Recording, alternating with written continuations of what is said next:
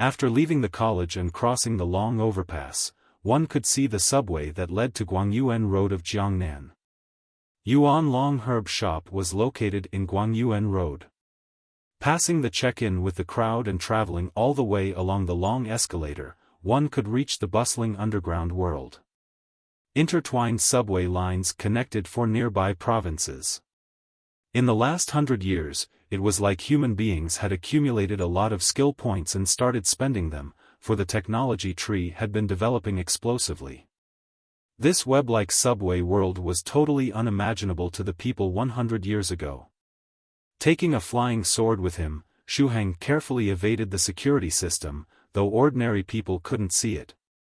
The check-in security here was very loose, probably because no accident had ever happened here. If the security remained so loose, there might be some problems in the future? Phi, don't play Cassandra. Song Shuhang set foot on the escalator. Through the guardrail of the escalator, he could see the dense crowd coming out of the subway. Most people's faces were full of exhaustion. The pace of life had been accelerating, modern people were driven to rotate crazily and unceasingly like a top, but in the end, people didn't even know why they should follow such a fast pace of life and why they got themselves so busy and tired. The more they acted like this, the number they became. They couldn't find any pleasure from life. If I hadn't been added into 9 provinces number 1 group, this kind of colorless life would have been my future. At this time, a figure in the crowd was reflected in the eyes of Shuhang. It was a salaryman, a hurrying man with a briefcase in his left hand. It was the man who lost his money in front of Song Shuhang and mistook him for a swindler last time. Song Shuhang felt his wallet. The money the man lost last time was still in his hands. Unfortunately, he didn't have the chance to return the money this time.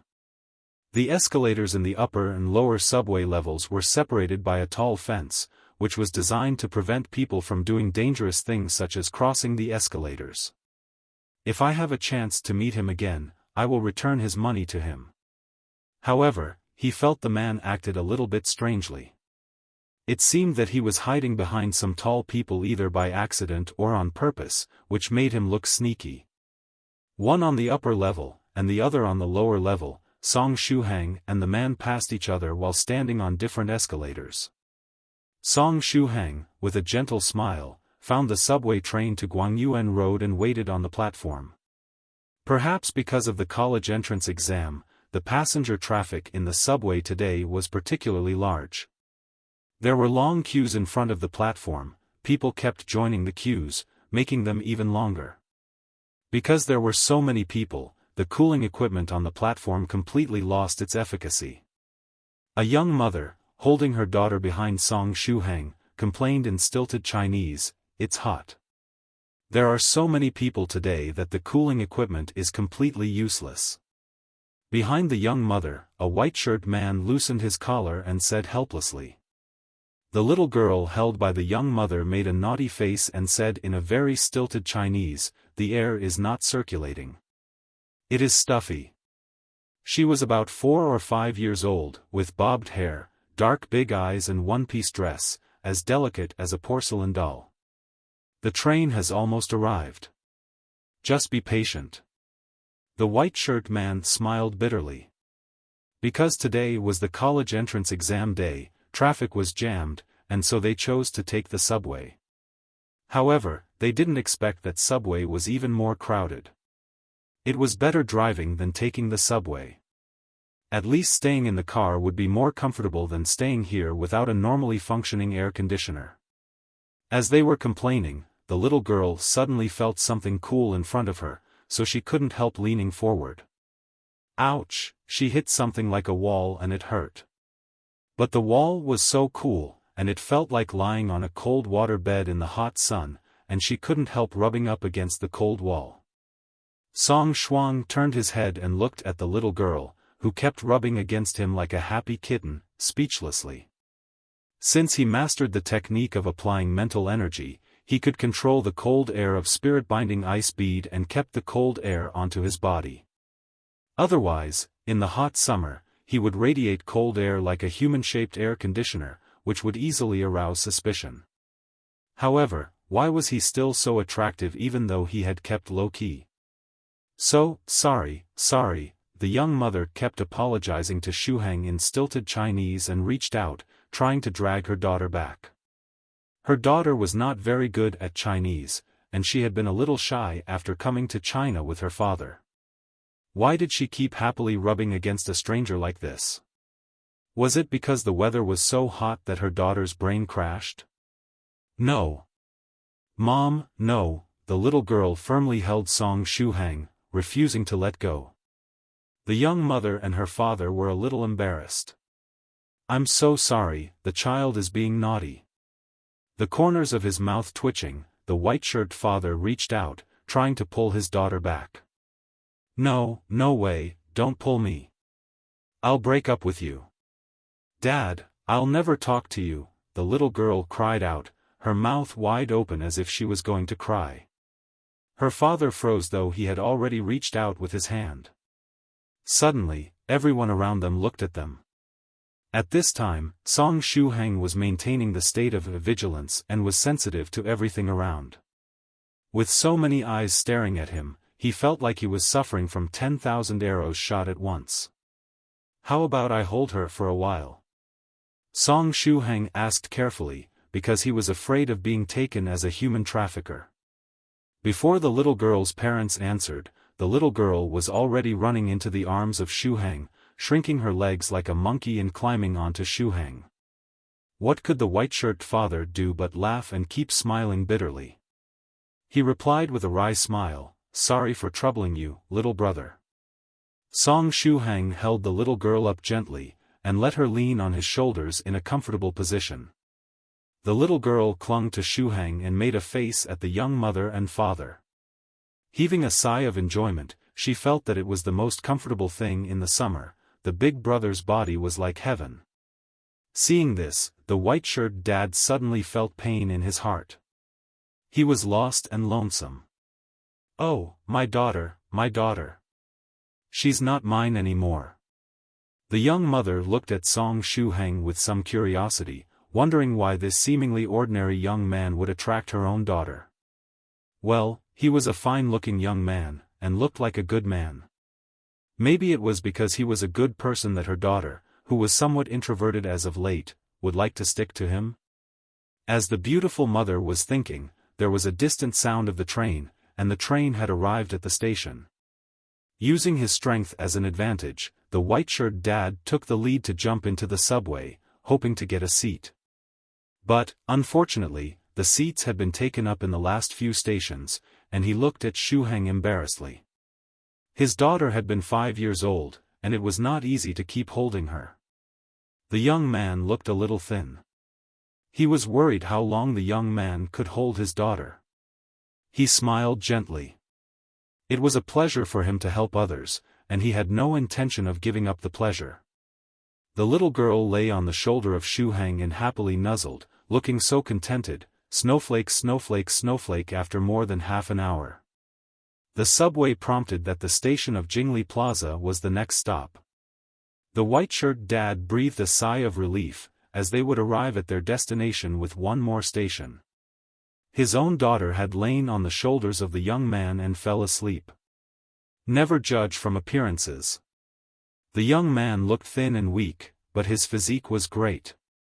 After holding his daughter for more than half an hour, he still looked relaxed. Also, he noticed that every time the subway came to a stop, the young man didn't shake at all, as if his feet had been rooted to the ground. "Little brother, we're going to arrive at the destination with one more station. My daughter was too naughty. We've really troubled you on this trip. Thank you very much.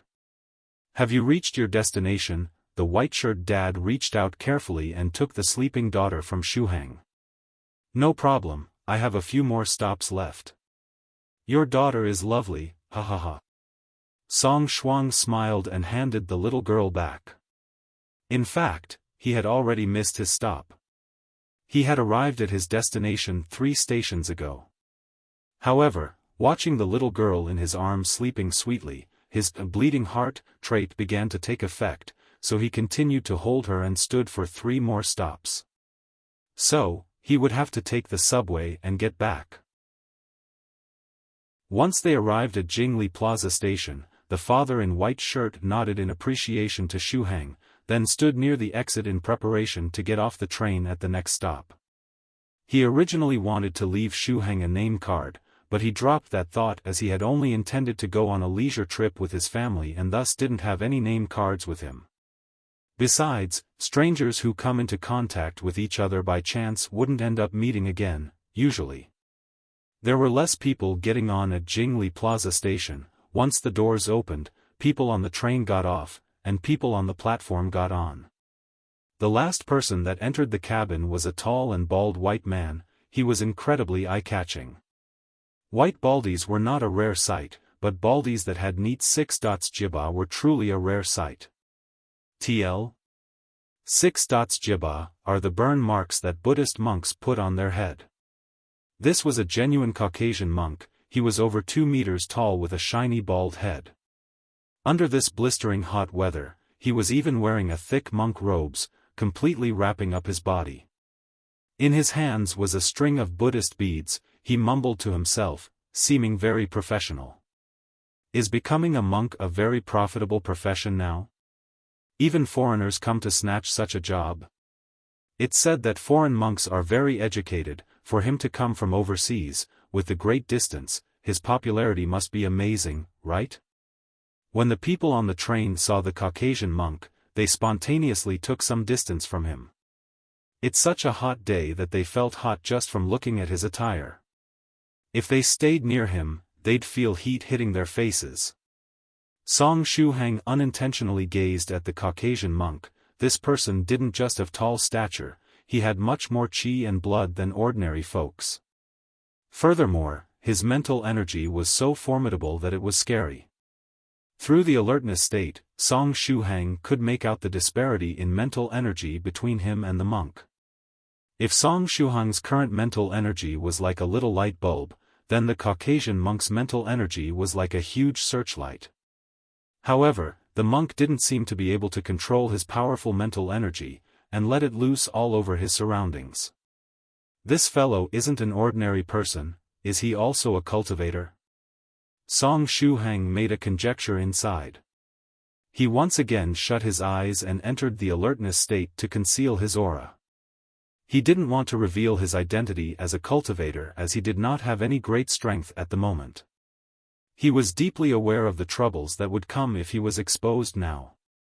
After entering the train, the Caucasian monk looked all around him, seemingly looking for something in the cabin, and his eyebrow tightly knit together. After that, he didn't make any more movements, he just quietly stood in the cabin while repeatedly reciting scriptures in Mandarin. He pronounced his words clearly. This foreigner's Chinese was at least level 8. The train slowly began to move, and the passengers couldn't help but slightly sway along with the acceleration of the train. From Jingli Plaza station to the next station in the suburbs, the distance was about 4.4 kilometers away, and therefore was a comparatively further station. Furthermore, the tracks were all laid underground. Due to the many twists and turns, the train couldn't run at high speeds in this stretch of the track, and it would take about 13 minutes to reach the next station. The father in white shirt carefully hugged his daughter, but the little girl who was sleeping soundly seemed a little uneasy as she fidgeted around, probably because she had lost Song Shuhang, the human air conditioner. The young mother waved her small fair hands to fan her daughter in an attempt to disperse the heat surrounding her. Just like the train station, the train's cabin was incredibly warm due to the crowd. After 6 minutes of train journey, Song Shuhang suddenly creased his brows, and steadily took up the horse stance. Immediately after, the train violently swayed, the grab handles flung up and down, smacking into each other. The passengers tried their best to grab onto the handles beside them, but they still swayed from side to side. Some people who didn't stand firm fell to the ground. What's going on? Damn! In the past, going through the bends on the track has never been this rushed. The young mother fell down on her but beside Song Shuhang, and her eyes became moist as her but hurt really bad. The father in white shirt also moved 2 steps back, he wasn't able to steady his feet, and also tumbled. Song Shuhang shifted 2 steps forward, and pushed the back of the man in white shirt. He used softness, an application of the Vajra Foundation building fist technique. The father in white shirt managed to stabilize himself, then turned around to gently say to Shuhang with gratitude, "Thank you. You're welcome, the swaying hasn't ended, be careful." Song Shuhang replied. In the state of alertness, his 5 senses were incredibly sensitive. The train was braking in an emergency, which caused the cabins to violently sway. This type of violent shaking wasn't going to just happen in one wave, and it would keep persisting till the train stops. Could it be that something happened at the front? Right as this thought appeared in his mind, bang bang bang, the train shook even more intensely, the whole cabin was shaking. At the same time, there was the sound of the train's emergency alarm. All of the lights in the train died out, the passengers fell down like dominoes, and many people were sent flying. They knocked into the walls of the cabin, and wailed from the pain. Under such circumstances, Song Shuhang was only barely able to stand firm himself. The young mother who had fallen onto the ground cried out in fear, and was dragged about by the inertia. The father in white shirt grabbed the handle because of Shuhang's advice, but the inertia was still too great, he wasn't able to hold on to it and tumbled to the side. The little girl flew out of her father's embrace, she opened her eyes and was filled with fright. Seeing this situation, Song Shuhang stretched out his hand in a claw shape to grab hold of the little girl's clothes. At the same time, his wrist lightly jolted, using a technique to stop the inertia on the little girl's body, he placed the fearful little loli into his embrace. The train was totally dark, everywhere Song Shuhang could see was blanketed with darkness. The little loli stuck onto his bosoms without moving. Although she was frightened, she was intelligent enough not to cry. What's going on? Is it a derailment? Or has the train flipped? Ouch, it really hurts. Someone cried out in fear. Help me, my body is being wedged, it hurts and I can't move. No, cough cough, I must be dreaming. A hurt passenger tried to deny reality from the pain. Don't put your weight on me, get off me. My ribs are broken. In the surroundings, there were crying sounds, fearful voices, painful wails, causing the train's cabin to become even more chaotic. Someone took out a phone while trembling, and used the flashlight function on the phone to illuminate the cabin. Once the light was on, there was even more sounds of fright. What a bloody scene, is this the shooting venue for a horror movie? There was blood everywhere, because of the bloodstains from knocking around, the whole train was painted red by it. It made the train seem like hell. There were also several windows which were broken, passengers who sat by the windows were hit by many fragments of glass, and they powerlessly leaned against the wall, unable to move. There was even someone who was penetrated by a large fragment of glass, and lied on the ground. It was unknown if this person was dead or alive. Many people were bruised and bleeding, and futilely tried to stem the bleeding with their hands. As they lacked the survival knowledge in a moment of crisis, the passengers were at a loss as to what to do. Ow! The passenger who had turned on his phone's flashlight quickly turned it off, and made retching sounds. The white shirt man fell onto the ground. Other than the sprain on his arm, he was fine. The young mother's back hit the seat, and she was crying from the pain. Luckily, she wasn't hurt in any other way. The two looked towards their daughter who was hugged by Song Shuhang, and sighed a breath of relief. Song Shuhang looked at this scene which looked like it came out of hell, yet he creased his brows. Strange. He was puzzled inside. The swaying of the cabins wasn't this strong, was it? Even the windows were shattered? Furthermore, there was even someone who was penetrated by the glass? The most exaggerated part was that half of the train was covered in blood. Just how much blood was needed to make this happen? Even derailments and the train flipping over didn't have such great killing power. If the cabin has such killing power from just a few shakes, would this still be called a subway? You might as well call this an express train to hell. Shit. The tall Caucasian monk stood up from the ground, moving aside all obstacles around him like a tall black bear. He looked at his surroundings, which were covered in fresh blood, and sneered. Next, he pulled apart the prayer beads, formed a Buddhist hand seal, and recited scripture in Mandarin loudly and clearly. The loud voice reverberated all over the cabin, suppressing all the cries of the injured. What's this Westerner reciting? It seems to be a exorcism scripture. Has he gone mad? Things have already become like this, and he's still chasing away ghosts here. The tall Caucasian monk ignored these abuses, and continued to read the scriptures out loud. Shuhang carried that lowly and helped her parents find a place to settle down before he continued looking at that tall Western monk. He could feel that while that Western monk was chanting the sutras, an enormous mental energy started to rage about, as if a sea wave advancing in all directions. In the void within the train car, negative energy was roaming about, which normal people couldn't see with their naked eye. But in the face of that tumultuous mental energy radiated by the tall Western monk, the negative energy suddenly scattered like birds and beasts, flying out through the broken windows while heading towards the cars ahead. Realization came upon Shuhang. Was it ghosts? He hasn't even completed his heart aperture foundation establishment, thus, his eye aperture had yet to open and he couldn't see ghosts. However, in the state of vigilance, he could vaguely sense those smoke-like things' negative energy. Ghosts would never enter trains and buses under normal circumstances, as such places with high human activity would have human aura gathered all around. Concentrated vigorous human aura was of extreme yang energy, and could directly cause the souls of some weaker ghosts to scatter and fly. Even those strong and powerful ghosts disliked places that were overflowing with human aura. Whereas, when a disaster struck a crowded area, that was an exception. Enormous amounts of negative energy such as terror, death, despair, and hatred was instantly produced. These were all the ghosts' favorite food, and nutrients for them to grow. Especially the spirits of those deceased that had unexpectedly passed away while suffering in pain within these disaster-stricken places would allow those ghosts to become stronger after swallowing them.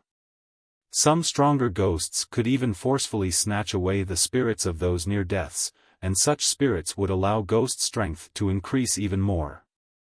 Demons and monsters, break. Clearly, that Western monk was someone who had skills. He howled as his mental energy raged forth, and the negative energy within the car was instantly dispelled. In a split second, the cursing passengers were dumbfounded. After that Western monk finished shouting, the cabin momentarily became clear. All those glass shards, bloodstains smearing the walls, and passengers who were pierced by the shattered glass had disappeared.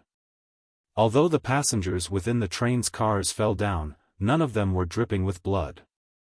Was that an illusion? Earlier on, all the passengers foolishly stood still, not knowing what to do. And yes, all those terrifying bloody scenes were all illusions created by those ghosts to make people in the car more frightened and afraid, and produce even more negative energy in their despair. The ghosts tried to flee in all directions, but that skilled tall Western monk was not satisfied with such result. F***ck, he scolded once again and grabbed his prayer beads while chasing after those ghosts towards the cars ahead. After the emergency brake had been activated, all the cars' doors were opened. One only had to pull the manual switch beside the door, and they would be able to open any car's door to another car. The Western monk skillfully pulled open the independent switch, and followed the ghosts who were fleeing in disarray towards the front of the train. It wasn't a coincidence that this powerful Western monk had boarded the train. He was chasing the ghosts in the train, attempting to purify them. Shuhang touched his pocket, which contained an evil warding talisman, armor talisman, and sword talisman. These three talismans were arranged to be worn next to his skin to guard against the unexpected. He could only hope that he wouldn't be using those talismans. After all, the amount of talismans he had was limited, and before meeting Altar Master, wasting every piece would lower his chances of success. Wait a moment. Something suddenly occurred to Song Shuhang. The ghosts within the train, could it be related to Altar Master? Because, Altar Master was also an evil ghost cultivator. Coupled with the fact that there was only a 3 stations difference between Yuanlong Medicine Shop, it wasn't impossible. Could there really be such a coincidence? Snowflake, snowflake, snowflake. Currently, in the 3rd car behind where Song Shuhang was, 2 men with prominent pale complexions snuggled and whispered to each other. That motherfuck asterisker, why did that Caucasian monk chase us again? Supposedly, we had already evaded him around a town's distance. He's like a tail chasing behind us, a white-collared man clenched his teeth while speaking. Another man wearing common youngster's t-shirt kneaded his temples and bitterly replied. We've already been unable to let Ghost General Ku have his meal the last few times. If we are still unable to feed Ghost General Ku today, then perhaps both of us might be processed by Altar Master, and become Ghost General Ku's food. Speaking of here, both of their bodies shivered. Ghost General Ku was the resentful ghost who was traveling back and forth in the train cars. It was said that Altar Master had expended tremendous efforts dozens of years back to coagulate an initial ranked Ghost General. Its strength was comparable to a 2nd stage cultivator. Altar Master had been nurturing it for several years, and it was the strongest resentful ghost in his hands. In a normal situation, that resentful ghost would be sealed in slumber in locations with dense yin and ghost chi to make use of the land to nurture the resentful ghost. At the same time, it would lessen the resentful ghost's daily consumption. However, after a period of time, it would be in a state of weakness.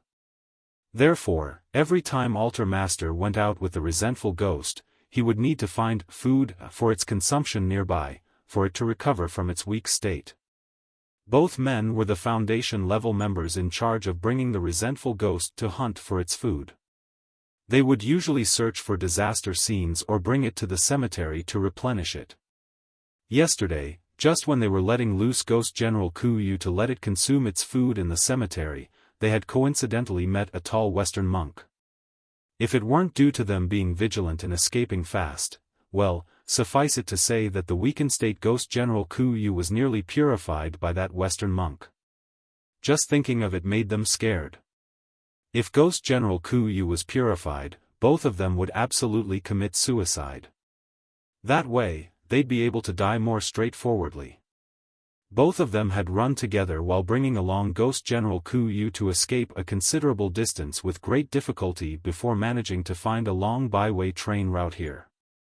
They executed a ghost illusion spell to confuse the driver, and caused a man-made emergency braking incident on the train in order to create a disaster scene to allow Ghost General Ku to have its fill. Merely, they did not expect that Western monk had gone as far as to chase them here. In what way did we offend you? Can't you be more magnanimous and treat us as insignificant beings and let us go? The only option left is to risk our lives, white-collared suit man spoke while clenching his teeth. If they were still unable to allow that resentful ghost to fill its stomach, Altar Master would use cruel punishment methods and make them become the delicacy in the eyes of the resentful ghost. Since they would be dying anyway, only by staking their all could they get away to survive. As long as we can hinder that Caucasian monk, and allow Ghost General Ku to recover from its weakened state by absorbing the energy here, then when the moment comes, this Caucasian monk will be screwed. The other, also ordinary-looking, guy spoke with clenched teeth. Thinking here, both of them stood up and rushed towards the front of the train. Each and every car of the train was in a chaos, so the figures of 2 men running forward with all their might were conspicuous. Quickly, they had run past the car Song Shuhang was in. It was a pity they did not notice Song Shuhang, who was masked by his mental energy vigilant state. Their abilities were weak and were in the 100 Days Foundation establishment stage. Furthermore, as their Foundation establishment cultivation technique was of inferior quality, and without the help of body tempering liquid, along with their age being too old, although they were in 100 Days Foundation establishment stage for several years, they hadn't completed it. In order to control the Ghost General Kuyu, they had relied on a piece of temporary magical treasure Altar Master had given them. Both of them hurriedly dashed past Shuhang's car to chase after that Western monk's track. After both of them ran far from him, Song Shuhang opened his eyes. It's another 2 cultivators. In addition, the qi and blood of those 2 men who ran past had exceeded an ordinary person's. Not only that, those 2 were related to ghosts as their bodies were contaminated with the same negative energy as ghosts. He did not think that, just by carrying this lowly for an additional distance of 3 stations, such an accident had happened. Should I go ahead and see what's going on? Song Shuhang pondered. Snowflake, snowflake, snowflake. On another hand, that tall Western monk had caught up with Resentful Ghost. The Resentful Ghost had absorbed quite a lot of negative energy, and recovered some of its strength. Currently, it had used an illusion spell to envelop the train's first 3 cars to create all sorts of terrifying illusions, hastening the terror and despair production inside. It would only have to wait for its strength to recover slightly more before it'd be able to use illusions to force the passengers in the car into a desperate situation, compelling a portion of those weaker ones to commit suicide so it could devour their spirits. I found it. At this moment, the bald Western monk revealed a dazzling smile with rows of white teeth. Stop escaping. I have already cultivated clairvoyance, eye aperture, and no demons can hide under this pair of eyes. Let me purify you. Finished with speaking, he fished out a Buddhist scripture book from his monk gown and read aloud its contents. A deafening voice echoed throughout the train cars.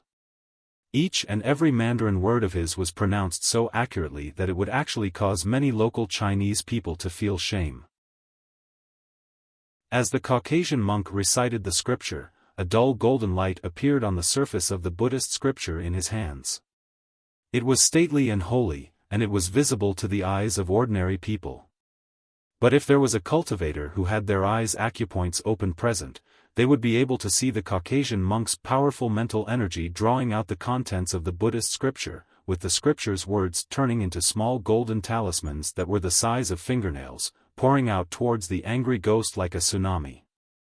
The illusion that Ghost General's suffering spirit had placed faced against the scripture's talismans, and was immediately blown away like smoke. It rapidly receded. The illusion was removed bit by bit, and the passengers in the cabin were still in a confused state.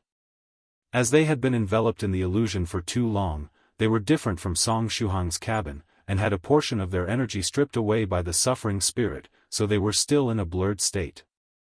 Squeak! The Ghost General's suffering spirit issued a sharp sound, and hurriedly retreated. It went through a lot of trouble to recover a bit of strength, but now that it was all taken away by the Caucasian monk, its body was even weaker now than before. If it continues like this, in half an hour it would be purified by the Caucasian monk and turned into ash. Foreign devil who deserves 1,000 stabs.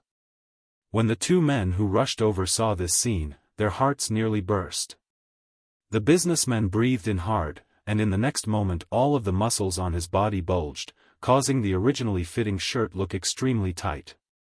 If it wasn't because his skin color remained the same, he would look like he was undergoing the Hulk's transformation. The transformation made him even more muscular than the Caucasian monk, but he was still slightly shorter.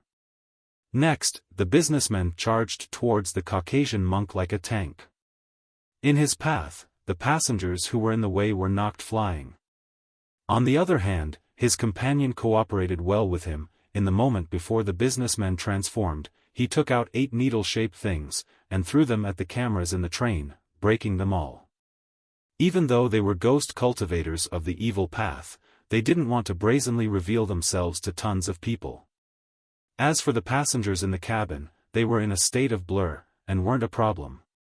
After breaking the cameras, the casually dressed man held onto a magic treasure which was made of bone, and began to control the Ghost General's suffering spirit. The Ghost General's intellect wasn't high. In a free state, it was only able to bring out 60% of its true strength. If there was someone controlling it, its killing power would increase by many times. The casual man used the bone material magic treasure to control bitter spirit, stopping it from going head-on against the Caucasian monk, avoiding it from wasting energy. The ghost general actively recalled the energy used for creating the illusion, and waited for an opportunity to strike. At the same time, the casual man took out a small bottle. This bottle contained the ashes of a low-level flame ghost. The so-called flame ghost referred to angry ghosts that died by fire, a direct opposite of water ghosts. The manufacturing of flame ghosts required martial artists who contained exuberant chi and blood, who suffer great injustice and die by being burned alive. Only then would there be a possibility of it forming. The low-level flame ghosts had extremely low intelligence, and only know how to fight like a mad dog.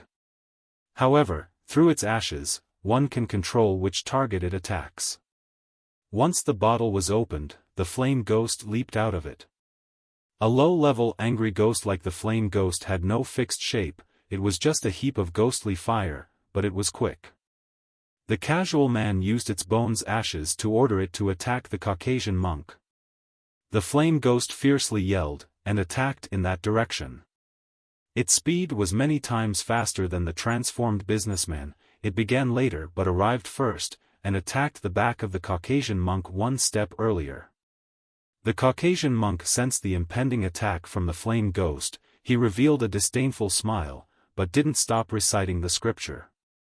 Boom! The flame ghost struck the Caucasian monk. However, the Caucasian monk didn't even lose a single hair, completely unhurt, though he didn't have any. At this time, there was a thick golden light between the flame ghost and Caucasian monk, totally blocking the flame ghost's attack. Once this layer of golden light shone, it was like the heaven and earth was telling the world about this Caucasian monk's virtuous achievements.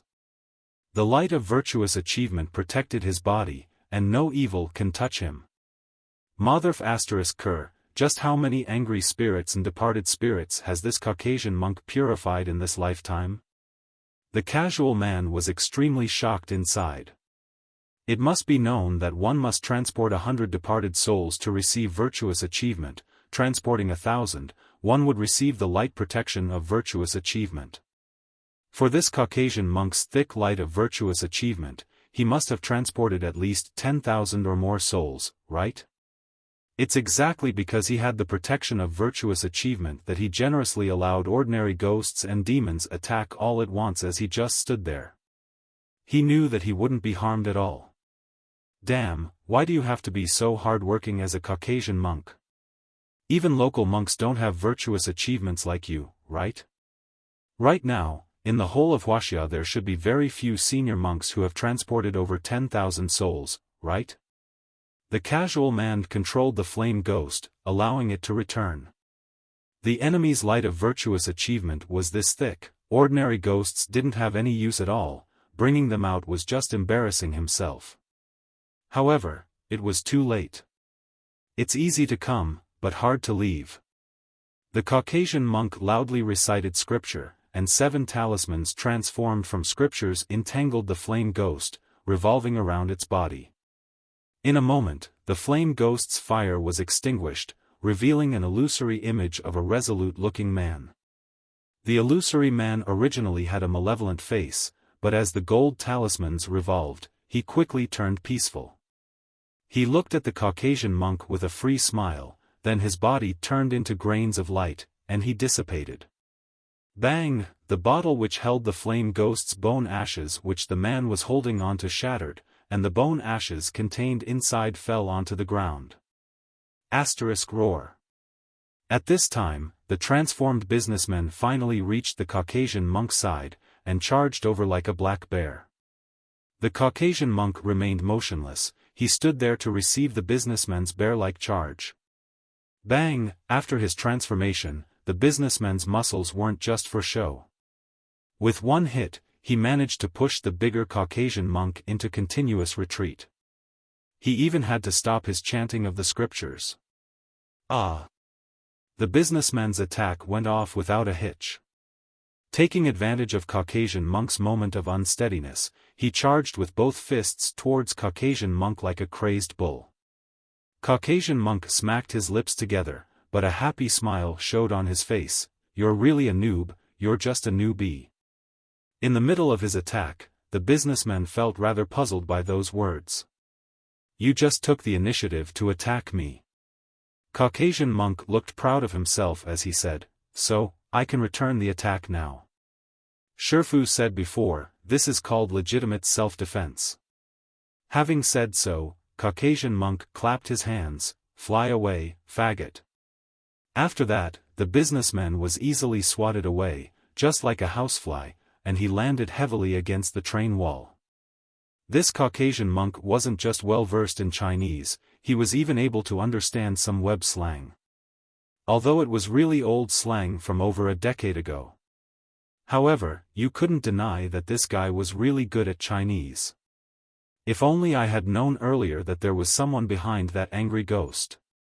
So this is what they call, if you don't remove grass right down to its roots, it'll revive again the next spring. I'm going to kill the two of you. Caucasian monk was immensely proud of himself. He took on the starting pose of a fist technique and said, "Come at me, you newbies." A good day to our audience. Welcome to our Jiangnan Metro's final free fighting competition 5th block. Let's take a look at our competitors for both sides now. Our home contestant is wearing a thick monk's robe, with 6 dots on his head, the Caucasian monk. Our away contestants are the two wearing a black western suit and a plain t-shirt. That's right, this is a 2v1 final battle. It's unfair, but since this is a free fighting competition, having no rules is our biggest rule. And now the competition has begun. The away contestant black western suit guy has started attacking first. What a beautiful blow. It looks like it could cause 100 points of damage. However, the home contestant wasn't able to avoid the attack. Yes, Caucasian monk has just taken the blow. Not only that, he's taken completely no damage at all. Although this is only the first exchange, we can see that both parties are indeed very strong. Black western suit has just started attacking again, this time it's a double punch. Beautiful. The home contestant Caucasian monk just blocked that double blow. Caucasian monk is counter-attacking now. It's his first attack and he's using the true gorilla swatting flies technique. Wonderful, 1000 points damage. Black western suit has been sent flying, he hit the car wall and he's not moving. He has 10 seconds to stand up. If he doesn't stand up after 10 seconds, then he's disqualified from this match. 10, 9, 8, 4, 3. Oh, the away contestant black western suit guy has just struggled to stand up. He's standing up with sheer willpower. This time, he's standing together with his companion, t-shirt guy. The competition has just entered a fiery stage. Just who's going to win this competition and clinch the final victory? Let's remain vigilant and watch. Go at him together, he's alone. 2 fists are hard-pressed to fight off 4 hands. The white-collar man wiped his face with his hand, mouth filled with blood. 2 handleless blades slid out from the hands of the man in the t-shirt, his eyes ice-cold. "Kill him, I can cover the traces, then we'll leave the train as fast as possible." The white-collar man nodded and bellowed, his expanded muscular body charging towards the western monk again. The man in the t-shirt was like a ghost, appearing and disappearing behind the white-collar man. Compared to the white-collar man, he was more dangerous. The handleless blades in his hands were like the fangs of a poisonous snake. Once revealed, they would send people to their deaths. "Bring it on," the western monk laughed out loud. 2 minutes later. The white-collar man twisted and turned on the floor, his limbs unusually twisted. His face was covered in blood, and he had a foolish gaze. The man in the t-shirt was pinned to the wall by the western monk as massive fists launched punches one after another at him. His face was also covered in blood, and he also had a foolish gaze. "I've already reached first stage 6th aperture's leaping dragon gate realm, and you 2 beansprouts who haven't even finished foundation establishment tried to face me head-on." The western monk threw the man in the t-shirt on the ground, and while he was at it, he took away the magical bone treasure from him. First stage 6th aperture's realm was known as Jump Through the Dragon Gate. Its name was taken from the fish that jumped through a dragon gate to become a dragon. Once the gate was leapt over, one could turn the body's chi and blood from incorporeal to corporeal and condense it into true chi, breaking away from the mortal realm. This large monk was already a master at the apex of first stage. The Western monk clasped the magical bone treasure, and glanced at the ghost General Ku Yu. This resentful ghost makes up for at least 100 to 1,000 normal ghosts.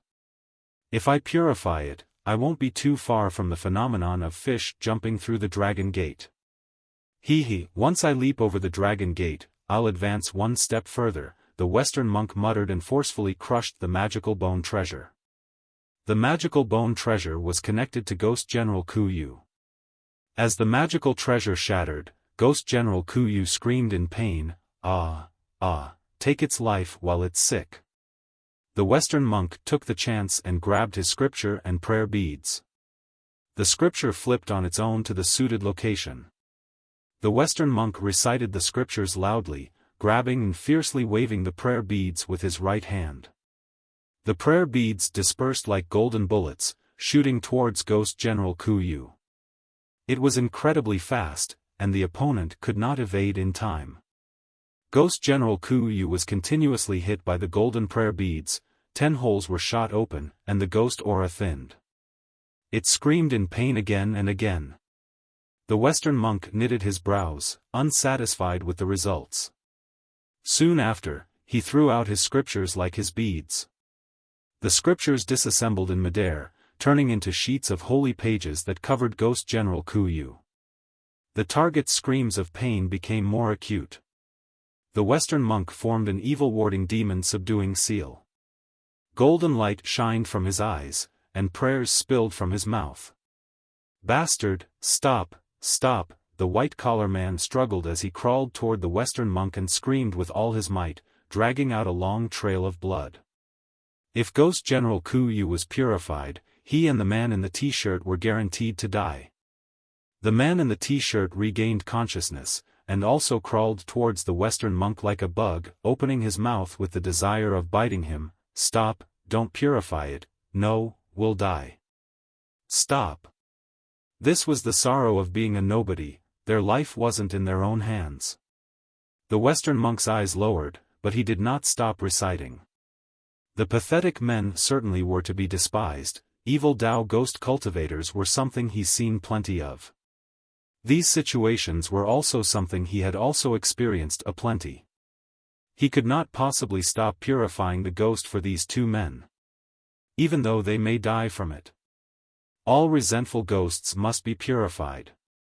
All resentful ghosts must be purified till none remain. The Western monk's eyes had determination, and a sliver of hatred, in them. At this time, the Western monk did not notice that a hunchbacked silhouette was approaching him without producing a single sound. Even with a fully released mental energy state, the Western monk could not sense the other person. Bang! After the silhouette approached the Western monk, it simply unleashed a palm strike, hitting the Western monk's back. The unleashed palm struck, and a surge of true chi appeared within the palm. The true chi condensed and pressed on the Western monk's back. Cock, the sound of bones and flesh being crushed that caused one's teeth to ache was issued. It was like the sound of a person run being over by a large truck. The Western monk's back had a handprint engraved on it.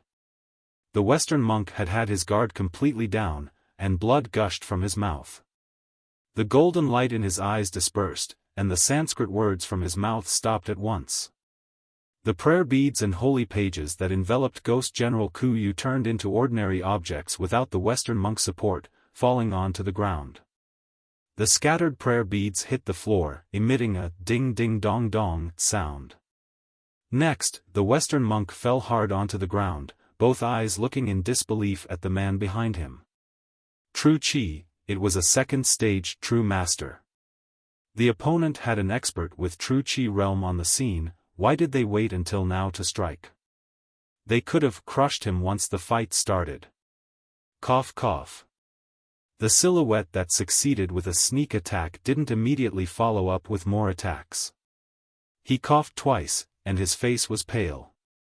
He took a cold glance at the large monk, then turned to look at the white-collar man and man in the t-shirt who had fallen on the ground, two good-for-nothings.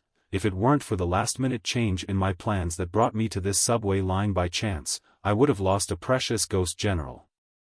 The two men suddenly turned pale, and their bodies trembled. Altar Master, why did the Altar Master appear here? The hunchbacked silhouette was Altar Master, whom Song Shuhang wanted to find on his trip to Yuan Long Medicine Store. At this moment, Altar Master's face was dreadfully pale. The poison obviously hadn't been cured. Altar Master, please let us live. This mission, we tried our best. But this Western monk, he's too strong, the man in the t-shirt sorrowfully pleaded with Altar Master. The failure this time was truly not because they were weak, it was because the enemy was too strong. Moreover, Ghost General Kuyu had not been purified, so maybe Altar Master would let them live? Let you live? Altar Master's expression was gloomy. Useless pieces of trash have insufficient value to remain in the world. But, you guys still have your uses. After the white-collar man and the man in the t-shirt heard it, their eyes were filled with joy. But the next moment, they only felt a severe headache, and then they blacked out. Kuyu, eat them. Altar Master wiped off the traces of blood on his hand and said coldly. Ghost General Kuyu in the air charged greedily at the two men's corpses and dragged out their souls. Without waiting for their souls to react, it threw them into its mouth and ate them. With replenishment in form of the two men's souls, the injuries of Ghost General Kuyu recovered by a lot. Fortunately, there was a last-minute change in plans, otherwise, would have really thrown in the helve after the hatchet, suffering extreme losses on this trip to Zhongyang area, Altar Master muttered. Originally, he only wanted to exchange for the ghost spirit with Senior Song, but a baffling piece of information stirred up the greed in his heart. In the end, he lost a precious subordinate for this laughable information, and he even got mysteriously poisoned. After escaping to Guangyuan Road City area with great difficulty, he quietly tended to his wounds and successfully found a medicine store nearby, thinking to concoct an antidote. However, he found out today by chance that someone was searching which medicine stores in Zhongyang area sold the 4 types of ingredients necessary for the antidote. Suddenly, he felt absolutely terrified. He realized that the 4 ingredients were a trap laid by Senior Song in order to find him, the mastermind. It was no wonder that his subordinate who had been poisoned by deadly poison was able to return to the hotel where he was staying. All of it was a trap. Once he thought of that, Altar Master packed up his luggage and ran without hesitation. His life was not destined to end, and luckily he was found out about the investigation on the internet. As an evil ghost cultivator, he could live up till now because of his caution and prudence. Even if there were only a 1 in 1,000's chance of danger, he would definitely run away without a doubt.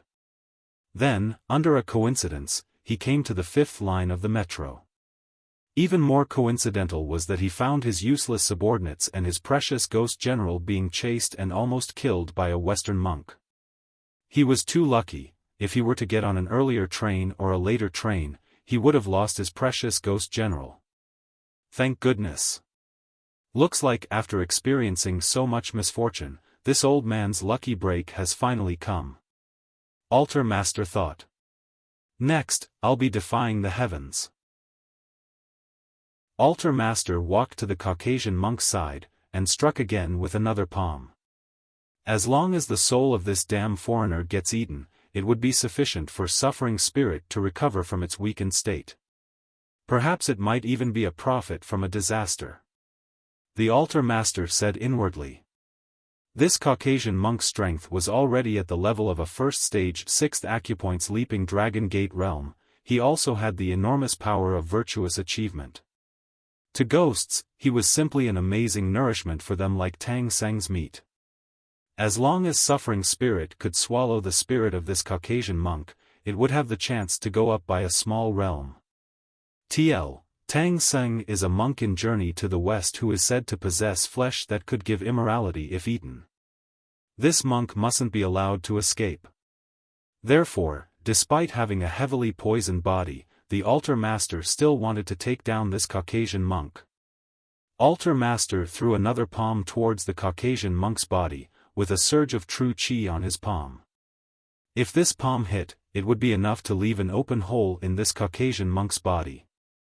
Bam! When his palm collided with the Caucasian monk's body, the sound of smashing into metal was heard. The monk robe on the Caucasian monk swelled up, like an inflating balloon protecting his body. Hundreds of scripture words appeared on the monk's robe, forming a metallic gloss all over this ordinary-looking robe. This ordinary-looking monk's robe was actually a protection magic treasure, and completely blocked the altar master's palm. While the space that was swelled up within the robe and the engraved scripture array on it also weakened the altar master's palm strike. The Caucasian monk was completely unharmed. Cultivators pursue the path of longevity, and all treat their lives very preciously. To those who pursue longevity, they can only pursue longevity if they survive. If they die, it's the end of everything. As a proper cultivator, how could he not possess a defensive magic treasure? It's no exception even for a foreigner. The monk robe on the Caucasian monk wasn't just for defense purposes, it could automatically adjust the temperature of its surface. Furthermore, it wasn't expensive to manufacture, which meant that it was a great item that could be acquired at a low price. The only problem was, this monk robe's defense needed to be activated by the Caucasian monk himself. Therefore, when the Caucasian monk received a sneak attack from Altar Master earlier, the defense of the monk robe wasn't activated, because the monk wasn't able to react to it. The palm that he determined would grant victory had no effect, so Altar Master creased his brows and sneered, struggling at your deathbed. As he spoke, his palm transitioned to a claw, forcefully breaking through the invisible layer of protection surrounding the monk, and his angry ghost claw charged towards the monk's robe. However, all this claw of his caught was air. The Caucasian monk didn't sit idly and wait for death. After receiving the sneak attack earlier, he secretly took a pill to heal his injuries. At this time, he had accumulated enough strength to dodge. After the monk's robe adopted the shape of a sphere, the Caucasian monk clapped his hands, and his body shot out like a kicked soccer ball. Although it wasn't elegant, its speed truly made one speechless. Altar Master's claw had only grabbed hold of his afterimage. At the same time, the Caucasian monk's body quickly bounced out of this cabin, and in a blink of an eye he was already 3 cabins away. As long as one of the cabins had their doors open, he could immediately escape. What a shitty day. The Caucasian monk murmured. The enemy was a second stage, true master who had true chi. If he fought him head-on, he'd die 10 times over. Of the 36 stratagems, retreating was the greatest. As long as he could escape from the wicked hands of this evil path's ghost cultivator, he could look for a whole lot of fellow apprentices to take revenge for that palm strike. As he bounced, the Caucasian monk very quickly entered the cabin where Shuhang was in. The passengers all looked at the Caucasian monk in astonishment. They couldn't understand why this senior monk had suddenly returned. Also, why was he bloated to the shape of a ball? The Caucasian monk had no time to waste. He just stood up on the spot, released 2 streams of white gas from the sleeves of his monk's robe, and the plump monk's robe recovered its original state. Next, he moved up to the cabin's door, knocked open the manual override for the door, and forcefully twisted it open. Those who don't want to die quickly leave this subway. In the end, the Caucasian monk shouted to all of the passengers in the cabin. He didn't have the luxury of making more explanations, and couldn't care less if the passengers listened to him. He had already done his part. It was up to the passengers whether to believe him or not. Shuhang and the family of the little lowly stood right beside the cabin's door. The little lowly shrunk behind her father, holding on to her mother's hand. The young mother used stiff Mandarin to ask, "Do we get off the train?" The white shirt man nodded and said, "Yes, let's get off the train." Previously, they watched the Caucasian monk dispel the illusion with their own eyes. several people now believed that he was a virtuous and learned senior monk. Although he was a foreigner, that wasn't important. The white shirt man considered himself young, and didn't want to die, so he chose to listen to the senior monk and get off the cabin. "Little friend, let's get off the cabin together," he said to Song Shuhang. Song Shuhang lightly shook his head. Too late. The white shirt man had a face of bewilderment. Song Shuhang's eyes squinted. He pinched onto 3 talismans with his fingers. From the moment the Caucasian monk had opened the cabin, it was already too late. Song Shuhang, who was in a state of alertness, could perceive that approximately 3 seconds after the Caucasian monk bounced into the cabin, there was negative energy from a ghostly object following him into the cabin. When the Caucasian monk undid the protection on his monk's robe and moved to open the cabin door, the ghostly negative energy had already enveloped the entire cabin. The ghostly being's illusion was already cast over the whole cabin before anybody knew it. The Caucasian monk thought he had already opened the cabin's door, but fact was all this time he was just twisting a grab hanger. The cabin door wasn't opened at all. "Stay by my side and don't move," Song Shuhang softly said to the white shirt man and his family. Next, he quietly took out 2 sword talismans and 2 armor talismans, then placed them into his pockets in a manner which he could draw out at any time. Just as he spoke, a deathly pale figure slowly entered the cabin. He sneered and said, "You can't escape from the palm of my hand, big monk." The Caucasian monk's expression greatly changed. He shouted the words, "Oh no," in his heart. He reached out his hand towards the cabin door, which had already been opened. From his view, the cabin door was already open, the subway tracks were right outside. However, what he felt was a chilly cabin wall. "This is bad, I'm stuck in an illusion. Do you still want to flee? There are still many more cabins behind, you can keep fleeing away, I'm not in a rush." The altar master grimly smiled, and snapped his fingers. 4 angry ghosts bore out of his hand, destroying all of the monitoring equipment in the cabin. Next, half of the ghost general's suffering spirit's body entered the cabin. The illusion in the cabin had been laid out a long time ago, and it enveloped all of the passengers. The passengers revealed expressions of dismay, they began to faint, and fell onto the ground one by one. "Shit," in English, the Caucasian monk angrily shouted. He couldn't flee anymore. His large monk's robe trembled, and a Vajra pestle slid out of it, falling into his hands. To the death. Even if he was going to die, he wanted to make this fellow work for it. At this time, the surrounding passengers fell down one by one.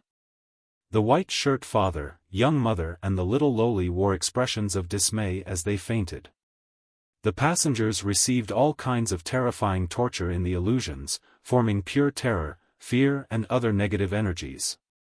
If this continued, the enemy's ghost general's suffering spirit would absorb more negative energy, and become even stronger. While the injuries on his body would make things more and more unfavorable as time passed. This is the last stand. If he still didn't choose to fight to the death, he would have no chances left. The Caucasian monk took a deep breath. The chi and blood of his 4 acupoints, namely the eyes, nose, ears and mouth along with the heart acupoint echoed in sync. He used the chi and blood in his body to temporarily suppress the injury on his back, held onto the Vajra pestle with both hands, and took 1 step forward, raising his aura to the limit. He had done the math, he only had enough strength for a blow or 2. Roar! The Caucasian monk jumped up high, and swung the Vajra pestle towards the altar master with both hands. This was the pestle way of using absolute strength to outdo all tricks. Hee, looking at your final struggle is truly delicious, this is fantastic. The altar master didn't dodge, the ghost general's suffering spirit reached out his hands, forming a pair of gigantic ghost claws, and firmly protected the altar master. When the Caucasian monk's Vajra pestle smashed against the gigantic ghost claw, all it left was a line of sparks. The ghost general's suffering spirit which was gradually recovering had strength that was firmly at the 2nd stage. The Caucasian monk didn't hurt suffering spirit at all, he was instead knocked flying by the ghost claw, and smashed against the cabin wall. Because of this hit, the injury on his back worsened. As long as you're eaten, suffering spirit will definitely break through its current realm. My luck has finally turned for the better. Altar Master sinisterly smiled. Dog's hit. The Caucasian monk clenched his teeth, he couldn't help but feel hopeless inside. As far as the Caucasian monk could see, the passengers in the cabin were approaching complete annihilation, only a delicate-looking youngster still stood in the cabin. It could be seen that the youngster had a tranquil expression, and he exuded an aura that was out of this world. A moment later, the youngster suddenly made a slight smile. Then, he pulled out a necklace from his neck, and it lightly bounced. Ding! A crisp sound came from the necklace. This sound was also pretty sweet-sounding. In the dark, quiet cabin, the sharp sound was so sudden that it was hard for anyone to ignore. The pale-faced altar master looked at the youth from the corner of his eyes. Then, his line of sight was dead set on the necklace, with his mouth gaped in shock. Apologies, I have interrupted the two of you. The youth joined the scene, smiling at the altar master. Do you need me to introduce myself? Then, the youth dully continued, my name is Shuhang. This is a normal, cultured male name.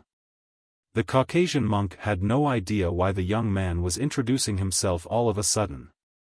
But just then, he began to see a change on the face of the mighty altar master. From the looks of his face, it seemed how one might react at the sight of the apocalypse has befallen them, a face filled with fright. There's something going on here? This thought entered the Caucasian monk's mind. Shuhang saw this reaction, his eyes drooped and his smile became more resplendent. Then, a talisman paper slipped out of his fingers, he softly said, break. It was an exorcism talisman. A berserk, unmatched spiritual energy was released from the talisman paper. This spiritual energy was unimaginably powerful to the altar master and the Caucasian monk, it was practically a hurricane enveloping the whole cabin. In the blink of an eye, all of the ghostly negative energies in the cabin were blown away. The small ghosts that were released by the altar master to destroy the monitoring equipment in the cabin wasn't even given a chance to wail before being directly destroyed by the spiritual energy, turning into particles of energy in the air. The ghost general suffering spirit that was behind the altar master wasn't able to escape as well, half of its body which it squeezed into the cabin to protect the altar master was also blown to oblivion by the berserk spiritual energy. Woo! The ghost general suffering spirit shrieked as it quickly left the cabin. However, it was useless to flee. The power of the exorcism talisman spared no one, it pursued the ghost general over a distance of 2 cabins. When the exorcism talisman's power faded away, the ghost general suffering spirit only had 1/10 of its ghostly form left, it became extremely weak and shrunk in the cabin, unable to move. All these changes happened in a flash. Following this, the Caucasian monk felt his vision brighten, the ghostly negative energy had been totally expelled from the cabin, and the cabin's brightness was restored. The faces of the passengers who had been afflicted by terrifying illusions also calmed down, they no longer trembled in terror, and just seemed to be in deep sleep. The Caucasian monk revealed ecstasy in his eyes. Like a huaxia saying, he was truly at the end of the line, and a glimmer of hope appeared. On the other hand, the altar master looked dejected as he repeatedly retreated. He's an evil path's ghost cultivator after all, the true chi in his body was focused on the cold Yin type. Although he didn't have it as bad as being purified like the ghosts, the exorcism talisman's spiritual energy hurricane made him suffer a lot.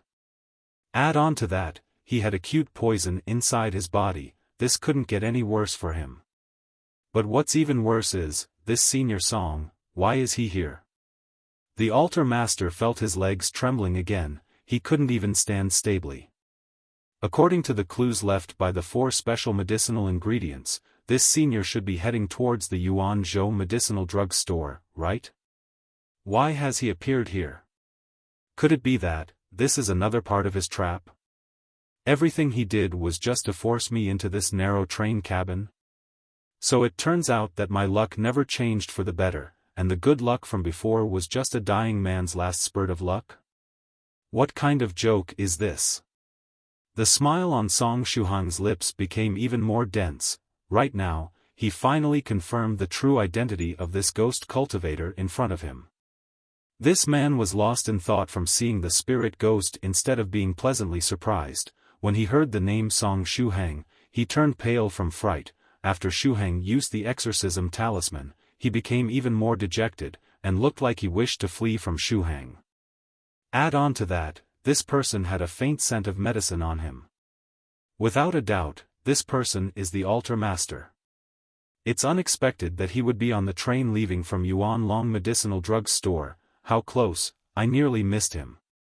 It's fortunate that I met this cute little girl today. My good person attribute kicked in, and I held her to the point of missing my station by 3 stations. Otherwise, even if I made it to Yuanlong Medicinal Drug Store, I would be fated to find no clues to the whereabouts of Altar Master. This was truly like wearing out iron shoes in fruitless searching, yet finding what you're looking for by chance with no effort. Who says you won't be rewarded for being a good person? Sometimes, a good person can have good luck as well. This string of events was different from what he had planned. He was facing the altar master earlier than expected. However, this was a variation that he liked. Well then, what should I do now? I should fully utilize everything I have at my disposal, the 3 types of talismans, the invisible flying sword, and the identity of being Senior Song. Right now, what he needed to do was maintain his charisma, the charisma of someone strong. He wanted to maintain his image of being a powerful senior, so that he could use it to shock, and shock again. Anyways, he had to dominate the enemy. Otherwise, if he gets seen through by the altar master, it's very possible for Shuhang to be put to death by him in seconds. In a nutshell, this was the time for him to pretend to be more of a badass than he actually was. Furthermore, he had to act with high standards. If he didn't act properly, the consequences would be inconceivable. He had a lot weighing on his mind, but Shuhang maintained unwavering calmness on his face. He indifferently said, "All right, now that those filthy things are gone, we can have a proper chat." This sort of indifferent look would make others feel as if dispelling all of the ghosts in the cabin was as easy as breathing for him. Have a good chat about how I'm going to die. There was only one thought on Altar Master's mind at this point of time: run. It must be said that sometimes, the first impression humans get can be very important. Altar Master determined that Song Shuhang was a powerful senior. He no longer doubted this. As a cautious and cowardly ghost cultivator, he was very adept at fleeing.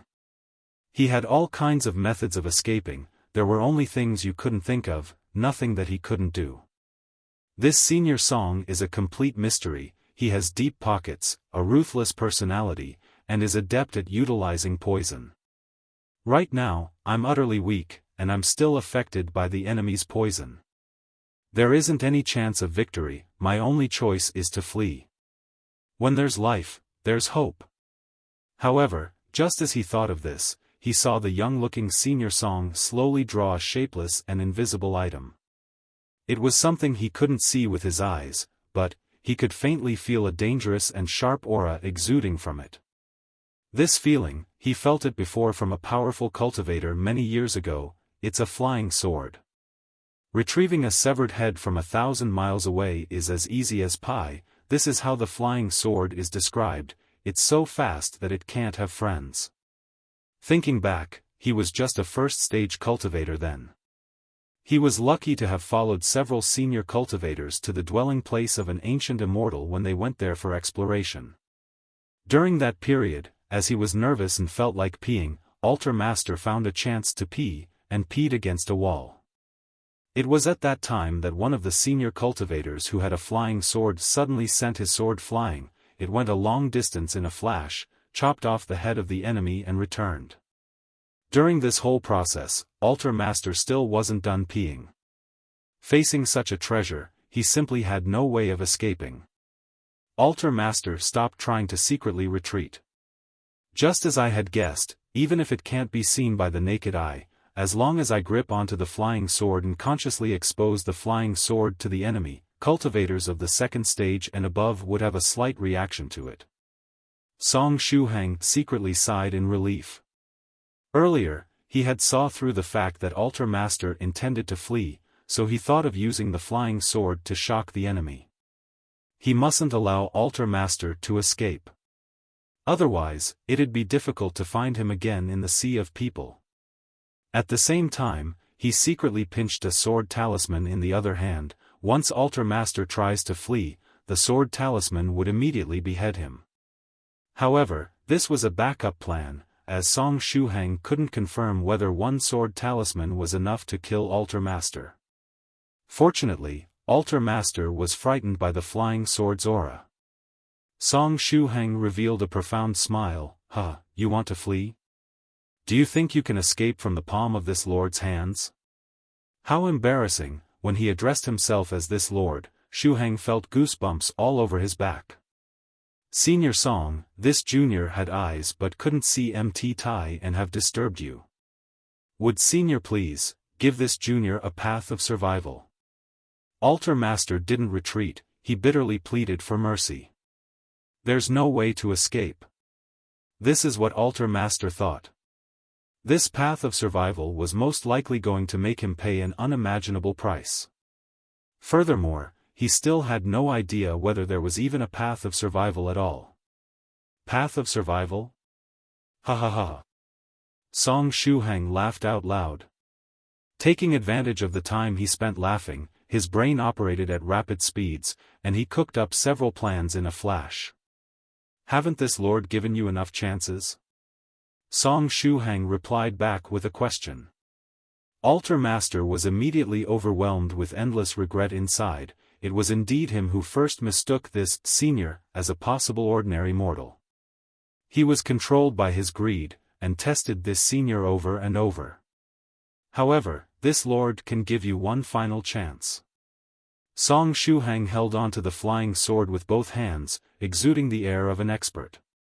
He looked down at the Altar Master, and continued to speak in a cold tone, so as to avoid this news from being spread around as this lord bullying a weak junior, destroying this lord's reputation for something this trivial. The thing in front of my eyes is an ant, it's an ant, an ant. Song Shuhang continued to look at Altar Master with disdain, with his gaze totally lacking emotions. Altar Master felt that the gaze he got from Senior Song was simply like the way a primordial god viewed an ant on his finger, super scary. Would Senior please enlighten me on the path to survival? Altar Master mustered his courage and beseeched. Receive one attack from this lord. It goes without saying that this lord won't use full power. As long as you can survive one of this lord's attack and live, this lord will give you a path to survival. Song Shuhang stretched out one finger as he spoke. When something like shame reaches its critical point, it would completely break apart, just like worldviews, values, and view of life. After repeating the words this lord over and over, Shuhang no longer felt so ashamed, he began to get used to saying it. Altar Master's pale face had a dark expression. One attack from a mysterious senior, even if he doesn't use his full strength, he can take half my life away just by casually throwing the flying sword. However, he had no right to choose. He may die from receiving one attack, but he still had a glimmer of hope. If he doesn't accept the senior's conditions, then the senior just needed to send out his flying sword, and his head would be cut off in seconds. Besides, he also had his own trump card. As a ghost cultivator of the evil path, he had a strange method of preserving his life. Perhaps it could use death in exchange for bearing the senior's attack once. Thinking up to this point, the Altar Master clenched his teeth and said, "Senior, do you mean what you say? This lord is someone who has a head and face, reputation, in the world of cultivation. How could I lie to a junior like you?" Song Shuhang's voice was cold. He continued looking at Altar Master with disdain like he was looking at an ant. He had head and face, Shuhang wasn't lying. Because, all normal people would have a head and a face. Could it be that you don't have a head and face? Senior, please show mercy. Altar Master forced a smile. His forced smile could make others feel the same bitterness even if 1,000 miles separated them. Secretly, the Altar Master had a pure ghost break its seal and stealthily protect the Altar Master's body. A pure ghost is one that doesn't have anger in its soul, so it isn't afraid of ordinary exorcism spells. Of course, it wasn't easy for this type of pure ghost to be born. Ghosts themselves are things born of grudges. A pure ghost has to be a good person down to the bone who had died from injustice. However, this person has to be such a rottenly good person that they completely didn't mind the injustice. Only then would they have a chance to become a pure ghost. Then take a single blow from this lord. Song Shuhang had an indifferent expression. With a twist of his fingers, a talisman appeared at his fingertips. It was the sword talisman that the 7 Lives Talisman Master had given him. This talisman was an offensive one. To use it, one only had to activate the talisman and gently say the word sword. Once it was used, it could manifest a sword blow on the level of a 3rd stage, Hotian Battle Emperor that could easily split mountains. A normal 2nd stage true master cultivator without any special measures for defense would be severely injured, if not dead with one blow. Upon seeing that talisman, Altar Master nearly grinded his teeth into dust secretly. As a low-grade loose cultivator, he hated these kinds of rich tyrants who tossed out talismans like they were nothing. Prepare yourself, Junior. Pray for luck. Song Shuhang pinched the talisman in an imposing manner. He could hardly hold back the excitement in his heart. Sword. An indistinct, illusory figure appeared behind Song Shuhang. That figure used his fingers in place of a sword and made a slashing motion at Altar Master. Resplendent light burst forth from the sword talisman. Nothing else could be seen in the train cabin when the light shone, as if there was only the light from the blade left in this entire world. That light from the sword was an exquisite sword technique. In an instant, Altar Master, who had been locked on by the sword's light, felt that his body was trapped and that he couldn't move. It was silly to hope that he could dodge. He could only stand dumbly on the spot and watch as that slash met his body. Humiliation? Hate? Fear? Multiple emotions rolled around in Altar Master's heart, mixing together into an unspeakable feeling. The sword's light reached his body, but only made a soft, bzzzt sound as it made contact. However, Altar Master's body was easily cut into half just like tofu. His body fell to the floor with a bang. Yet there was not a trace of flesh blood on the wound. The Caucasian monk's mouth was wide open. It ended just like that? A scary and powerful 2nd stage, true master cultivator just died like that? Silence reigned in the train cabin. However, Song Shuhang didn't relax his guard at all. He held on to a armor talisman in his left hand, while his other hand held on to 2 sword talismans, as he stared at Altar Master's body on the floor. The enemy is a cultivator who had activity in J City 50 to 60 years ago. As long as he isn't too poor, he should at least have 1 or 2 items to protect his life. Thinking of that, Song Shuhang put on a stiff expression and said in a deep tone, "You have some skill. Since you managed to survive 1 blow from this lord, I'll let you live. Get up and scram from this lord's sight. Remember, don't let this lord see you again. Forever." Song Shuhang was already very familiar with the skill of swindling. The Caucasian monk stared blankly. That was such a terrifying sword blow, yet the 2nd stage ghost cultivator is still alive? No way. That was such a scary sword. However, after Song Shuhang finished speaking, the Altar Master's bisected corpse slowly turned into black smoke and dissipated into the air. Next, the Altar Master's deathly pale face appeared where he was, and there was a deep sword wound on his forehead. In the crucial moment, though he had some methods to protect his life, that sword was still too tyrannical, and it still left a deep sword wound on him. The remaining sword chi struck his forehead, and made him feel so much pain that he didn't feel like living anymore. "Thank you for your mercy, Senior." Altar Master bore with the pain as he spoke. "This junior will leave immediately." Since this senior had already discovered that he had not died, there was no meaning to hiding any further. The other seemed like he would keep to his word and let him live. If he didn't come out from hiding and offended this senior, giving him a reason to use another blow, then he would really die. When they were done talking, the ghost general's suffering spirit, who had suffered the same grievous injuries, floated over from behind Altar Master while carrying a black suitcase. That suitcase was filled with Altar Master's fortunes. Some items in there were too valuable to leave in J City's Luo Xin Street. Thus, he carried them with him at all times in a black suitcase. "He's actually still alive?"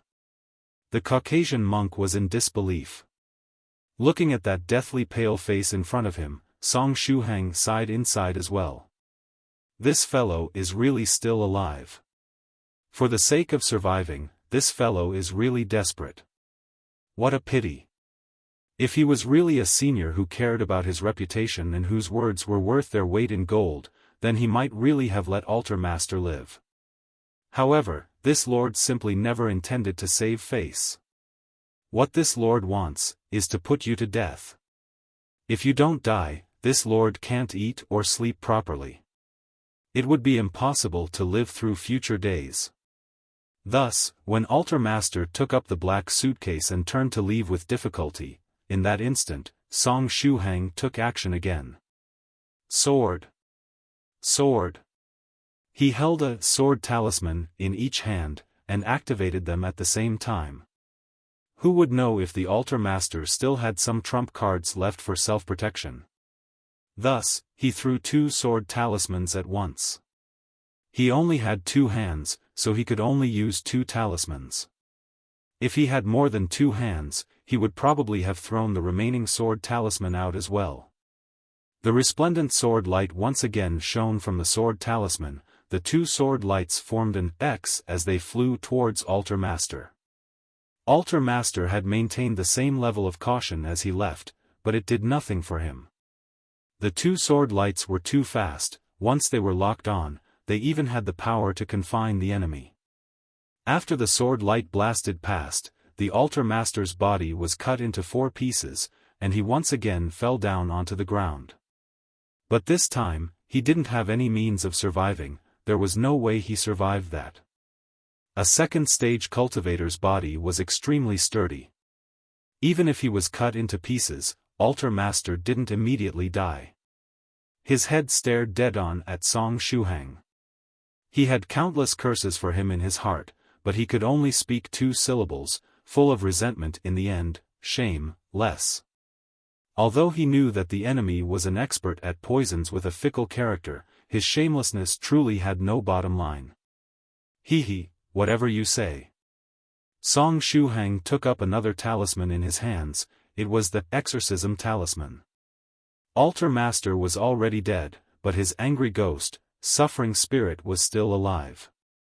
One has to remove weeds from the roots to prevent any trouble later on. If Shuhang didn't have any friends and family, he wouldn't have to be afraid of any future trouble. However, regrettably, he did have people to care about. Break. The exorcism talisman's spiritual energy was like a hurricane as it swept through 2 cabins. "ZZZT," the ghost general's suffering spirit wailed.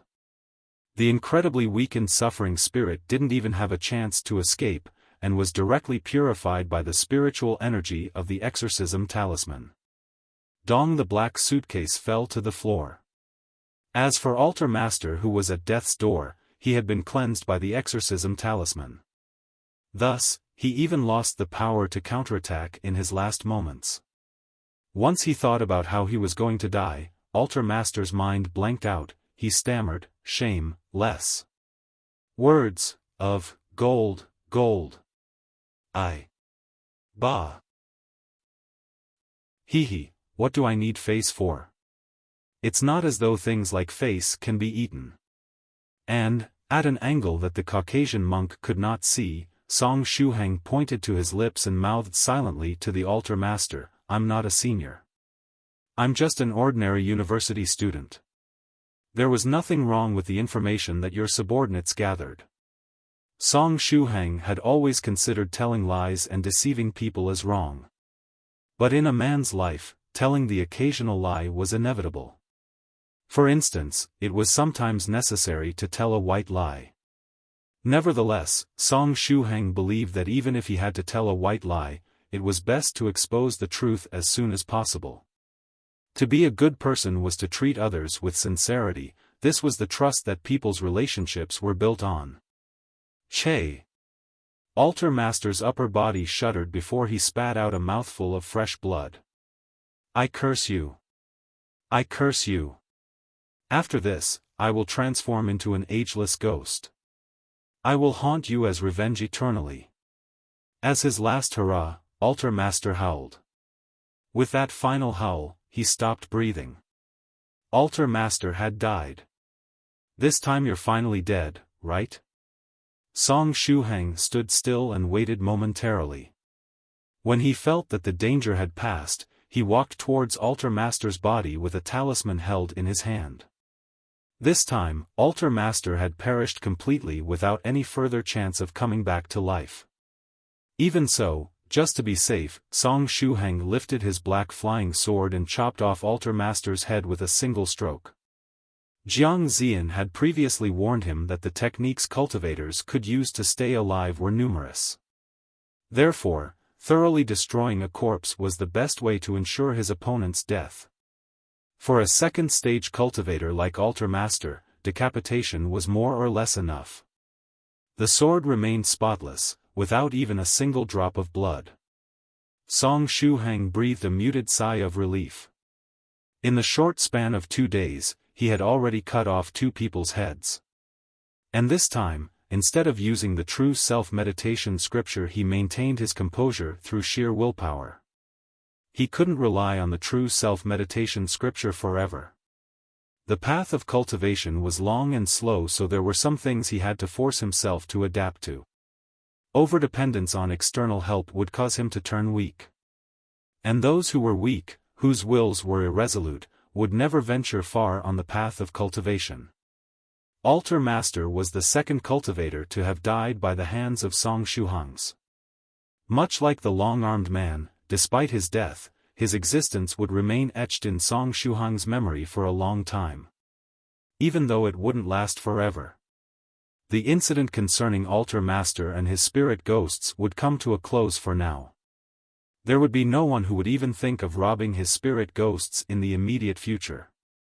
With Altar Master's death, his organization had become leaderless. This would cause them to fall into disorder for a long time, and they would be unable to cause much trouble for quite some time. In addition, the ones who understood that Altar Master's visit to Jiangnan University was linked to Song Shuhang and spirit ghosts were limited to only the Altar Master himself, the long-armed man, and the assassin who had infiltrated Song Shuhang's room. All 3 had already been taken care of, so there was nobody else under Altar Master's thumb who knew of the relationship between the Altar Master and Song Shuhang. Even if they wanted to take revenge for their master, they had no way for now. And as long as more time passed, these subordinates would no longer pose any threat to Song Shuhang. Even if they do not go after Song Shuhang, he would still go after them. What he lacked was real combat experience. These chaps who possessed the beast-headed tiles with claw marks would be pretty good opponents in the real combat opponents. Moreover, not only could he gain experience and defeat his enemies, he might even win some spoils of war. That's killing 3 birds with 1 stone. Good and evil will receive the end they deserve, muttered Song Shuhang. He took out the corpse-dissolving liquid and poured some on Altar Master's dead body. An acrid smell spread throughout the air. The Altar Master's clothes were completely dissolved, but the corpse-dissolving liquid had no effect on his body. This thing can only dissolve the body of a first-stage cultivator at most? And to think that I believed it was a great treasure. It would be really troublesome to leave behind a messy corpse like that. Even though the cameras were destroyed, the corpse would still draw the attention of the police uncles. Song Shuhang felt rather distressed. It was at this time that the Caucasian monk suddenly voiced out, "Senior, are you feeling distressed over this fellow's corpse? You're able to deal with this?" Song Shuhang turned around with a gentle smile. He continued to keep up his demeanor of an expert. The Caucasian monk gave him a thumbs up and said, "Senior, please don't worry about this and let me deal with it, I can fix this." "Since you put it that way, I'll trouble you then. I will remember this favor from you." Song Shuhang felt cheerful and relaxed. "Senior, please don't say such a thing, my life was saved by you, a small matter like this can't compare with that." The Caucasian monk had a confident face, as if dealing with this corpse and the trouble the train had gotten into was just a trivial matter. Looking at this confident expression, Shuhang couldn't help but think of those dazzling and cool guys who appeared in web novels, like the Huaxia Dragon Group, Huaxia Special Abilities Team, and China Cultivators League. Perhaps this Caucasian monk was a member of an organization like that? Perhaps there's a mysterious red little book on him that he could just pull out when the police uncles arrive, and that would be able to take care of all these issues. While thinking about this, Song Shuhang walked up a few steps, and picked up the small black suitcase that belonged to the altar master. He had the intuition that there would be something good inside altar master's little suitcase. After picking up the suitcase, he returned to the side of the little Loli's family, and sat down. Looking at the time, it's about time that the passengers wake up from their coma, right? Next, the Caucasian monk walked to altar master's side, put his palms together and chanted, "I will save all lives to become a Bodhi, as long as hell isn't empty, I vow I won't ascend to Buddhahood." TL, https://en.wikipedia.org/wiki/Kshtagarbha. This was the great vow taken by the Bodhisattva Kshtagarbha. The Caucasian monk seemed to fancy this vow a lot. Next, he sat beside altar master's corpse, and began to recite the Kshtagarbha's soul-purifying scripture. As he chanted, the thick light of virtue once again covered his body. In the front of the train and from the body of the altar master, there were several indistinct souls being purified. After the souls were purified, there was a mysterious force between heaven and earth that split into three forms and landed on the Caucasian monk's body. In the next moment, the Caucasian monk's light of virtuous achievement became more solid than before, his powerful mental energy had been extended, his body had been strengthened. Song Shuhang slightly widened his eyes. Purifying souls have such an effect? To be able to strengthen the body, mental energy, and virtuous achievement. Although it wasn't as effective as taking the body-tempering liquid or cultivating using the foundation fist technique, it was still 100 times better than ordinary exercise like running.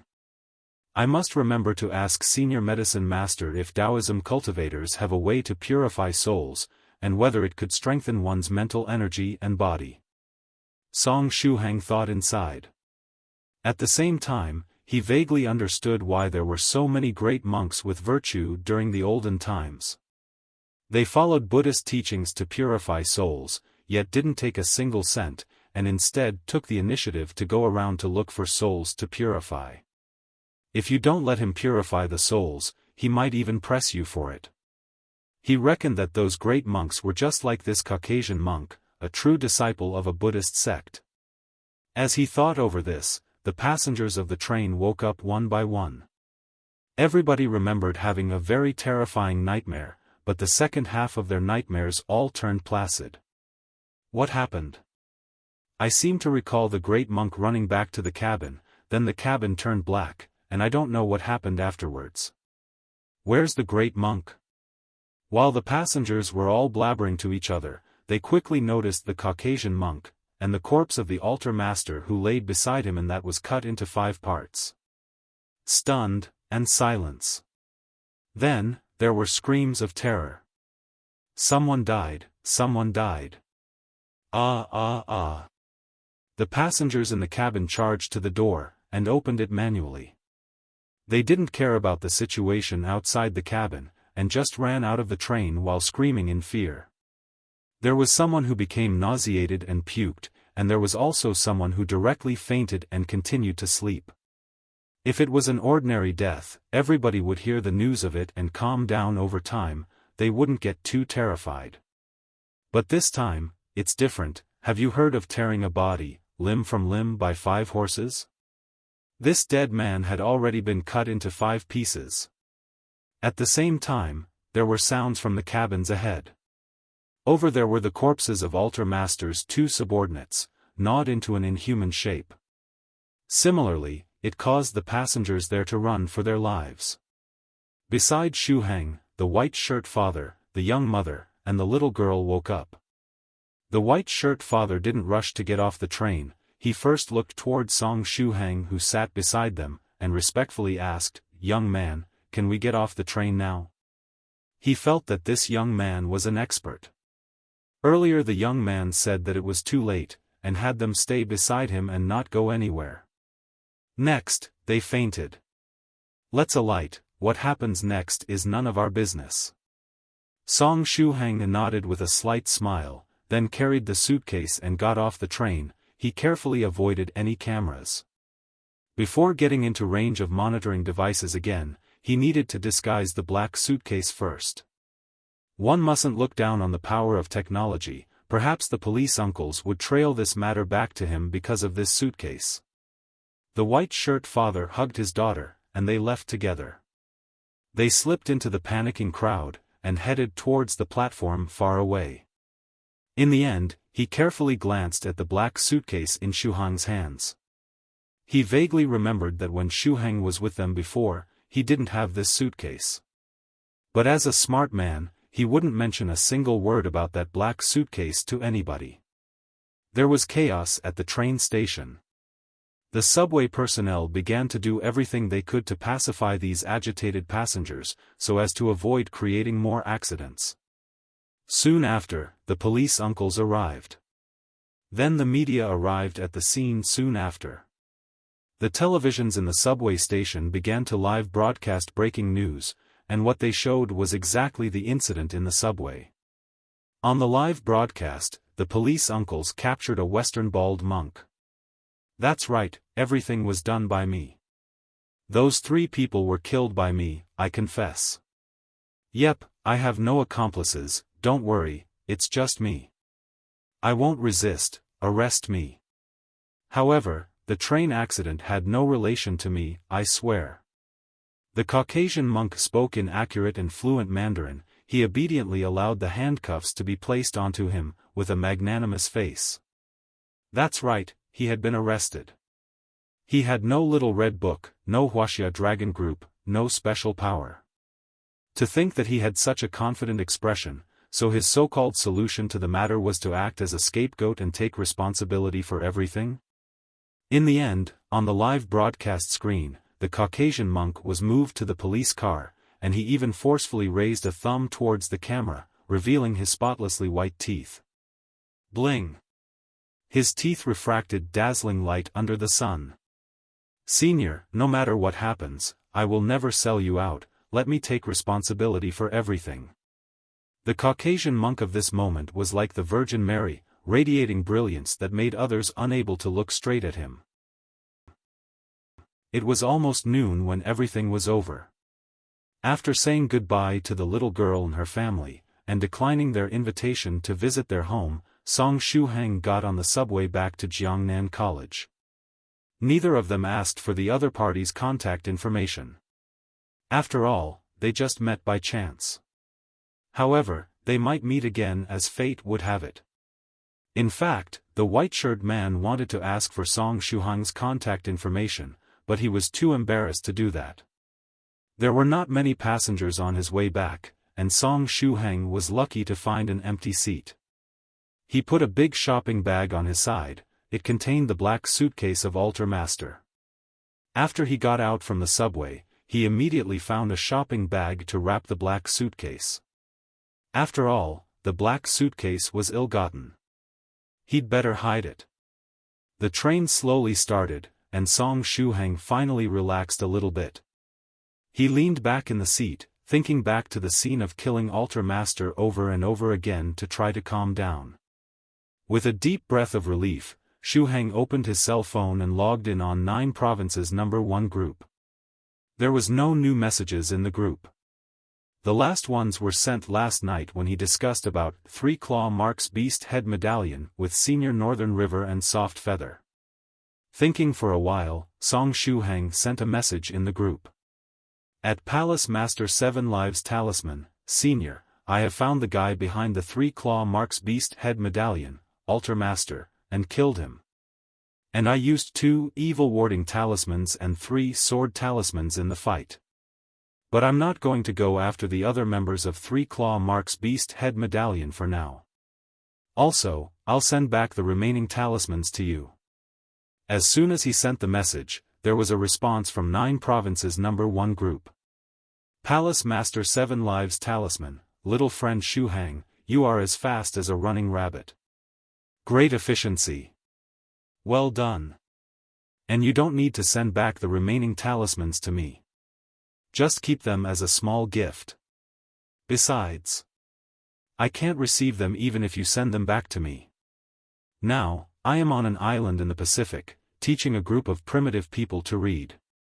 Damn, how could I have vowed to teach 10,000 people to read as everybody deserves the right to education? How bored was I to make such a vow? Nowadays, with the popularization of compulsory education, it's hard to find someone who can't read. I spent so much time and energy to find a lonely island where nearly 10,000 primitive people were illiterate. As long as I teach them how to read, I can fulfill my previous vow. But it will take several months at the soonest, or even several years if it's slow. Why did I make such a **t vow?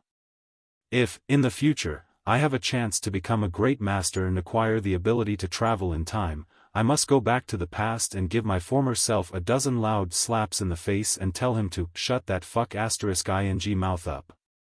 Shuhang just asked one question, and Palace Master 7 Lives Talisman had sent a load of words. From his words, one could easily tell how much he hated the stupidity of his former self. It looked like everyone had some terrible past.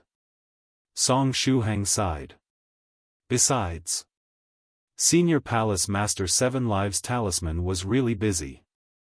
Yesterday, he was still busy around in Huaxi area, and now, he was on a small island in the Pacific Ocean. Thank you, Senior.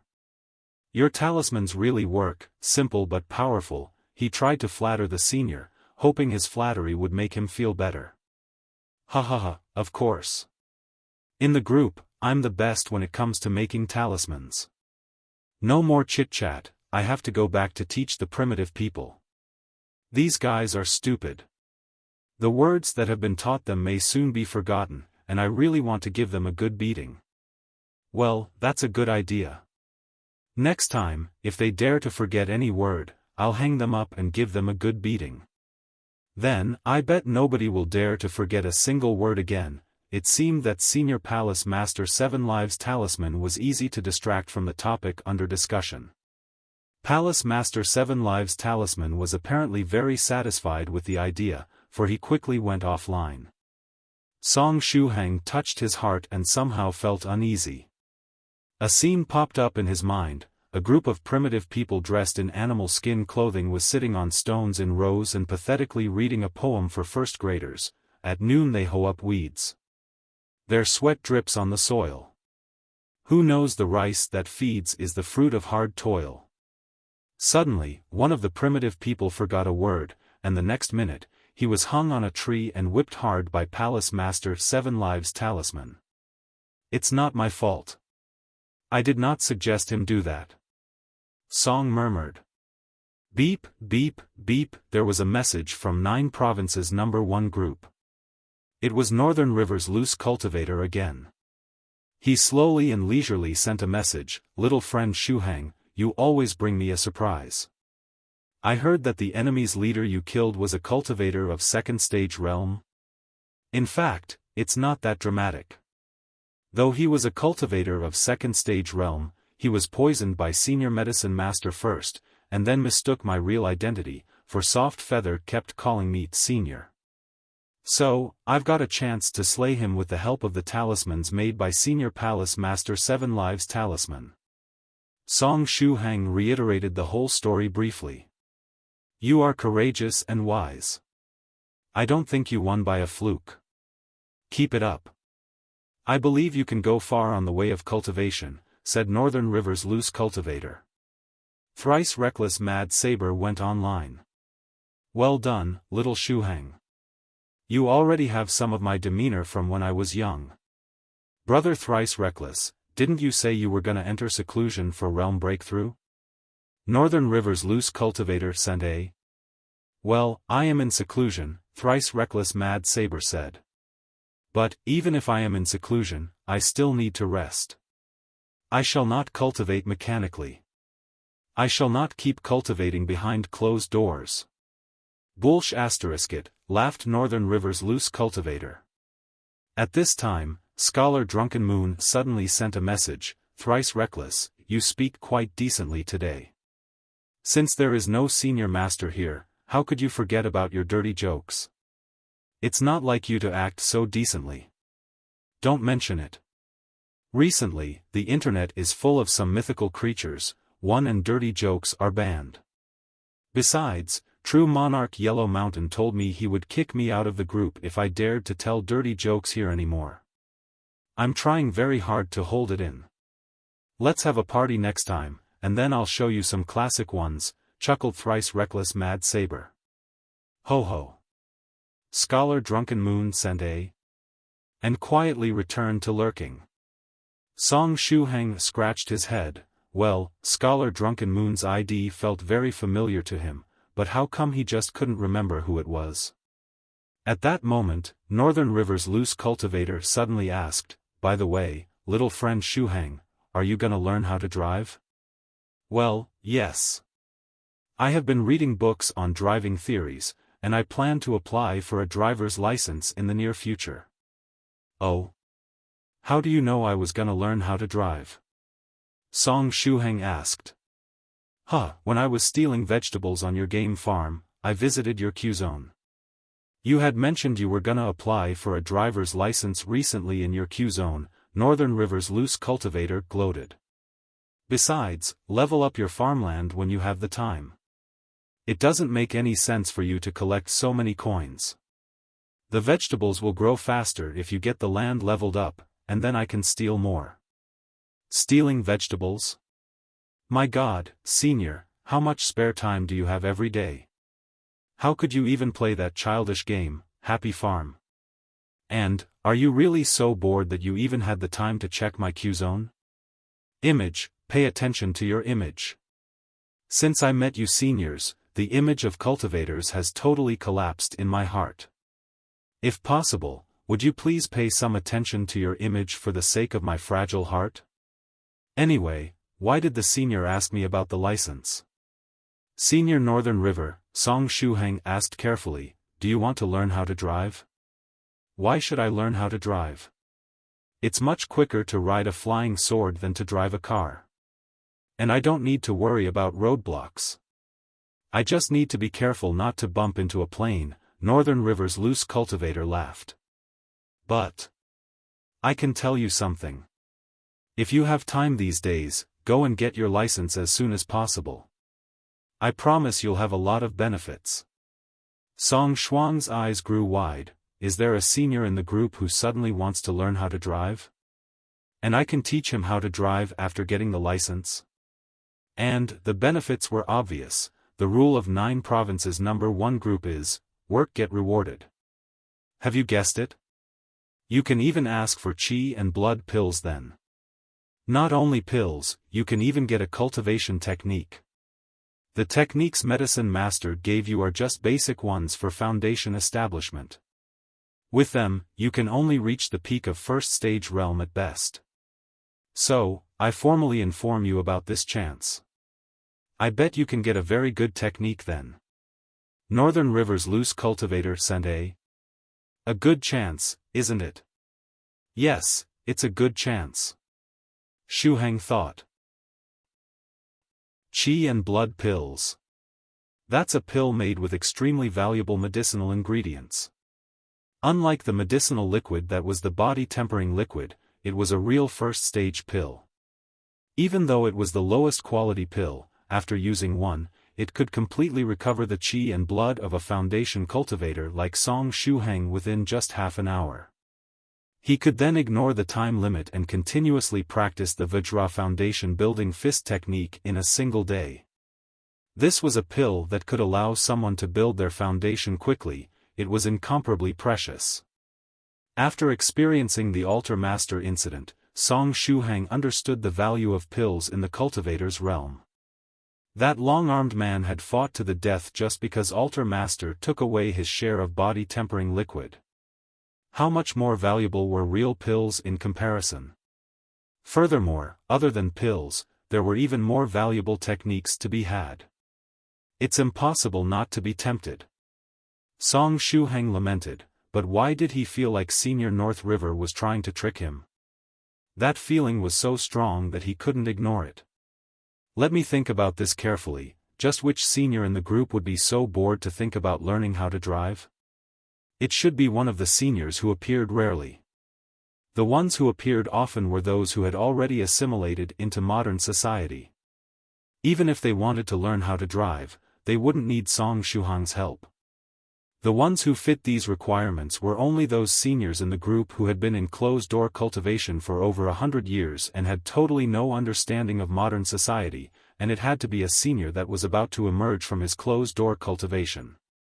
Which senior in the group is about to come out of closed-door cultivation? The cogs in Shuhang's mind turned. White True Monarch. He typed out those few words in the group. North River Loose Practitioner paused for a moment. He felt awkward. Waha, so little friend Shuhang also knows of White True Monarch. Did you see our chat history the last time? With just that small hint, you immediately thought of White True Monarch. You really have nimble senses. Following that, North River Loose Practitioner said, ahem, that's right. White True Monarch is about to come out of closed-door cultivation. He's very interested in machines and such. He previously researched on wooden bulls, mechanical dragons, and puppet divine beasts, etc. So cars and planes are definitely in his interests. When he comes out, he'll surely want to research those things. This is an opportunity. Senior White True Monarch has always been quite extravagant. Just a few tiny treasures from him can provide endless benefits for you. Little friend, I also suggest that you pick up a pilot's license if you have the time. There'll be endless benefits. Rest assured, if you want to learn how to pilot a plane, I can pave the way for you. You'll definitely be able to get the pilot's license in the shortest time possible. North River Loose Practitioner talked non-stop, but he was terrible at changing topics. He made it too obvious. Shuhang immediately turned the conversation back on track. We'll talk later about the pilot's license. Senior North River, I just thought of something I need to ask. Why does it seem like you guys are really afraid of White True Monarch? If I agree to receive White True Monarch when he comes out of cultivation, you should at least let me mentally brace myself for it, right? Little friend Shuhang, you're wrong. North River Loose Practitioner spoke righteously. Out of all of us, not a single one is afraid of White True Monarch. Conversely, we're full of respect and love for him. As for why I'm escaping from receiving him, that's for a personal reason that's hard for me to speak of. But I can promise you with my Dao name, North River, that White True Monarch is a very kind senior. Although he gets lost in thought sometimes, he guides juniors very well. We don't call him the generous White True Monarch for nothing. Then what are you afraid of? Shuhang's words got stuck in his throat, making him uncomfortable. Shuhang asked again, is Senior Three Waves also avoiding him because of personal reasons that are hard to talk about? Mad Saber Three Waves answered, yes, it's also because of some personal reasons that I can't speak about to outsiders. However, White True Monarch is really a great senior. He's worthy of the respect and love from us juniors. I can promise you this with my Dao name, Mad Saber 3 waves. To tell the truth, the more you seniors promise like that, the more anxious I feel. Song Shuhang said. North River Loose Practitioner. Mad Saber 3 waves. However, if White True Monarch is really a kind senior like you've described, then I have no reason to reject this task. Even knowing that North River Loose Practitioner could be tricking him, he could only bear with it and jump into the trap. Qi and blood pills. That was a benefit he couldn't ignore. If he missed out on this chance, he might need a few more years of effort before he could get another few qi and blood pills. There wasn't anything wrong with him, so why would he give up the opportunity at hand to get qi and blood pills and wait for a few more years of hard work to attain them? North River Loose Practitioner gave him a thumbs up. Little friend Shuhang, I admire your rationality and smarts. Mad Saber 3 waves followed closely behind. Little friend Shuhang, I admire you too. Bronze Trigram's Immortal Master appeared. Little friend Shuhang, this Immortal Master also admires you. 7 Lives Talisman Master, little friend Shuhang, this lord admires you. Drunk Moon Resident Scholar, I admire you as well. Medicine Master, admire. Roaming Cloud Monk Tong Xian appeared and also silently sent a thumbs up. Spiritual Butterfly Island Soft Feather also appeared and sent a cute smiley face. Although I'm not too sure what just happened, I've always admired Senior Song. What the heck? The whole group had been watching the show offline. The moment he had jumped into the trap, they had all come out to admire him. Song Shuhang felt that he had been tricked big time. Facepalming, he wondered if it was too late to back out. If he rejected the task, would they start coming after him with swords? Empty books. High pressure. Senior North River, what if I back out on what I said now? North River Loose Practitioner sent a smiley face, but didn't say anything. Mad Saber 3 waves did the same by adding a smiley. Bronze Trigram's Immortal Master added a bashful smile. 7 Lives Talisman Master added a wide grin. Smiley faces dotted the entire 9 provinces. Group, it was a splendid sight. Song Shuhang silently turned off his phone screen, determined never to mention the words, back out, again. How unfortunate. When a person starts feeling that they were unfortunate, unfortunate events would truly start coming to look for them. Song Shuhang had just set down his phone, but his phone immediately rang again. Who's calling me? Shuhang turned on the screen, and found the words Zhao Yaya shown on the screen. What's Zhao Yaya calling me for at this time? She probably isn't inviting me out to dinner, right? He swiped gently on the screen and answered the call. Hello, Jia, what's up? Shuhang asked lightly. Where are you? Zhao Yaya's sweet voice sounded. This seems like a bad situation. Zhao Yaya's voice was a little sharper than usual, indicating that she was angry. It can't be that she has been bullied at school, right? I'm on the subway on the way back to Jiangnan University Town. I went out for a while on some business, so I'm heading back now. I'll reach in roughly half an hour. Song Shuhang replied. That's pretty fast. Zhao Yaya said calmly, I heard that you went all the way to Guangyuan Road's Yuanlong Medicinal Drug Store to buy some obscure medicinal ingredients. Ha ha ha, Jia, how did you know that? Song Shuhang wiped the sweat off his forehead. Heard it from Yangda. Zhao Yaya replied. She just said beat, didn't she? Yangda, are you okay? Don't die. Zhao Yaya's voice sounded again. Tell me honestly, Shuhang. Are there any problems with your body? How could that be? My body's fine, there's no problem at all. Song Shuhang hurriedly replied, I was going to look at some medicinal ingredients for my friend, it's not for myself. Also, I didn't go to that shop. Something happened halfway, so I'm returning first. That's good then. Call me when you reach school, I need you for something. Zhao Yaya hung up immediately after she finished speaking, without even waiting for Shuhang to agree to her request. Holding on to her phone, Zhao Yaya frowned slightly, her heart full of worry.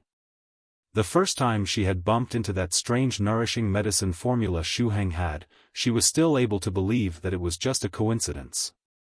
However, now that Shuhang had come into contact with strange Chinese medicinal ingredients again, how could she not worry?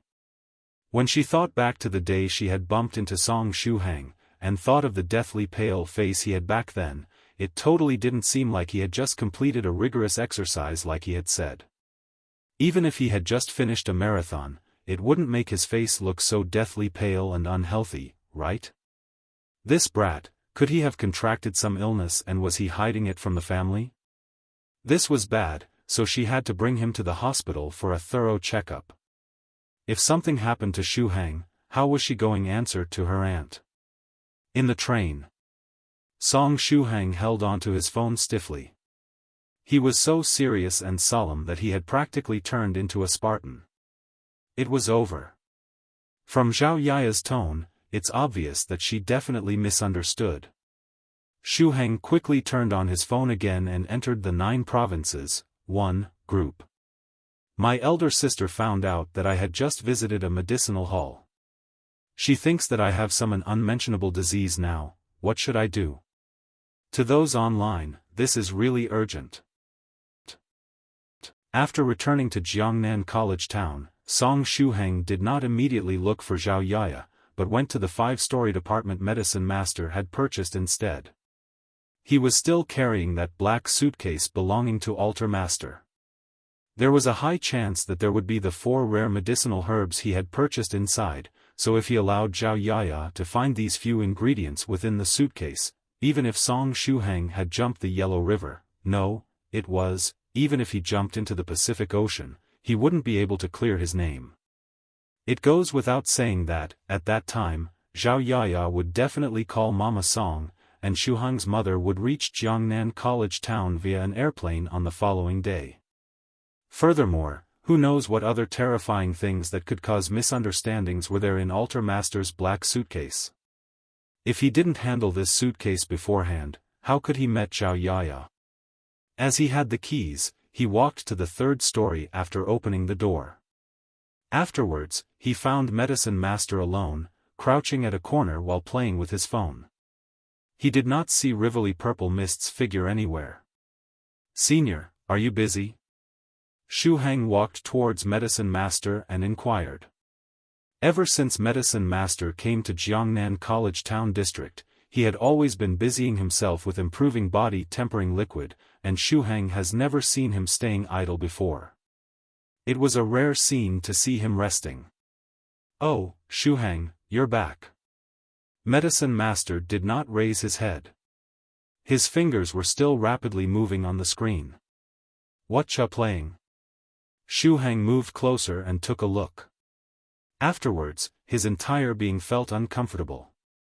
To think that Medicine Master had actually been stealing vegetables from other people's farm, and in the list of his good friends that stole vegetables too, Shuhang could see the leading actors: True Monarch Yellow Mountain, Northern River's Loose Cultivator, Xian Nu Sect Skylark, Wandering Monk Profound Principle, and a few other familiar-looking IDs from 9 provinces number 1 group.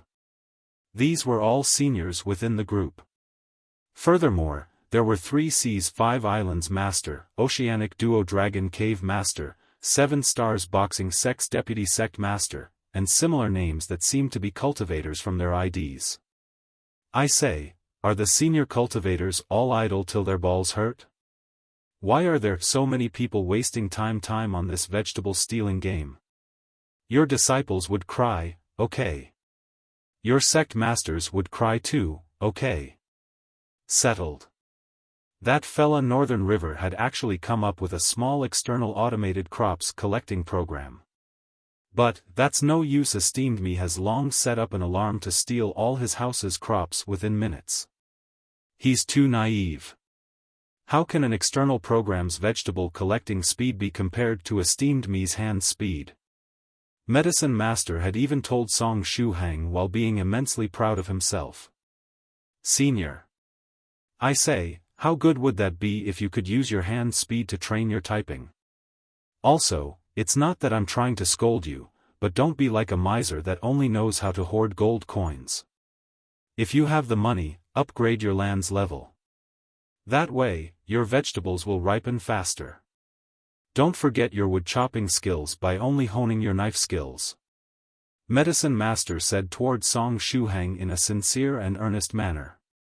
Song Shuhang did not know what sort of expression he should use in reply to Medicine Master. "Oh right, you were looking for me?" Medicine Master finally returned to the main topic. Shuhang nodded his head in silence and put the black suitcase on the small table before speaking. "I would like for Senior to help me see if there's any sort of traps within this suitcase. I obtained this after killing Altar Master from Claw Mark's Beast Head Medallion. The other party was an evil cultivator, thus I don't dare to rashly open this suitcase. To be able to think of this matter, you're pretty good." Medicine Master nodded his head. There were several merits on Song Shuhang, such as being daring yet careful. In regards to his disposition, he was suited for this profession of being a cultivator. The only regret was that his age was slightly too advanced, and he had lost the inborn true chi from his mother's womb.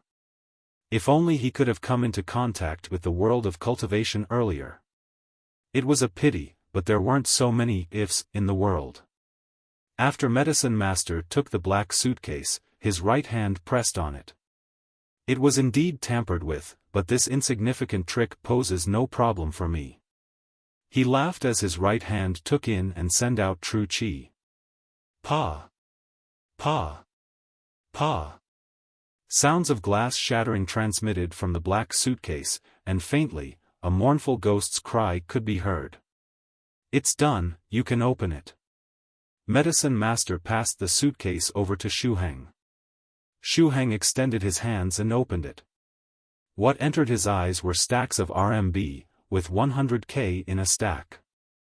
There were 7 stacks in total, along with 1 stack that wasn't bundled properly.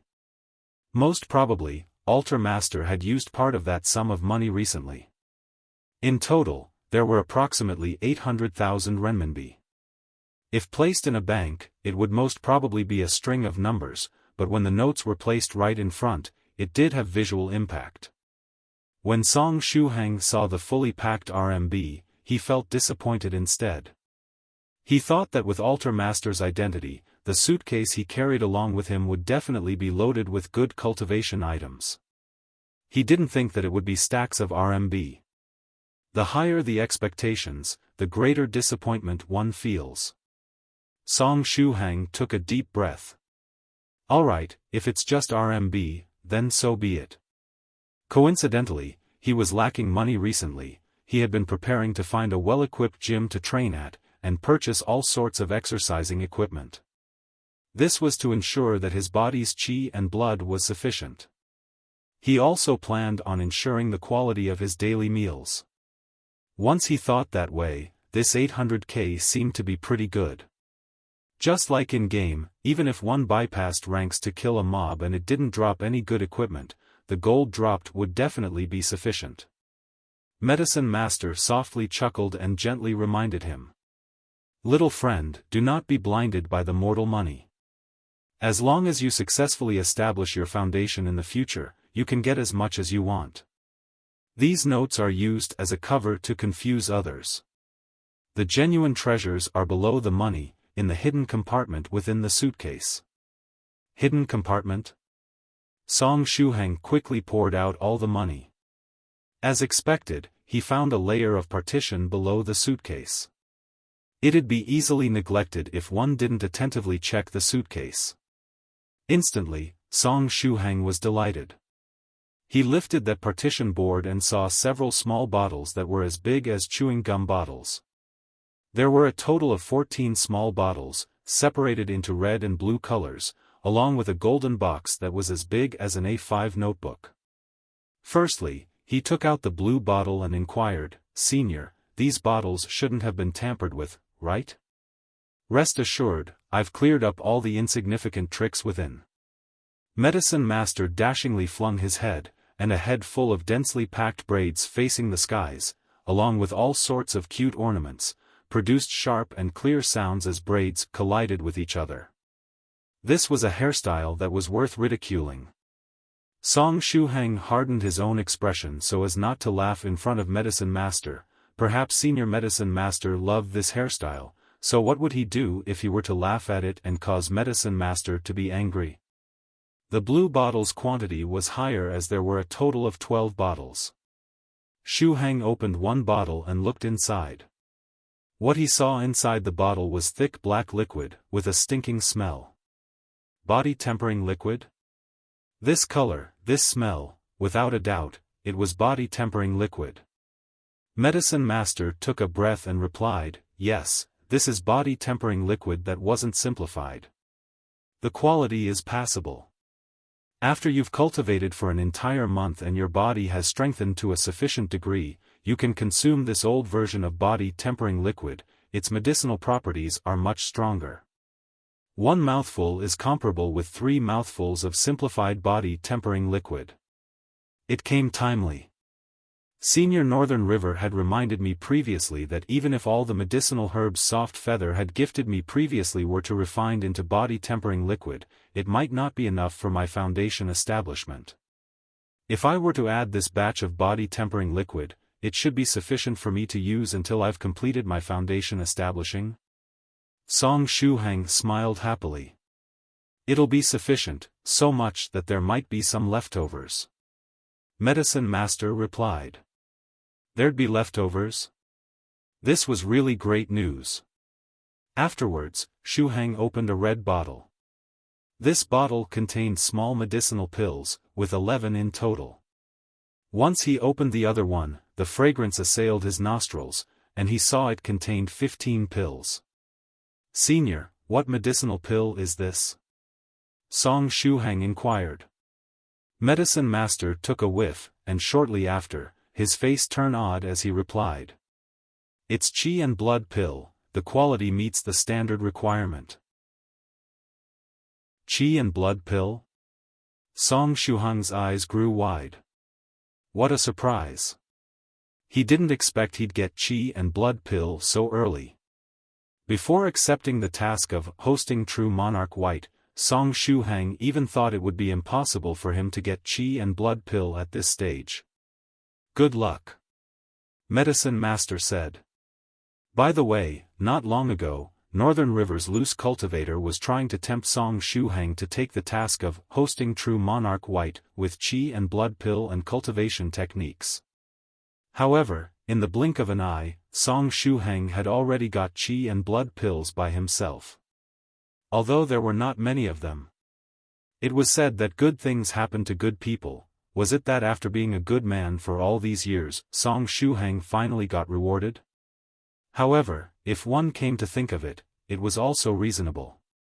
The killed altar master was a cultivator of second stage realm.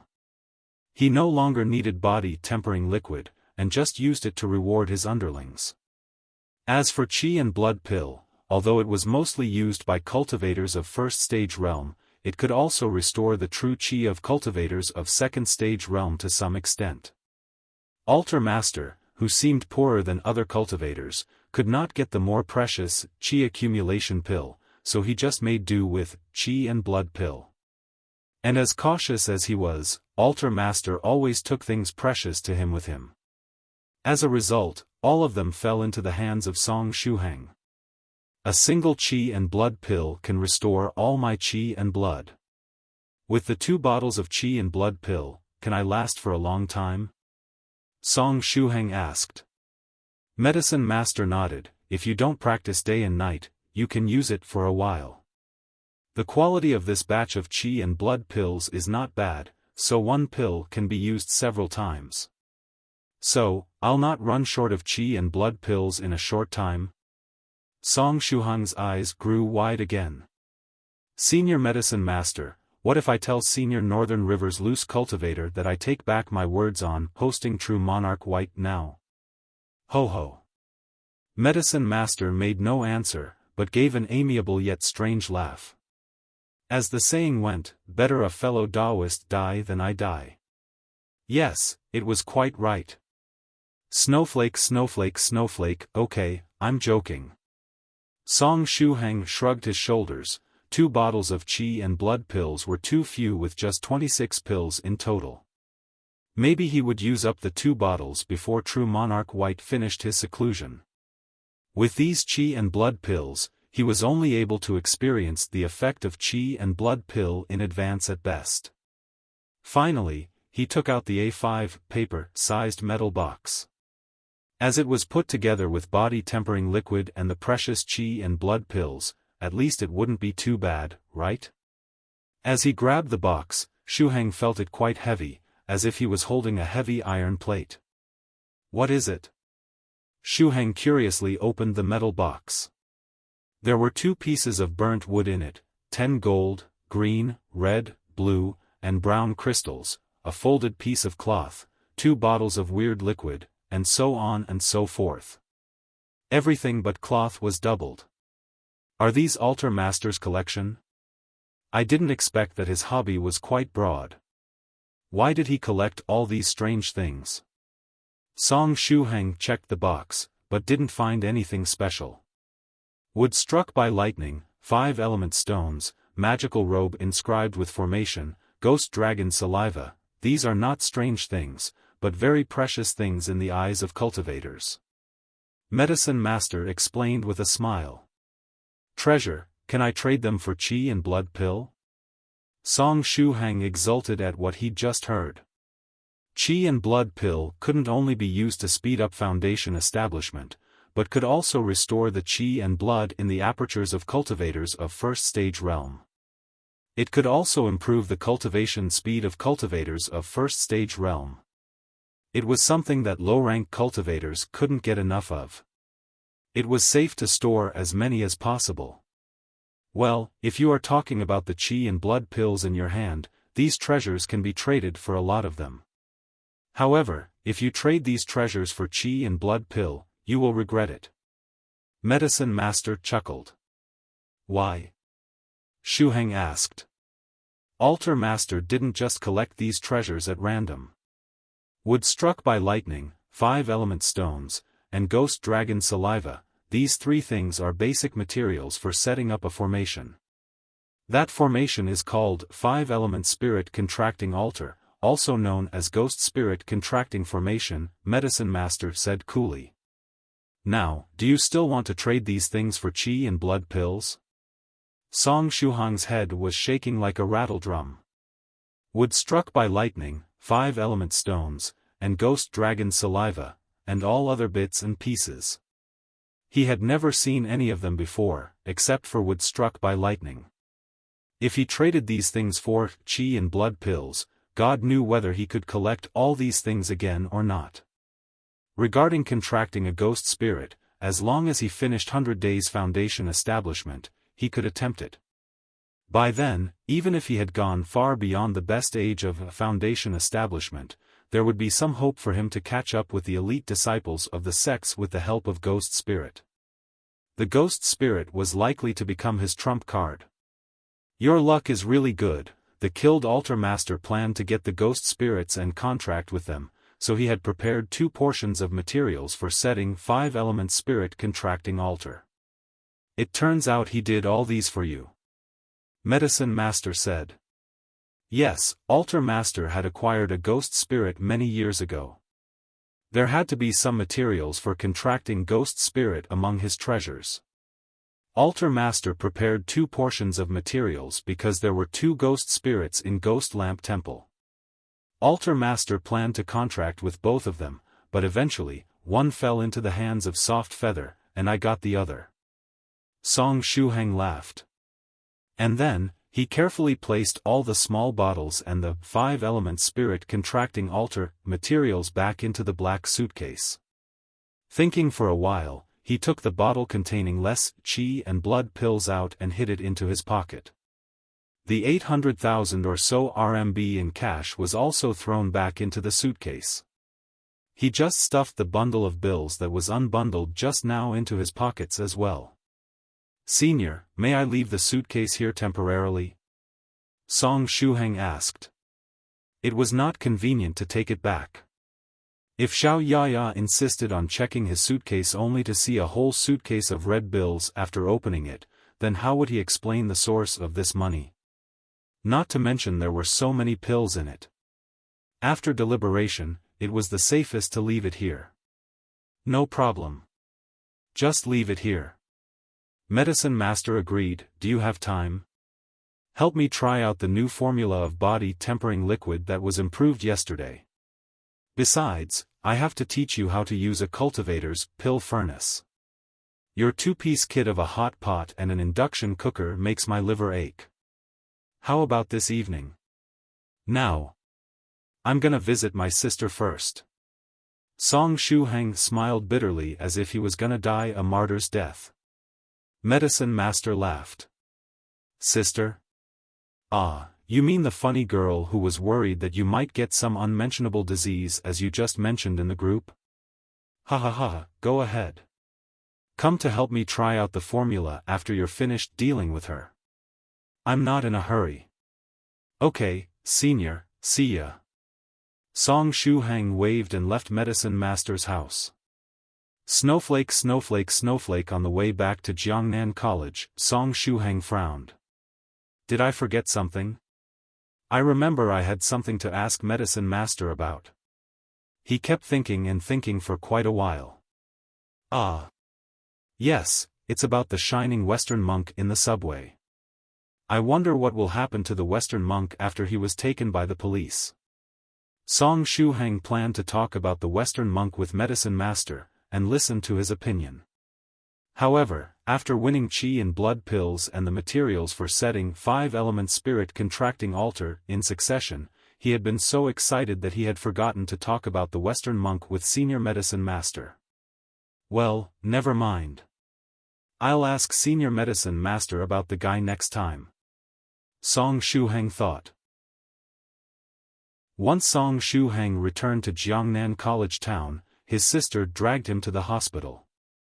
Sister Yaya, the 4 medicinal herbs that I looked for on this trip to Guanyuan Road's medicine store was definitely not for myself. A person I know needed these 4 medicinal herbs, and I only went to confirm. Really, look at my eyes, my sincere eyes. Is that still not enough for you to trust me? Sister, just turn around and look at my eyes, my super sincere eyes. Song Shuhang was being dragged by Zhao Yaya's little hand, but he didn't dare to struggle. His strength now was like that of a raging bull, so if he used a little force, Zhao Yaya would be sent flying. When that happened, Zhao Yaya would be scared silly. So, he could only jabber away in an attempt to persuade her. Zhao Yaya turned her head, and looked seriously at Song Shuhang's eyes. A short while, she replied, Shuhang. In your eyes, there's eye wax. Song Shuhang. Alright, stop blabbering. Just treat it as a benefit I'm giving you by getting you a free checkup, okay? Even for a healthy person, there are no demerits in getting frequent checkups. Zhao Yaya said softly and composedly. However, her mind was not as composed as her expression. Song Shuhang's reluctance to cooperate made her even more worried inside. Shuhang wasn't really sick, was he? Now, Zhao Yaya's mind was filled with all sorts of incurable diseases and terminal stage blockages. She was extremely flustered. Even if Song Shuhang talked his head off today, she wouldn't be changing her mind. If Shuhang didn't get a full body checkup, she wouldn't be able to rest her mind. Alright, today, I'll go along with my sister's plans. Song Shuhang said with a strong sense of righteousness. Zhao Yaya was determined this time to send him to the hospital. He could only rejoice that, before entering the hospital, he wouldn't have to break his leg first like those 2 poor teachers. Anyways, his body was beyond great. Even if he had a checkup, no problems would be found. By the way, when Zhao Yaya pulled on his hand and dragged him along, the eyes of people nearby became very sharp. Those sharp gazes he was all too familiar with. He experienced it quite a bit when he grew up. It was the look of numerous male humans that were envying him holding hands intimately with a beauty. Even though she's my sister, and will at most hold my hand. This joke is for those miserable people who know of the truth, but how would you passers-by know? Humph, admire me, and envy me. Jiangnan College Town had its own hospital, but the hospital was not within its boundaries. It was located short of 1,000 meters from the college town. After all, hospitals needed to make a profit. If it was located within the college town, the sick that come and go would increase the burden on management and safety. Since it wasn't far to the hospital, Zhao Yaya chose to walk. In the sky, the sun emitted light and heat selflessly, bringing benefit to the mankind, and in passing, it roasted miserable pedestrians walking at a fast pace.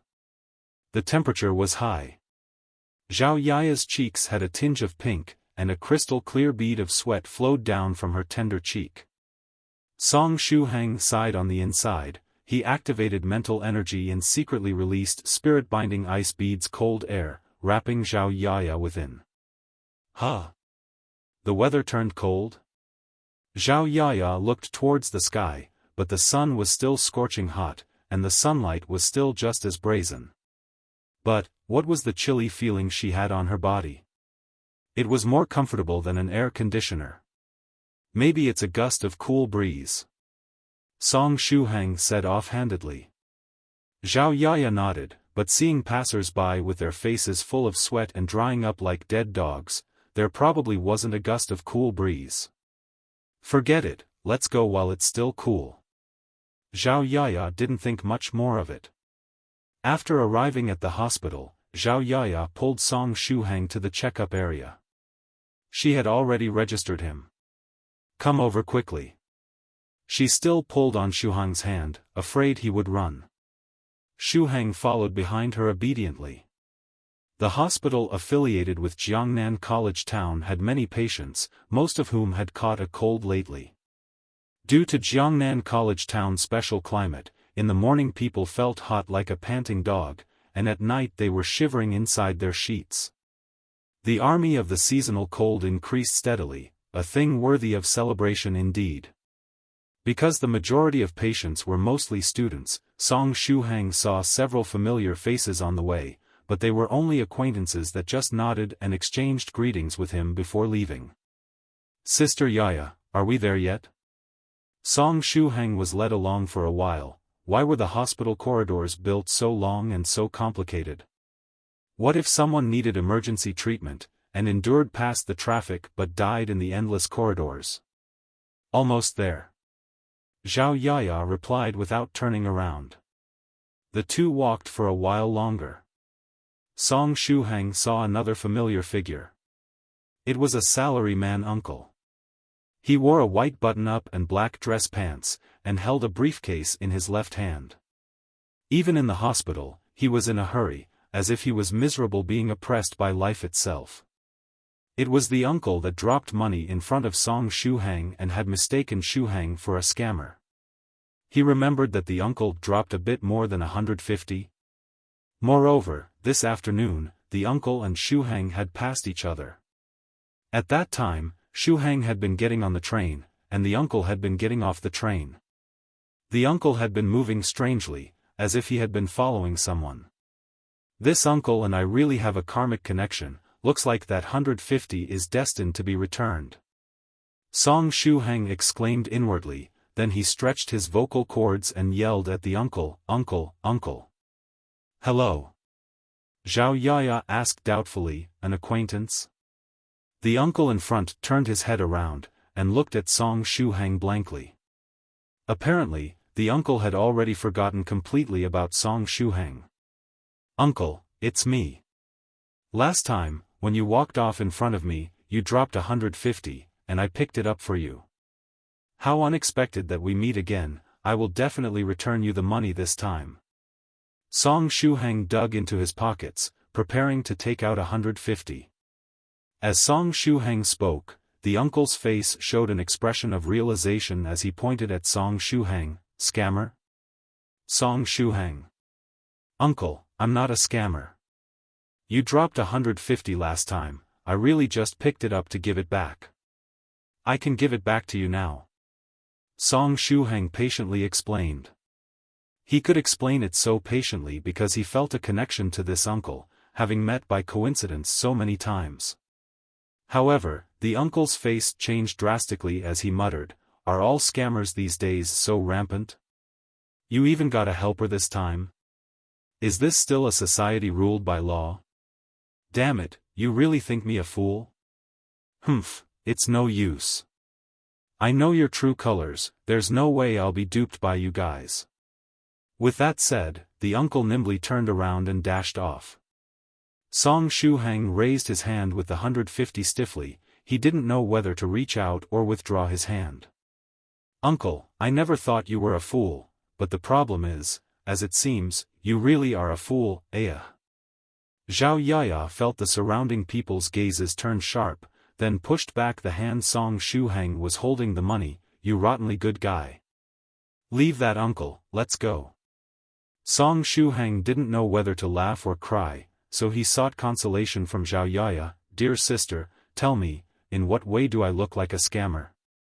There, good boy. You're nothing like a scammer." Zhao Yaya laughed aloud, and pulled Shuhang, leaving the scene quickly. He underwent all sorts of tests, such as physical examination, drawing blood, urine test, electrocardiogram, and even his liver function, kidney function, blood lipid, and more. Shuhang felt dizzy, like a puppet that had been plugged with various equipment for examination. Shuhang completed all sorts of checkups with great difficulty as he felt even more tired compared to having practiced one round of basic Buddhist fist technique. He was so tired that he didn't even want to move his fingers. Also, earlier on, when he removed his clothes for a body checkup, the female doctor's gaze was basically intent on eating him whole, causing him to feel uncomfortable. Currently, Zhao Yaya was accompanying him in waiting for his medical checkup results, which would require around 30 minutes. It was thanks to technological advancement in the recent years that the hospital's efficiency has been increased substantially. Else, if it were 4 to 5 years ago, a full-body checkup would require a waiting time of 1 week plus to know the results. Zhao Yaya was looking very nervous, and felt agitated whether sitting or standing. From time to time, she would stand up and walk around as she was afraid that, half an hour later, she would receive news of Shuhang having some incurable disease. If this body checkup report was based on a week's waiting time like 4 to 5 years back, who knows how Zhao Yaya would be able to make it through the endless wait. On the other hand, Shuhang himself had a thoughtless look as his brain went on a mental journey towards the horizon. He started recalling the recent events that happened in his mind. Thinking of the hospital, he suddenly remembered something. "Oh right, speaking of which, Professor Renshue seems to be in this hospital. Perhaps I should buy some fruits and visit him later." Shuhang thought of something and murmured to himself. Professor Renshue was the one who had both his legs fractured by soft feather using magic because of afternoon lessons and hospitalized. Originally, Soft Feather only wanted to break one of his legs, but who would expect Professor Renshue's falling posture to be wrong? His leg was only sprained. In the end, there was no "in the end," because he was hospitalized. "I didn't kill him but he died because of me." Soft Feather said that she had already compensated Professor Renshue, but Shuhang still felt apologetic. "Professor Renshue? Your teacher?" Zhao Yaya questioned. "Yep, I heard that he was admitted into the hospital a few days earlier. I'll check with the counter which ward he's in." Shuhang sighed. While he was speaking, a bespectacled female doctor coincidentally walked in and smiled while saying, "Professor Renshue? Is that the professor who broke both his legs? To be able to break both his legs just by falling from his bed is really quite rare. I happen to know which ward he's in, it's 8B room 532. A few of our hospital's doctors know him too. Are you that lecturer's student?" The female doctor pushed her spectacles and smiled. She was the one whose gaze was as if she had wanted to devour Shuhang during the body checkup. Shuhang felt that her gaze was very scary. Teacher Renshui's leg injuries are quite unfathomable. Thank you, I'll head over and visit him later. Song Shuhang felt even more guilty inside. Not only did Professor Renshui injure both of his legs, looking at it, even his heart had suffered serious damage. Perhaps, for a very long period of time, him being able to break both of his legs by falling off the bed would become a laughing stock. Zhao Yaya did not care for Professor Renshui, as what she cared about was Song Shuhang's body checkup report. Dr. Li, is Shuhang's medical report out yet? Is my little brother's body all right? I can only say, he can't possibly be even healthier. To be truthful, Yaya, I have no idea why you are so worried for your little brother and had brought him here for a full body checkup. Look at the numbers yourself, he's basically as strong as a bull. If it weren't me personally doing a checkup for him, would have suspected if these numbers were tampered with. This data doesn't seem like a student's medical report, but instead a national athlete's data. Dr. Li chuckled. He was overall even more robust than professional athletes. Speaking of which, Zhao Yaya's little brother belonged to the body type with muscles that couldn't be seen with his clothes on. Previously, when he removed his clothes during the body checkup, those well-shaped and well-defined muscles truly made him an attractive, handsome guy. If it wasn't due to her being a married woman, she might have really considered a romance with a younger man. Are you sure there's no unmentionable diseases? As Zhao Yaya looked at the row of numbers that were above healthy range, she still worryingly asked. I say, Yaya, are you hoping that your brother has some unmentionable disease? Are you a brocon that's into sick little brothers? Dr. Li pushed her glasses and laughed. She had already been acquainted with Zhao Yaya, therefore, she could unbridledly joke with her. Of course not.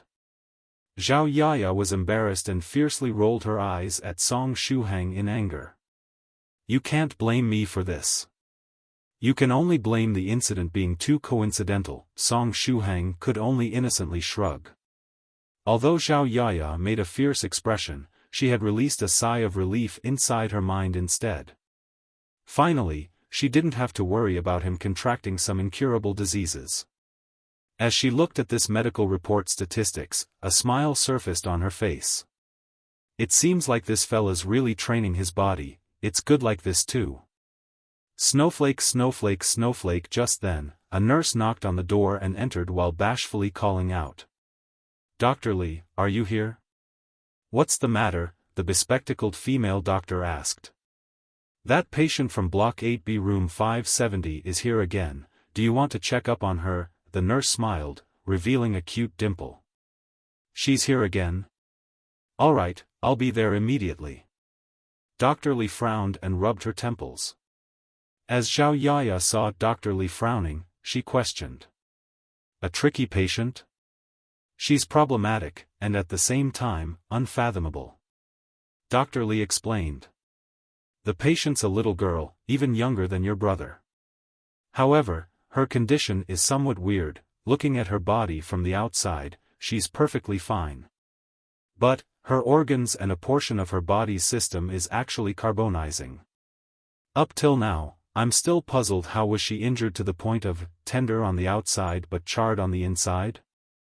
If I didn't personally do a body checkup for her, I would have thought that someone was joking with me.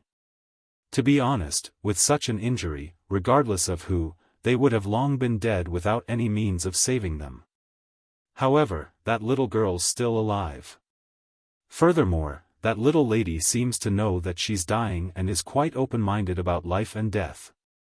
Ever since the beginning, she had never requested for us to save her life, but only when she felt pain, she would come over and request for injection of analgesic and prescribing her some painkillers. This may be unpleasant to hear, but we had directly told her to return and eat some good food. The hospital will never accept such a patient.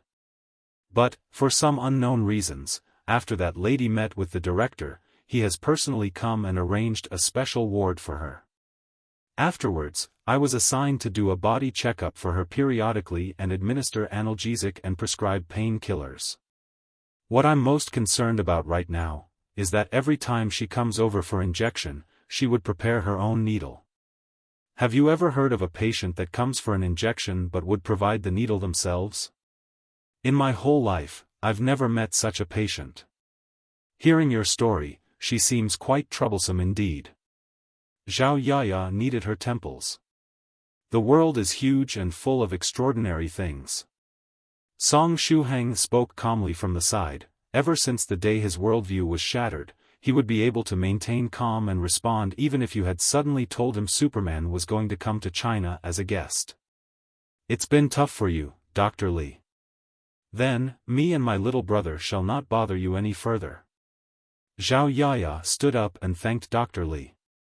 She still had to return to Jiangnan College Town and continue her internship work. Song Shuhang followed and said goodbye.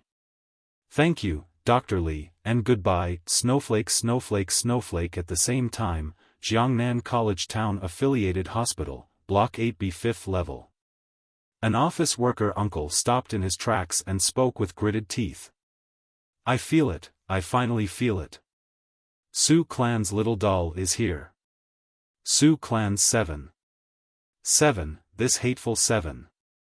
After chasing this junior for several days, she had finally let him find traces of her.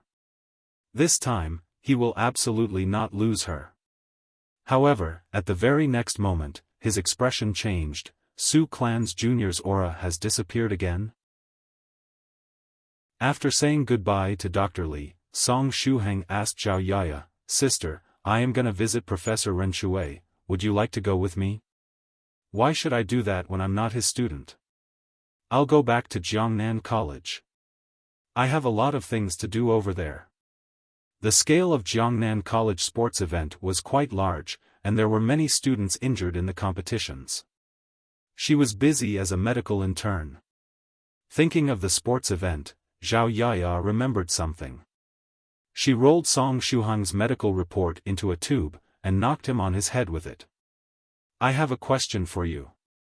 What has happened to that big dark-skinned player of the 5 kilometers race? I heard that the guy and you both attended the 5 kilometers race, and at first you two were far ahead of the other players.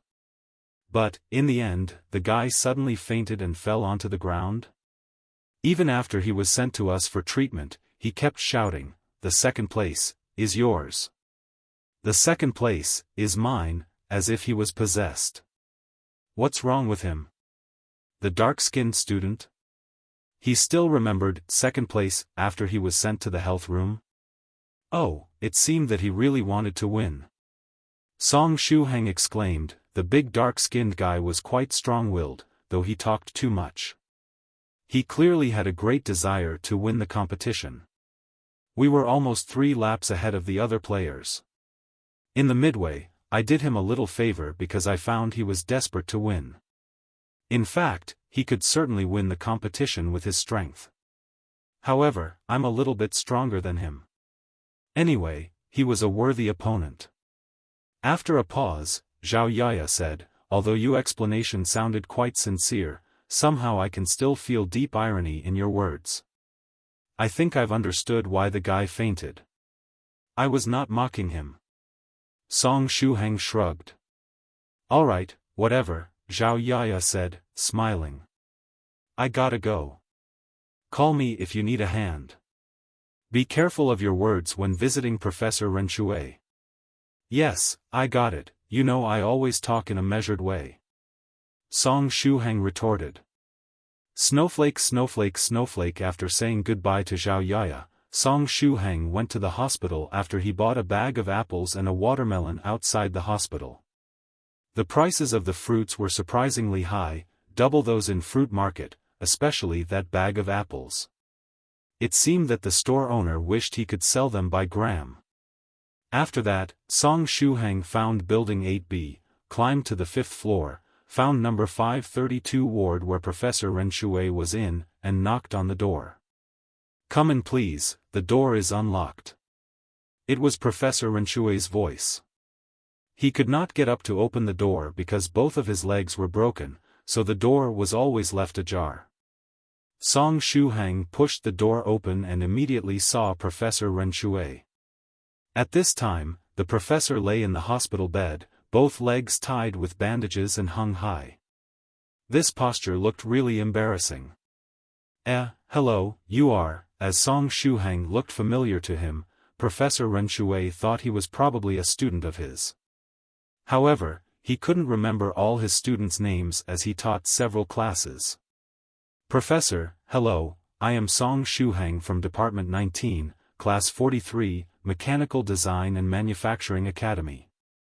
He introduced himself, smiling shyly. "I came to the hospital for a physical examination today, and I happen to know that you are also here, so I dropped by to see you." The name of his department was so long that he felt out of breath when he tried to tell the whole name at once. Sorry to bother you." Professor Renshui's face lit up. A student came to see him. Didn't it mean that he was quite popular among the students? He secretly remembered the name of Song Shuhang, and decided to give him a little surprise on the credits this semester. Shuhang sat down and chatted happily with the professor. They talked about the funny things recently happening in the school, the ongoing sports event, and complained about the perpetually unchanged speech of the principal in the opening ceremony of sports event. Professor Renshui was an eloquent teacher. Led by him, the conversation between the two was quite lively. What a harmonious scene. Snowflake, snowflake, snowflake. At this time, in the corridor on the 5th floor, the salaryman-like uncle was knocking at the doors of the wards one after another. "Number 530, not this one." "Hell, which ward is the junior from the Su clan hiding in?" The salaryman uncle gnashed his teeth and pushed the door of number 531 ward open. A skinny old man inside looked up at him. "Who are you looking for, young man?" "Sorry, I've got a wrong number." The salaryman uncle chuckled dryly and closed the door. He vaguely sensed the scent of the junior from the Su clan in this building. However, when he tracked the scent to the 5th floor, she suddenly concealed her scent. He could only be sure that she was on the 5th floor, but he didn't know which room she was in. To find the target, he had to use the dumbest way, examine the wards one by one. However, after he had examined 30 wards, he still couldn't find the junior from the Su clan. Did he lose her trace again? "I have to be quick in case she leaves the hospital, which will be a waste of my time," the salaryman uncle thought. He reaffirmed his resolve and regained motivation, then proceeded to number 532 ward, knocking on the door. Then, he noticed that the door of the ward was unlocked. To save time, he directly pushed the door and got into the ward. "Who are you?" Professor Renshui heard the sound and turned to look at the strange man, wondering who he was. Song Shuhang also turned around with a startled look on his face. "Sorry, I've got the wrong number." The swindler. As he spoke, he suddenly saw Song Shuhang and called out. Song Shuhang felt the blue veins on his forehead were throbbing. "Hey, 3 strikes and you're out. This has been the 3rd time you slander me. Even if I have a good temper, I will be angry." Song Shuhang rubbed the temples and gnashed his teeth. "Sorry. I'm sorry. I've got a wrong room, I'm leaving." The man turned around resolutely with a disgusted face as if he didn't want to have anything to do with Song Shuhang, the shameless swindler.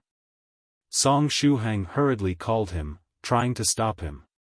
"Hey, don't go."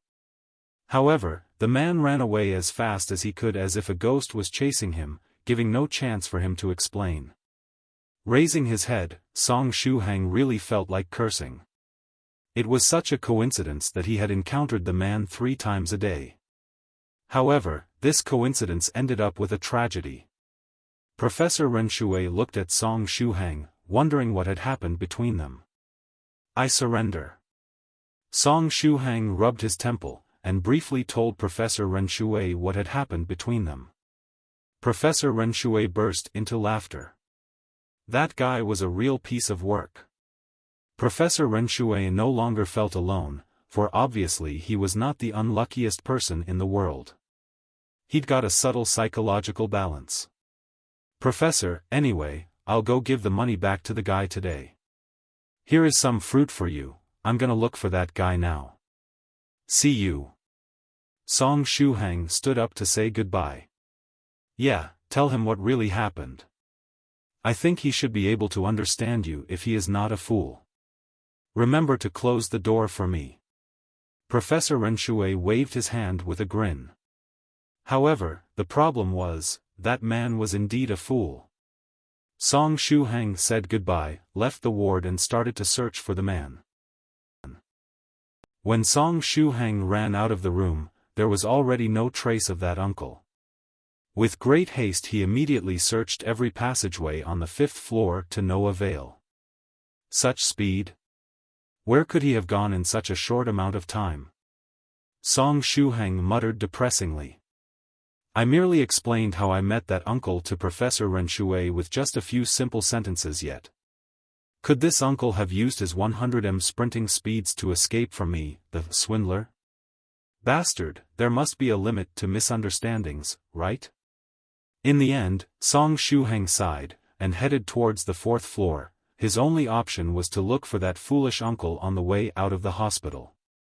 It would be great if he could find him, but if he couldn't then it couldn't be helped. Right now, he didn't have the time to search the whole building to return 150 renminbi to that uncle. That uncle is foolish, but he certainly couldn't accompany him in his foolishness, right? Right as Song Shuhang was leaving the 5th floor, a figure dropped from the ceiling of a corridor on the 5th floor. It was that uncle. In order to hide from Song Shuhang, he had hung from the ceiling like Spider-Man, and had held on tiresomely. TCH, a mere swindler wants to find me? Too naive, the uncle sneered, and continued to enter rooms one by one, according to their number. 533, 534, 535. Su Clans Jr., you can't run from me. I will find you even if I have to flip the entire floor upside down. The uncle was overflowing with confidence. He had a premonition that he would blessed with good luck today. When leaving the house today, he purposefully had an expert tell his fortune. The fortune said he would meet a destined person today. Destined person?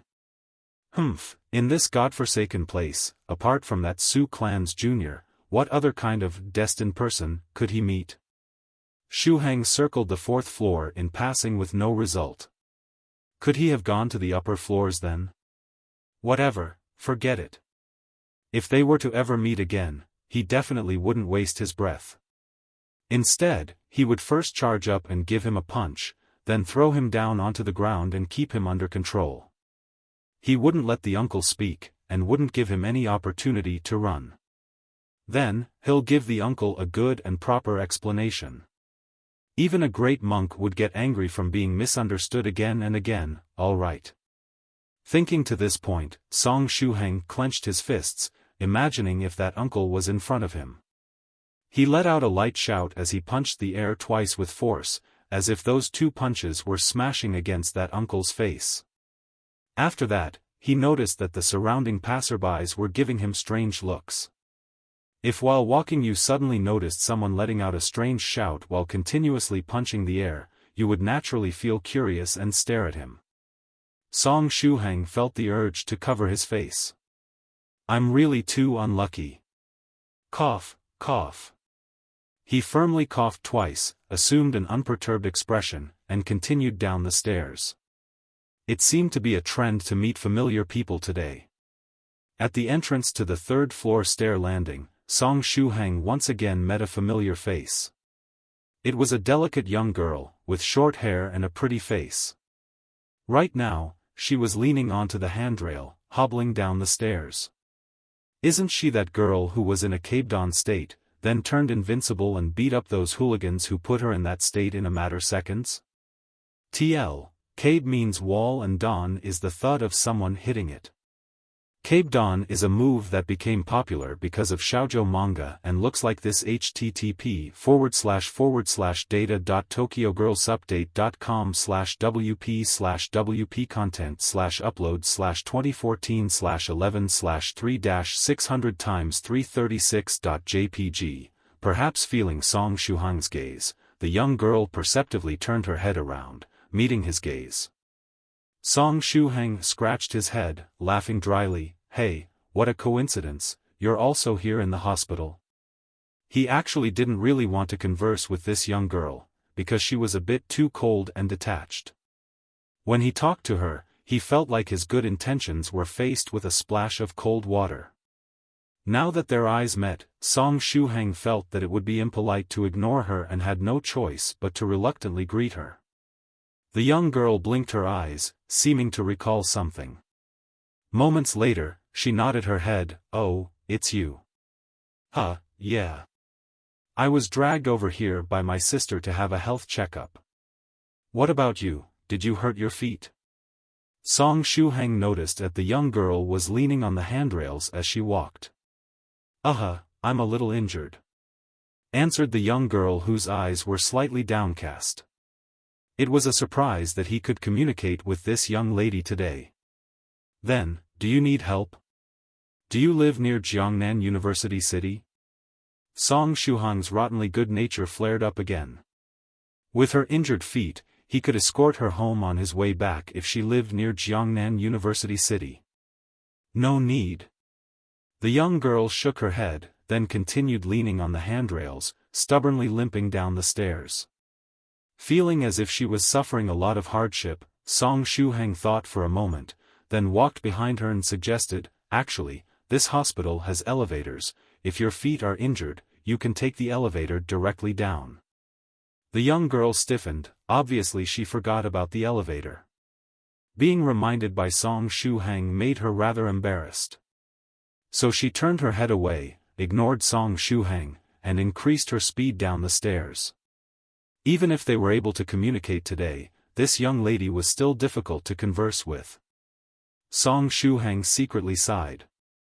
Never mind, he wasn't the kind of rottenly good-natured person that would insist on helping even though the receiving party didn't want it.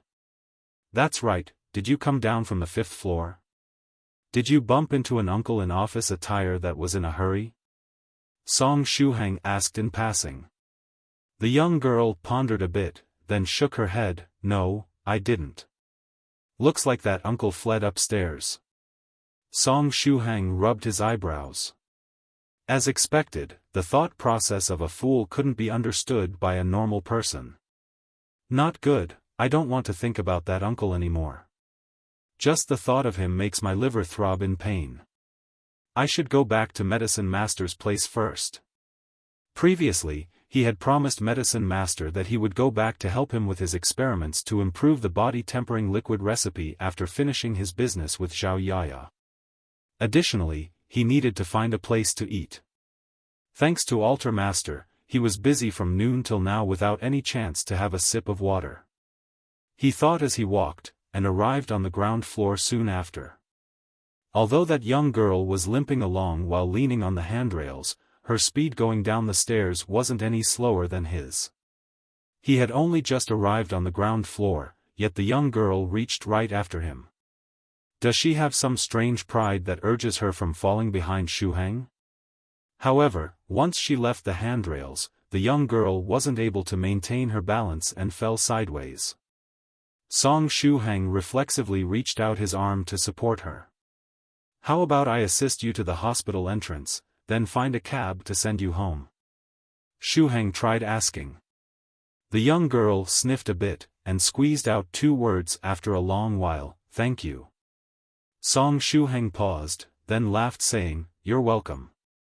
Shuhang originally wanted to call for a taxi for the short-haired girl after assisting her out of the hospital, but after reaching the door, he was stunned. There were many taxis, but it simply wouldn't be their turn any time soon. There were too many patients today. The moment the taxi stopped, a passenger would get on board. The taxi would then drive off into the distance in a blink of an eye.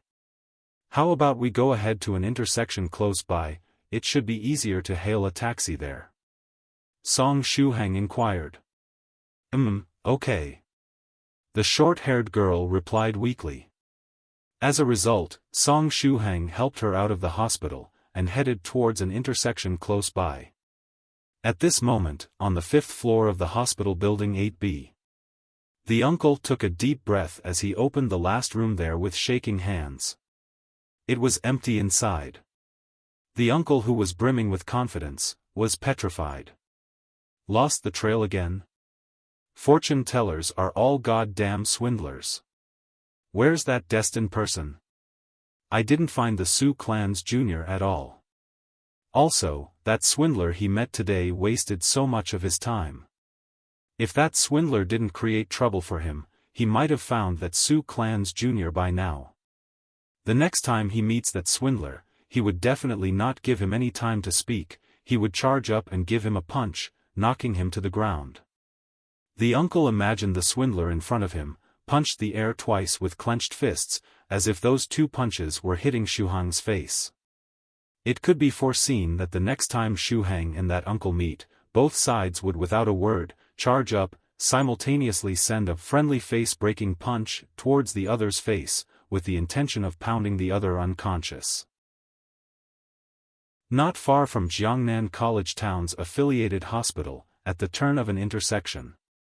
Old Zhou was very depressed today. He made a call while driving to the company. At the turn of an intersection, a man suddenly charged at his car with the speed of running a 100-meter dash. It frightened Lao Zhou so much that he hastily threw aside his phone, and reaction speed of his hands increased dramatically. Clenching the steering wheel, he quickly turned the head of the car, and successfully evaded the bolting man. Lao Zhou sighed inside in relief. Dear Mother of God, that was too close. Luckily my driving skills are exceptional, otherwise, you lad would have bit the dust today. Before Lao Zhou's thumping heart could calm down, the man suddenly defied the laws of physics. He fell and rolled backwards 3.5 times, then hugged his leg with a pained expression, screaming, "Oh dear! My leg's broken." The man's screams in pain attracted a crowd of onlookers who were unaware of the truth. The onlookers were unaware of the truth, not knowing whether the car hit the man, or the man hit the car. It momentarily gave rise to much discussion. Mother effer. Kid, you didn't even bump into my car, alright? Did you bump into an air wall or something? I'm no master with special abilities, I don't have the air wall skill. This is the legendary injury feigning fraud, right? However, isn't it said that injury feigning frauds always look for those luxury cars to bump into?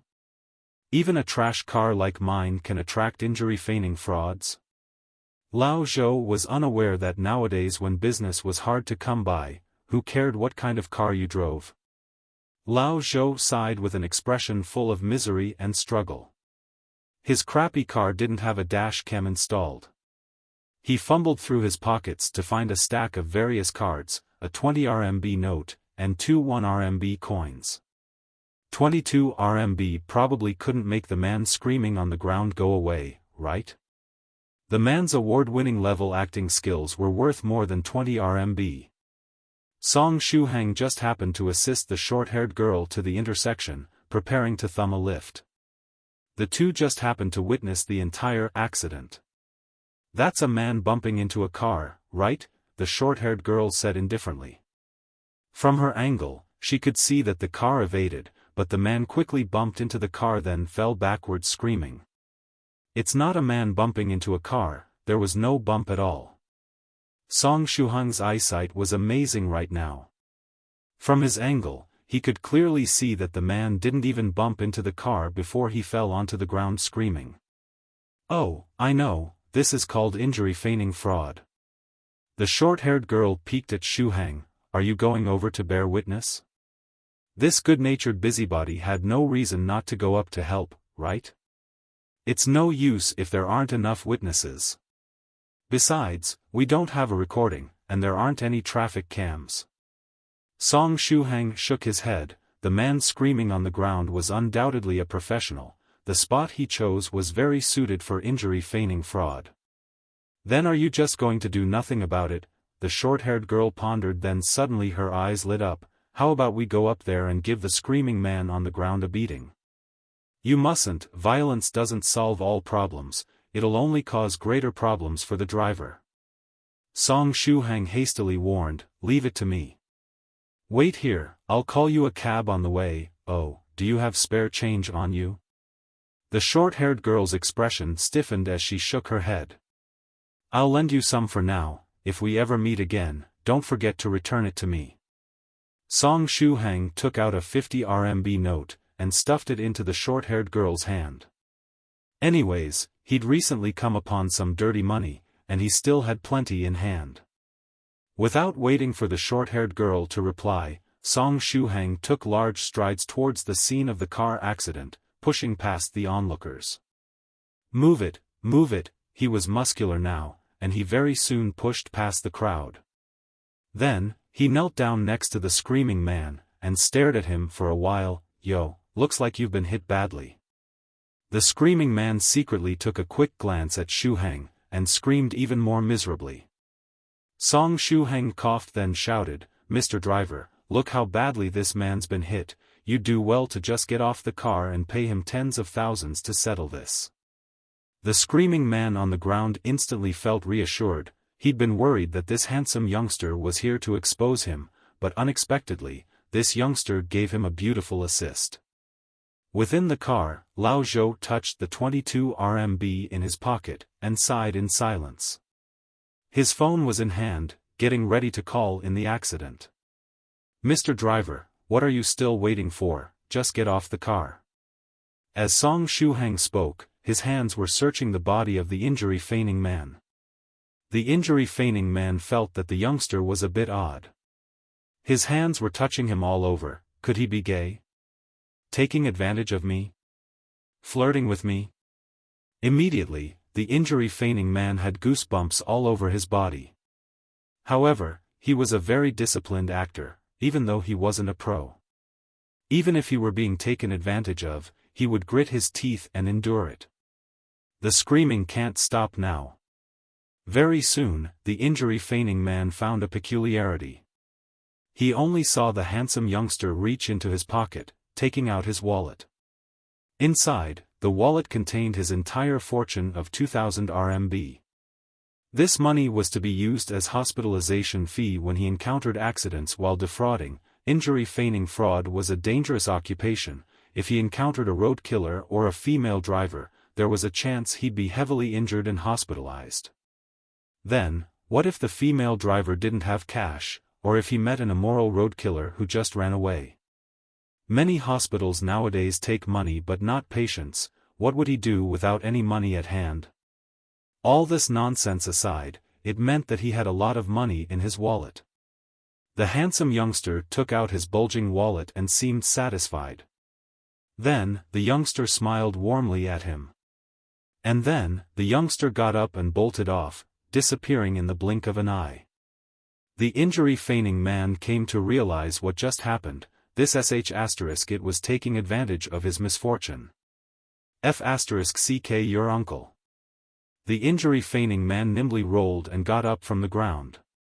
Like a flash of lightning, the man chased in hot pursuit. Stop you little it, don't run. I hope you die a painful death.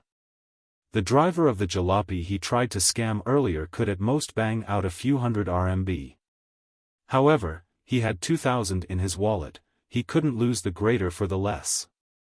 The crowd of onlookers that was unaware of the truth saw the man who was just screaming on the ground running like lightning after the youngster with very nimble paces. How was this guy's leg broken at all? He was an injury-feigning fraudster after all. Lao Zhou sighed in relief in his car, and the hand that held the 22 RMB also relaxed.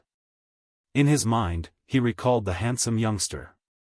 Lao Zhou exclaimed, "Nowadays, there are still many good people, huh?"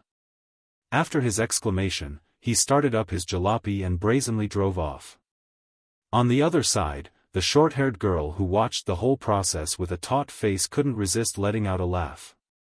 Song Shuhang was high-spirited as he brought the injury-feigning man on a 1,800 meters run, waiting until the man lost his breath. When the man was dreadfully pale, leaning against a wall to puke, Shuhang sped up again, leaving the man in the dust. He even had the time to call a cab while he ran, and he let the cab go to the intersection to pick up the short-haired girl. The driver uncle happily went to pick her up. The injury-feigning man watched Song Shuhang's disappearing figure in despair, extremely gloomy inside. Why the hell did you lead me on such a pointlessly long run if you can run so fast? Couldn't you have just shaken me off earlier? A cab parked in front of the short-haired girl. Little lady, are you the person that the lad told me to pick up? Yes, it's me. The short-haired girl held on to the 50 RMB and got in the cab. Yep, an amusing rottenly good-natured guy.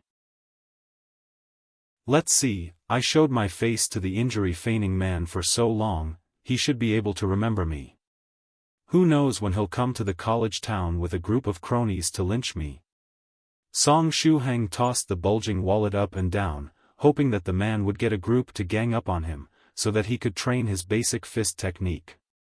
Actual combat could deepen his understanding of basic fist techniques. Although, as a cultivator, using normal people to practice was somewhat shameful, at his current stage, there were no other good opponents. He'd better get stronger faster and find a suitable practice partner. After finding something to feed his stomach, Shuhang hurried to Medicine Master's residence and helped optimize body tempering liquid as usual. This time, Medicine Master added 2 more normal Chinese medicinal herbs, increasing the final portion of body tempering liquid by 1 spoonful. After refining was over, it was already past 4 in the afternoon. Very good, my reasoning these days has been correct. In another 2 days, I can finish improving the new recipe. Medicine Master was perfectly content. He then gave Shuhang the body-tempering liquid and 1 stinking pill obtained from this experiment. Thank you, Senior. Song Shuhang received the 2 treasures and leaned against the chair to recover from the exhaustion after pill refining. Tomorrow, I'll have Purple Mist bring over a fire-controlling magical treasure, and give you some time to familiarize yourself with it. Before I leave Zhongyang area, I'll let you learn and test out the new recipe using the pill furnace. Medicine Master laughed aloud. Once the body-tempering liquid's recipe was optimized, he would leave Zhongyang area. Before that, Song Shuhang could take the chance to familiarize himself with the pill furnace. No problem. But... Senior, you're leaving so soon. Song Shuhang was happy to cooperate, but in actuality, being by Medicine Master's side, he inadvertently learned a lot of pill refining knowledge. This knowledge was the true priceless treasure. I've already stayed here for quite a while. If I stay any longer, many people wanting me to refine them pills will visit, and it'll be extremely troublesome. Medicine Master was immersed in recording the data on the current experiment and replied without lifting his head. Oh right, have you had any problems these past 2 days in cultivating? No, my cultivation has been going smoothly. Song Shuhang nodded. It was the most basic 100 days foundation establishment after all. Good then. Still the same advice, if you have a problem, immediately ask the seniors in the group. Don't struggle blindly. If a problem occurs, your path of cultivation can end right there and then. Medicine Master again cautioned him. Yes, I will remember firmly. Oh, Senior, I wanted to ask, does helping souls pass on in Buddhism strengthen one's own physique? Song Shuhang thought of the Western monk back on the train. Even though helping a soul pass on did not strengthen the body by a lot each time, it was still more effective than pure workout. Now that you mention it, I do recall that when Buddhists help a soul pass on, they receive a sliver of virtue power. At first stage, it can strengthen one's physique. For cultivators of second stage and above, it doesn't have much of an effect. Why? You want to cut off your hair to become a monk, and join Buddhism? Recently, society has been devoted to harmony and coexistence. Joining Buddhism is not a bad choice. Medicine Master smiled as he asked. Senior, stop joking, I'm still prepared to get a girlfriend during college. Song Shuhang waved repeatedly, and said, I just wanted to know whether Taoists have a similar method of helping souls pass on. And if it can strengthen one's physique? There should be something, but my focus is pill refining and I have little knowledge of 5 virtue cultivation techniques. You can ask within the group when you have time, maybe one of the seniors has a Taoist soul ferrying technique. Medicine Master chortled. His teacher was a pill refiner, and he had never been short of medicine pills. Qi and blood pills were in infinite supply during his foundation establishment, so he had never thought of learning soul ferrying techniques. Song Shuhang nodded in silence. He was not in a rush concerning this matter. By the way, senior, when I killed Altar Master, I met a Western monk from a Buddhist sect. Song Shuhang briefly described the events on the train with the Western monk. I'm a little concerned about that guy. I'd thought he would have a way to easily take care of Altar Master's body. Unthinkably, that guy brazenly took the blame. Song Shuhang didn't know whether to cry or laugh as he reiterated the story. PFF, what an interesting guy. Medicine Master couldn't help but laugh. He pondered, then said, I think you don't need to worry. Since the monk was confident in taking the blame, then he must have a way of freeing himself. Nowadays, the mortal world is developing faster and faster, and the cultivation world's infiltration of the mortal world is becoming deeper and deeper. Perhaps the Western monk will be free soon. With Medicine Master's affirmation, Song Shuhang instantly felt reassured. All I can hope for is that the monk is safe and sound, right? He should be safe and sound, right? The scene when the Western monk was caught while smiling with snow-white teeth emerged in Song Shuhang's mind. Medicine Master was still rapidly recording in his notebook. Song Shuhang took advantage of the opportunity to find a place to cultivate a round of basic Buddhist fist technique and true self-meditation scripture. When he returned to school, he still needed to secretly train, and worry about being seen. It still felt the safest to cultivate at Medicine Master's place. After one round of training, he guided the qi and blood into the heart aperture. Song Shuhang took a deep breath, feeling relaxed both mentally and physically. Right then, Medicine Master finished recording. He nodded at Song Shuhang, not bad, you can already control the amount of qi and blood directed into the heart aperture. Your 100 days foundation establishment completion is imminent. He. Song Shuhang tittered. Next, Medicine Master took advantage of the free time to explain to Shuhang some basic cultivation knowledge and points of concern when cultivating. As they chatted, Song Shuhang finally asked a question he had long wanted to ask. By the way, senior, there's something that I've always been concerned with. What? Why do seniors communicate using chat software? I think there should be 1,000-mile sound transmitter, a technique, or some other very impressive communication methods among cultivation techniques, right? Isn't that more high-end, and also safer and more secretive? Song Shuhang asked. In that case, at least there wouldn't be someone like him who was added by accident, right? Is there a need to think about it? It's because of ease and convenience. What era is it already? Why would anyone use a sound transmitting technique limited to 1,000 miles and not use the various internet communication tools? Look at things now, one only needs to create a chat group to be able to send messages, voice chat, and even video chat. The chat log can also be saved, making it easy to search for the records. It also has various mini-games to kill boredom such as farming games, airplane shooting, and so on. As for 1,000-mile sound transmission techniques, they all have a space and distance limitation.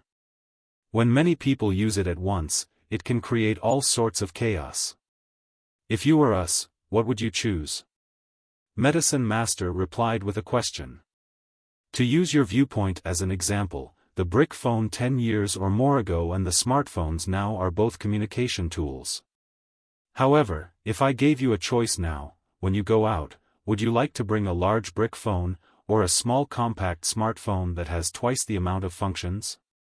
If you, child, choose the brick phone, then all I can say is you have nothing better to do. Senior, what you said makes so much sense. Song Shuhang sighed, he was unable to retort. Speaking of which, remember to upgrade the field in your farm later. Waiting for your vegetables to ripen is so exhausting, it takes such a long time. And, if you have time, learn to drive earlier. You only have so much qi and blood pills at hand, it won't be enough for you. So, don't think about rejecting Northern River. Just accept the harsh reality. Medicine Master closed his notebook and instructed Song Shuhang in a grave and sincere tone. Song Shuhang. It's also about time that I register for driving lessons. Also, should I acquire the membership of the chatting app to quicken the growth of my virtual farm? He had not played such an old farm game in a long time. Now, whenever he opens the chatting app, he'd play a little when he's in the mood. Otherwise, he'd just leave the game to run by itself. However, now that so many seniors in the 9 provinces, group are playing this game, Song Shuhang had no choice but to consider whether he should start playing this game again. Perhaps one day, one of the seniors in the chat group would be very pleased from stealing vegetables from his farm, and give him some unexpected gifts in return. Although this is very improbable, it is still possible. Anyway, this is just a farming game and playing it a little will not take up too much time. If I can reap some benefits, that would be great. I have a lot of things to do. Shuhang replied to Yangda with a message, but I'm already back, tell me where you guys are and I will be right there. Then, he jogged all the way back to the university city. After they had dinner together, the 4 of them had no other plans, so they returned to the dormitory to play games. There were too many events that occurred today. In the morning there was the 5 kilometers run, then there was the long and arduous journey to find Altar Master and killing him, upon which Zhao Yaya dragged him to the hospital for checkup. After all that, he had also experienced all kinds of complicated situations. Thus, even though he had the qi and blood pill in hands, Song Shuhang still did not have enough energy to try it. After accompanying his roommates for a few games, he crawled into bed and slept early. He was really exhausted. Before sleeping, Shuhang collected the last bit of his mental energy, entered the alertness state, becoming attentive to his surroundings. Soon afterwards, he entered the dream world. During the first half of the night, Shuhang was sound asleep. During the second half of the night, he had an interesting dream. Within the dream, Song Shuhang returned to the ancient times of Huaxia. The specific era was unknown. However, through the pedestrian's clothing and the various buildings, he could tell he was in the ancient past. He then noticed that he was the son of a coffin seller. The young kid within the dream had a spiritless face, perhaps it was because he was constantly in contact with coffins. What kind of weird dream is this? Shuhang secretly ridiculed himself. Everyone says that your dreams at night are determined by your thoughts in daytime. However, I didn't even have such thoughts during the day, right? Within the dream, years had already gone by. One day, when he was around 4 or 5 years old, a sagely priest passed through his small village. Noticing his natural talent, the priest wanted to take him in as a disciple. The boy didn't let him down, he decided to become the priest's disciple and left without even thinking about how hurt his father, the coffin seller, would be. It was only after following the priest and practicing for a few years that he found out that his own master was a loose practitioner who had fortunately obtained a set of incomplete techniques called the Ghost Sect's Ghost Summon, which he assiduously practiced till now. However, the technique was incomplete and he was barely able to reach the second stage. After a few more years, that old priest was killed. Because they were evil path ghost practitioners who would frequently create angry ghosts, the old priest was chopped to pieces without leaving a corpse. The man in the dream could only rely on himself now. After the old priest died, he changed greatly. He started to become very cautious. As his strength grew, his courage only shrank. Later on, his life followed the pattern of the villains of fictional stories. In order to move up a realm, he exhausted all of his methods trying to cultivate various evil demonic spirits by looking for places to nurture ghosts. His ultimate goal was to find a spirit ghost and use its unique potential to break through to the next stage. In the period that he was looking for necessary ghost cultivating materials, he had done all kinds of evil. For example, currently, besides being a ghost summoner, he was also commanding an assassin organization. Finally, one day when he was hunting for treasures, he unexpectedly encountered a place very suited to nurturing ghosts. It was a place called Ghost Lamp Temple. Most importantly, there was a spirit ghost within Ghost Lamp Temple. He was overcome with joy. This isn't a dream. Shuhang immediately sobered up. In the instant the Ghost Lamp Temple had appeared, he began to realize something. Perhaps these are the memories of Altar Master? Ghost Lamp Temple, Luo Xian Street. Is Altar Master the evil ghost cultivator in this dream? Why would I randomly start dreaming about the Altar Master? Shuhang was confused. The dream continued. After the man in the dream explored the Ghost Lamp Temple once, he became incomparably disappointed. This was because he had arrived too late. Someone had already bought the Ghost Lamp Temple and set up a ceiling formation. Taking a glance at this formation, he determined that an expert had set it. Afraid of attracting this expert's attention and causing his own death, he did not dare to break the formation. Yet, with a ghost cultivating paradise and a spirit ghost before him, how could he not be tempted? That was a spirit ghost. A spirit ghost. Although he couldn't break the formation himself, he could borrow someone else's hand and find a sacrifice to break the formation. Although the formation holding the spirit ghost was exquisitely made, he simply needed to find the eye of the formation and would be able to break it. By borrowing someone else's hand to break the formation, even if that expert appeared later on, they would only vent their anger on the scapegoat.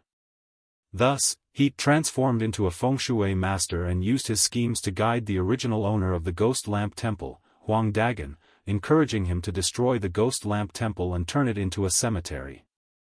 Huang Dagan had already possessed such thoughts.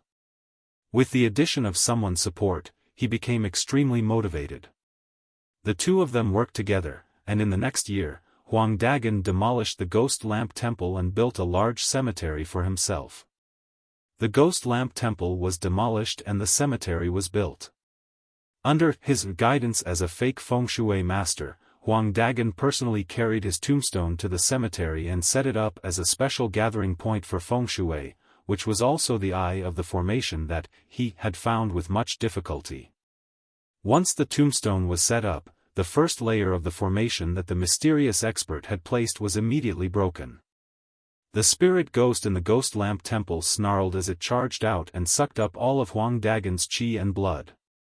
After all of his qi and blood sucked out, Huang Dagan didn't die on the spot. He only felt that his body was a little weak. When he returned home, he became seriously ill and died 7 days later. The ghost spirit didn't leave after sucking Huang Dagan dry, it just returned to its original position. This made him extremely happy.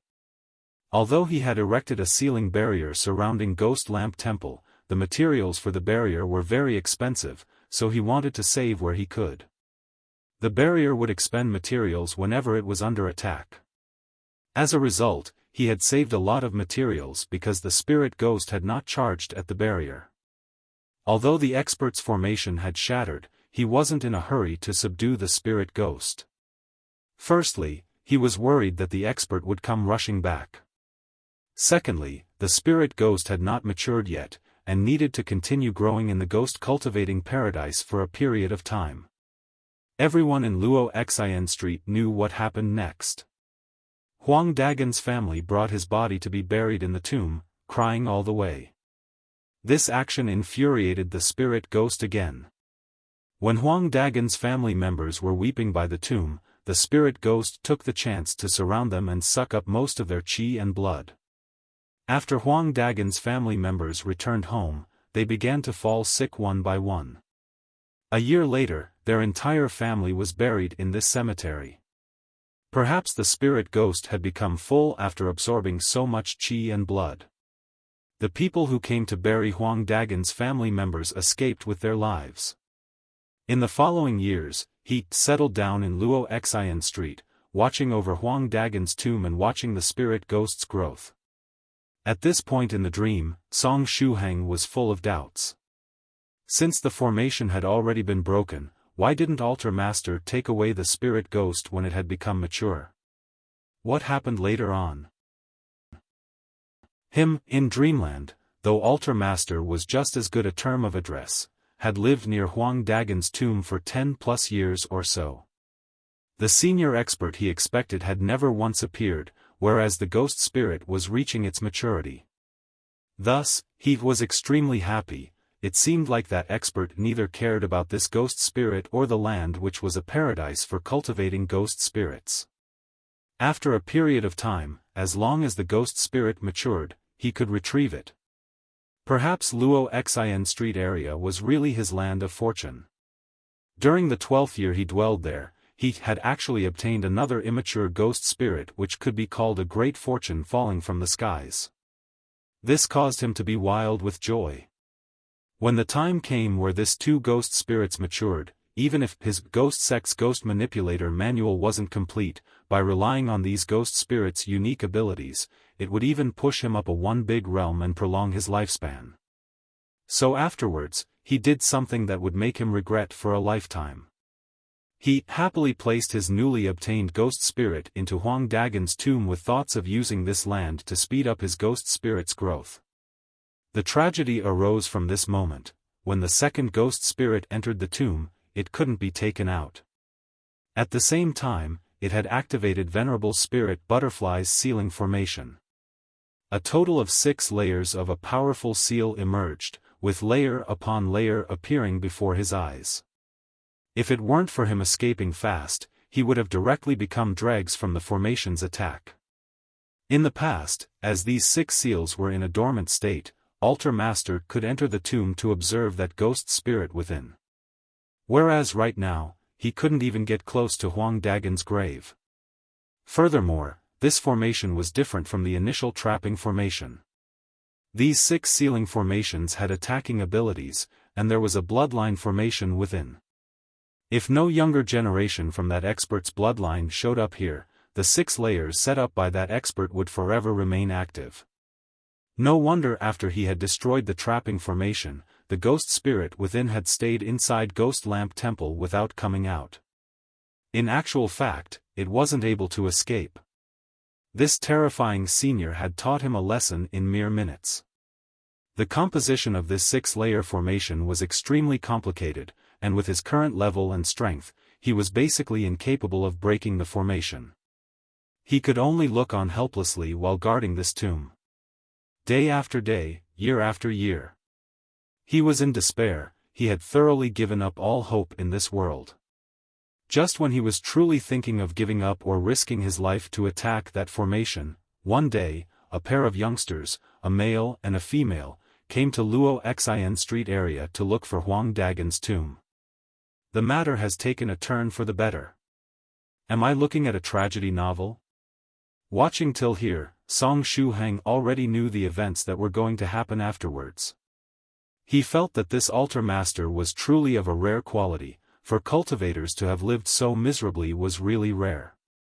As expected, the plot continued as the youngsters had retrieved the ghost spirits, and Altar Master had been shocked by the strength displayed by Soft Feather until he trembled. Shortly after, the scene had suddenly changed, skipping over numerous plots. A chance? Ha ha ha. This Lord has given you so many chances, no?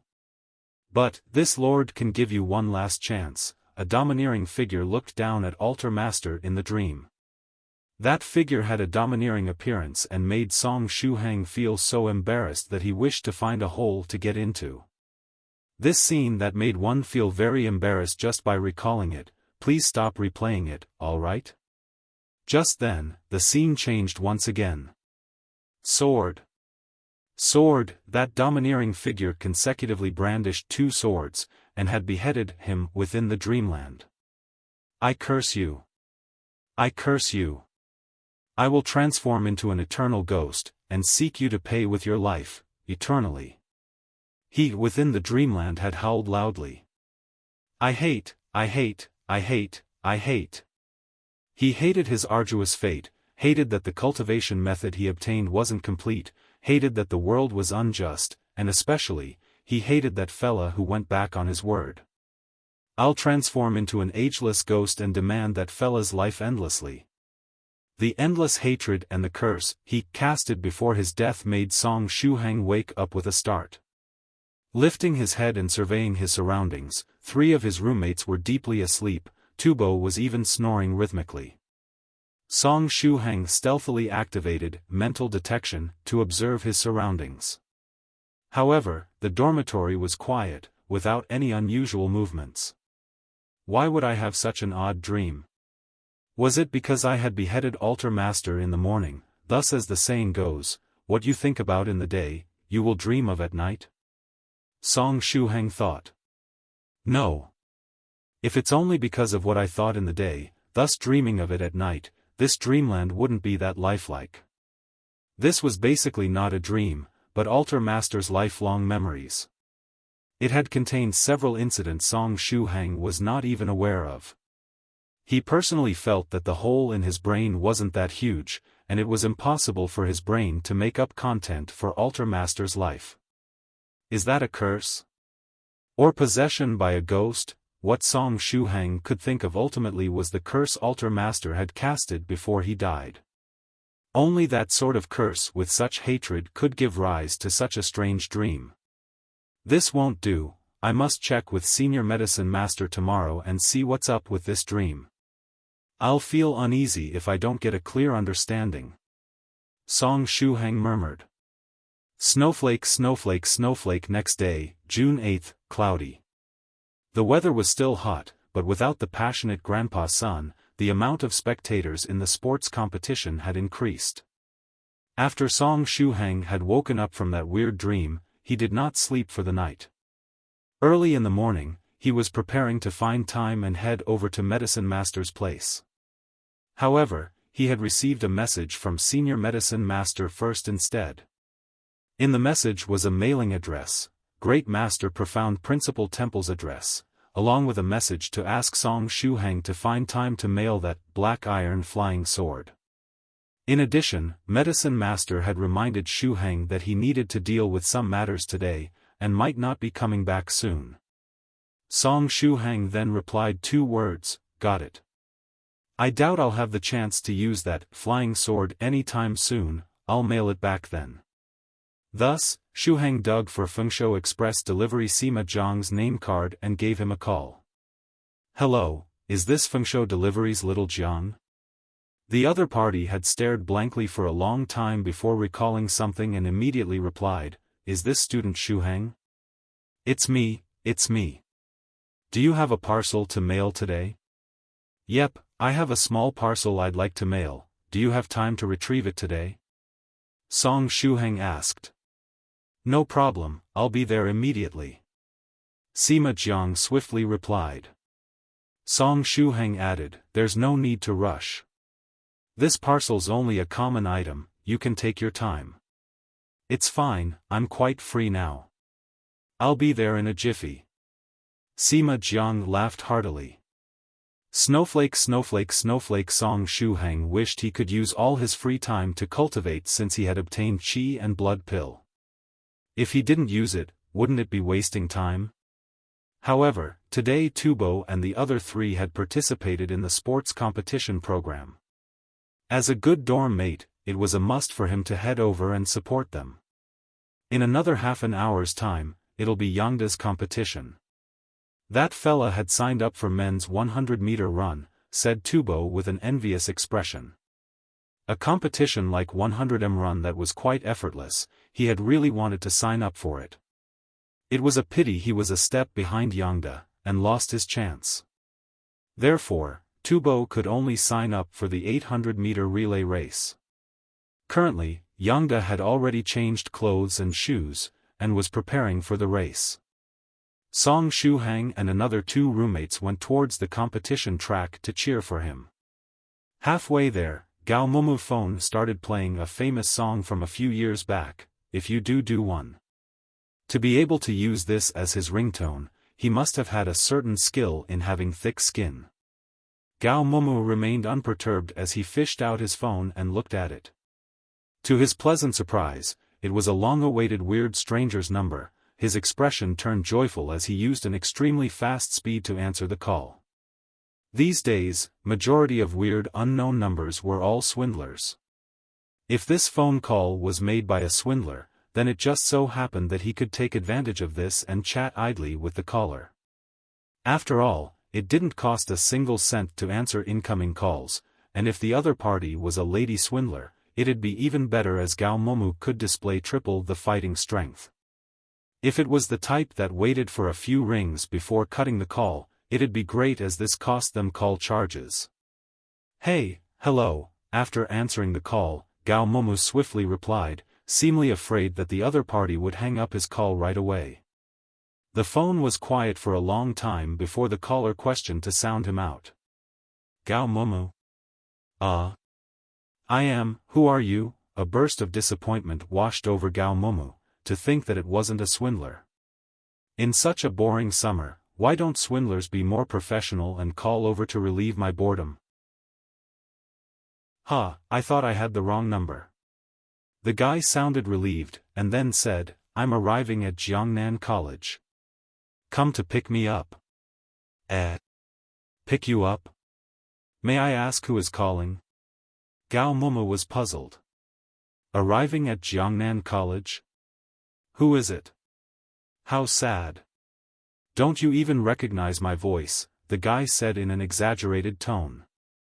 It's me, your best friend, George. George? Gao Momu tried to think, but he just couldn't match this name with any face in his mind. Never heard of this name. The guy was silent for quite a while. Alright, just tell who you are, or else I will hang up, said Gao Momu. It's me, Zhuge Zhongyang. The guy reluctantly dropped a Chinese name.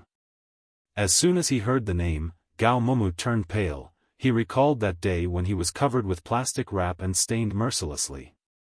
Zhuge Zhongyang, the elder brother of Zhuge, also grew up with Gao Momu. Just like Zhuge, Zhuge Zhongyang was mixed race. Just like Zhuge, he was a troublemaker. Gao Momu took a deep breath, suddenly raised his phone high and far away from his ears, and shouted. Hello? Hello? What did you say? The signal is not good, I can't hear you, I'm busy right now, can you call me later? My cell phone is running out of power. I have to hang up now. Bye-bye. Without hesitation, he hung up the phone. During the sports event, he didn't want to have anything to do with any Zhuge. However, as soon as he hung up, Zhuge Zhongyang called back. Oh, he is just haunting me. Gao Mumu's face turned even paler, and he quickly picked up the phone. Sorry, the number you dialed is out of service. Repeating twice, Gao Mumu was about to turn off the phone. As asterisk hole, how dare you hang up on me? The tone of China Mobile is read both by a man and a woman.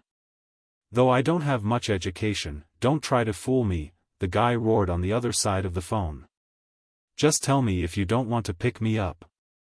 Cut it off with this sh*t. I didn't want to hurt your fragile heart. Alright, I confess, I do not want to pick you up. Gao Mumu smirked. As asterisk hole, we will just wait and see. Zhuge Zhongyang hung up the phone angrily.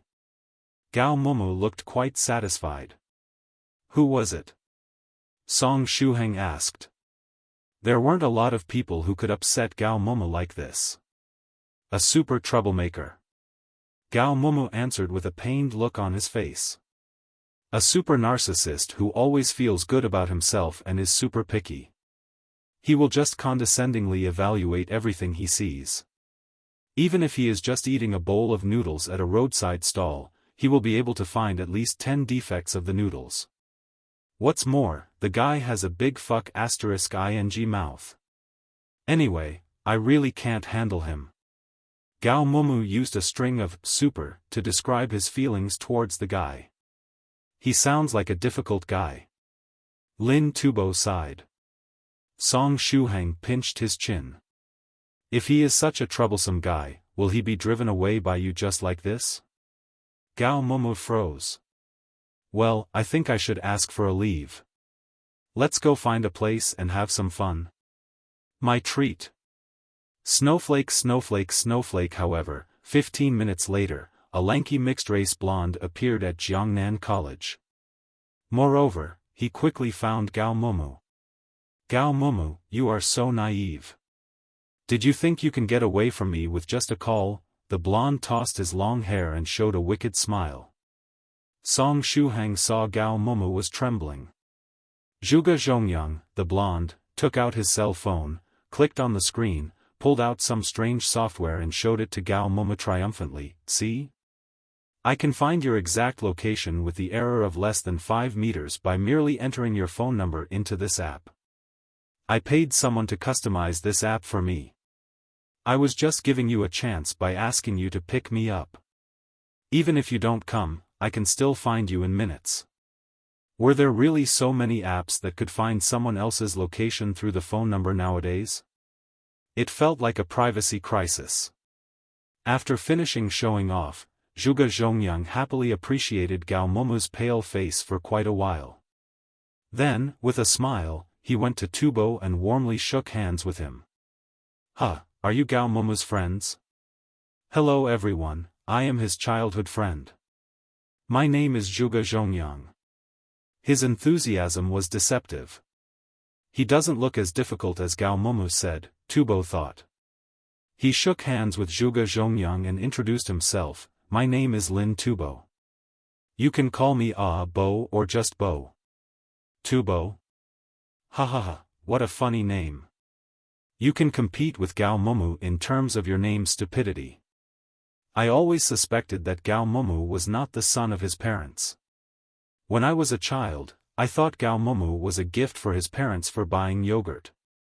How about you, are you a gift for charging telephone fees? Zhuge Zhongyang laughed. The blue veins on Tubo's forehead protruded out. I take back what I said. This guy is really a pain. Merely meeting with him can make people's blood pressure surge. It's a miracle that he hasn't been killed with such a shit *y mouth yet.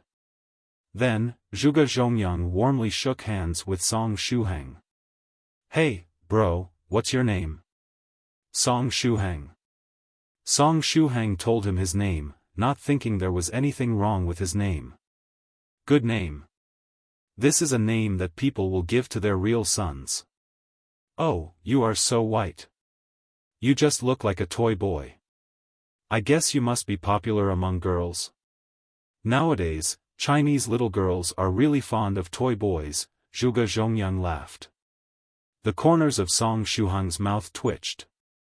Well, I temporarily don't have a girlfriend. Oh? Are the girls having so high a standard? After doubting for a while, Zhuge Zhongyang vigorously patted Song Shuhang's shoulder. Do you need me to give you a hand? I'm not bragging, but as long as I make a call, no female animal will refuse me, be it a pure, a beautiful, an enthusiastic, or an icy girl. They will just rush to me exultingly. Am I that familiar with this guy? Really? Song Shuhang mocked. Zhuge, are you a courier? What Zhuge Zhongyang just described was literally a delivery guy who could make girls of different personalities and ages rush to him exultingly merely with a phone call. Zhuge Zhongyang froze for quite a while, and then he tossed his hair narcissistically. Well, Shuhang, have you ever seen a courier like me? Which courier in the world can be as handsome, young, and rich as me? At this moment, a Fengsho Express delivery car stopped in the distance. A charming middle-aged man got out of the car. After the handsome courier uncle exited his van, he took out his phone and dialed a number. In a loud and clear voice, he asked, "Hello? Is this student Shuhang?" "It's me, Fengsho Courier's little Jiang.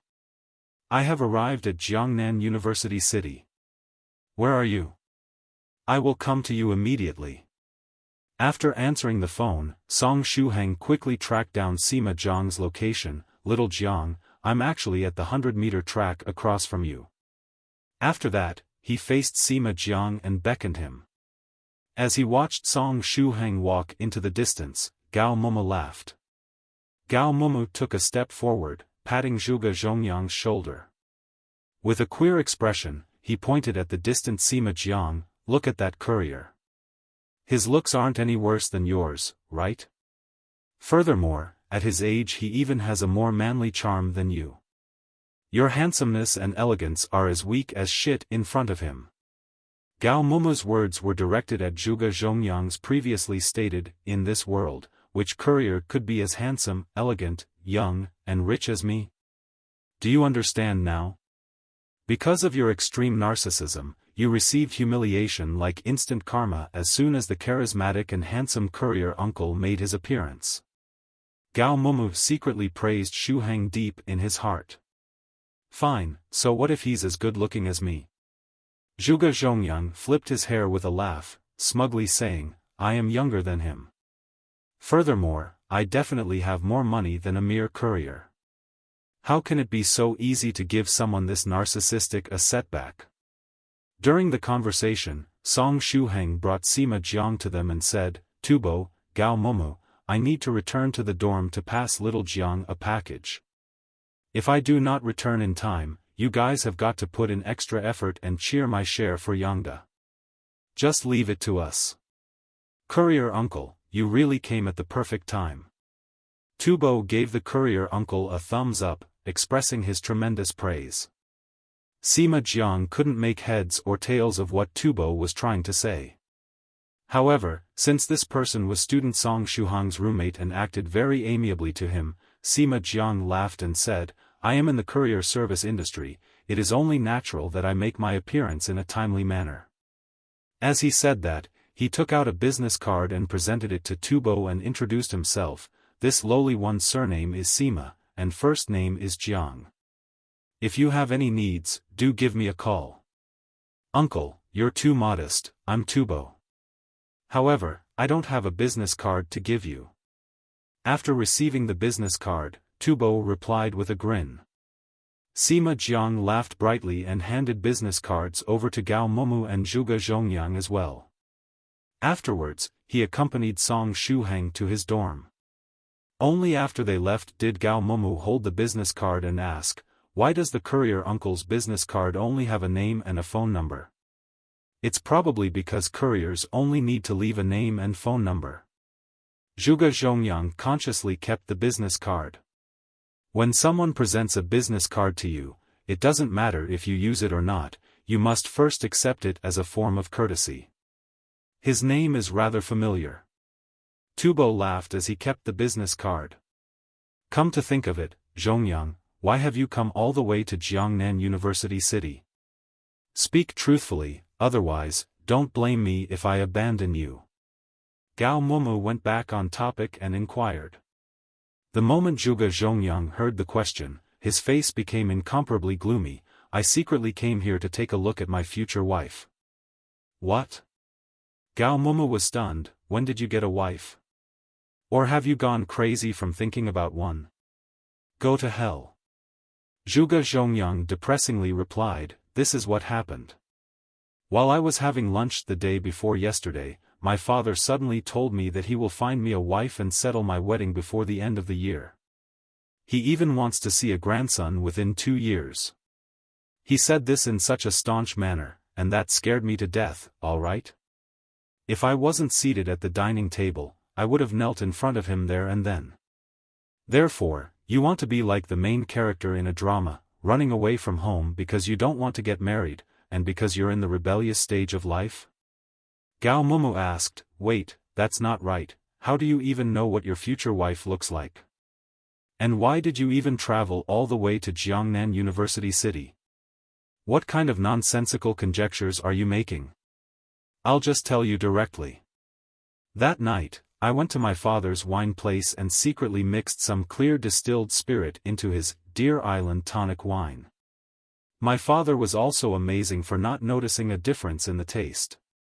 After drinking 2 glasses, he became drunk and dazed. Then, I used all methods at my disposal to pry all of the information out of his mouth. My father prepared a total of 5 wives for me, they're all from Huaxia. One of them is a chick with the surname Liu and is about to graduate from Jiangnan University City. Zhuge Zhongyang wiped his face and continued, I wanted to personally see what my 5 wives are like. I will try interacting with them one by one. If one of the 5 ladies is to my liking, I will make do with her and marry her, having a kid wouldn't be a problem either. However, if all 5 of them aren't to my liking and our personalities clash, then I'll immediately go back to find a lady who is to my liking before the year ends. The 2 of us will hold hands and quickly have a kid, satisfying the old man's wicked desire of having a grandson. That is the reason why I rushed through the night to get here. You're also being pretty reckless. Gao Mumu sighed, what if your father was just saying that on a whim? Impossible, he definitely has a plan. If it was just a whim, why would he go out of his way to prepare 5 suitable wives for me? Zhuge Zhongyang coldly snorted. Furthermore, when I was 10, my father had already started discussing about finding a wife for me. After planning for so many years, he must be determined to get a grandson. He was thinking about finding his son a wife when he was just 10 years old. And there's a son who would pour a drink with high alcohol contents into his father's medicinal wine? Gao Mumu rolled his eyes at him. As expected, the Zhuge family is filled with weirdos. Just how goddamn blind was I as a kid to have hung out with this family? In a different place, Sima Jiang glanced at the recipient's information after taking the lengthy package from Song Shuhang. Recipient, Master Tongxian. It's another influential person. This time, I must personally deliver the package and become acquainted with Master Tongxian. Even if I don't become acquainted with him, I must make him remember my name at the very least. Student Shuhang, if that's all, I will take the package. I guarantee that I will personally deliver this package at the fastest speed possible. Sima Jiang firmly held the package in place and said, there's no need to hurry, you can just deliver the package normally. By the way, how much is the delivery? Shuhang asked. For an ordinary delivery, 10 renminbi is enough. Sima Jiang replied. Song Shuhang paid the delivery fee, thanks for coming all the way here. Don't mention it, if student Shuhang is ever in need of another delivery, please don't hesitate to call me. I'm available 24/7. As he carried the package away, Sima Jiang slapped his chest in assurance. After saying farewell to Shuhang, he cheerfully entered his delivery van and drove towards the Feng Shou courier headquarters in Jiangnan. At the headquarters, there was already a private plane waiting for him that had the takeoff procedures completed and was ready for takeoff. The delivery van sped on the road. Sima Jiang was in a pleasant mood. When Sima Jiang drove past the intersection close to Fortune Street, a man on a sidewalk suddenly raised his head and stared at the delivery van with suspicion. Is this reaction coming from this delivery van? He touched a precious crimson-colored talisman that was faintly heating up on his chest. Is the Su clan's descendant inside? Why leave in a delivery van? With no time to think, the man quickly got on the nearby scooter, maxed out the accelerator and chased after the delivery van. Time quickly flew by. The morning passed, and the 3 roommates had already finished taking part in the sports competition. During the afternoon, Zhuge Zhongyang dragged Gao Mumu away to help him think of ways to ask his future wife candidate out for a date. Gao Mumu would not be able to come back anytime soon. On the other hand, Yangda decided to turtle up in his room after completely exhausting the calories he had saved up for years in the 100-meter race. Tubo took his laptop and followed Yangda to turtle up. This was because Yangda's internet was faster than the school's. Shuhang gazed at the sky, which was rarely cloudy. Nice weather. I should go cultivate. Now, he can finally test the effectiveness of the qi and blood pill he had obtained yesterday. Afternoon 1 p.m., College Town, 3rd School District. The abandoned school building. Before this building was demolished by the school or discovered by others, it was a pretty good location for training. As usual, Shuhang completed a set of basic Buddhist fist technique, and allowed his body's qi and blood to boil before executing true self-meditation scripture to direct a strand of qi and blood into his heart aperture. First stage was separated into 6 different smaller realms: opening heart aperture, eye aperture, nose aperture, ear aperture, mouth aperture, and lastly, the jump through Dragon Gate.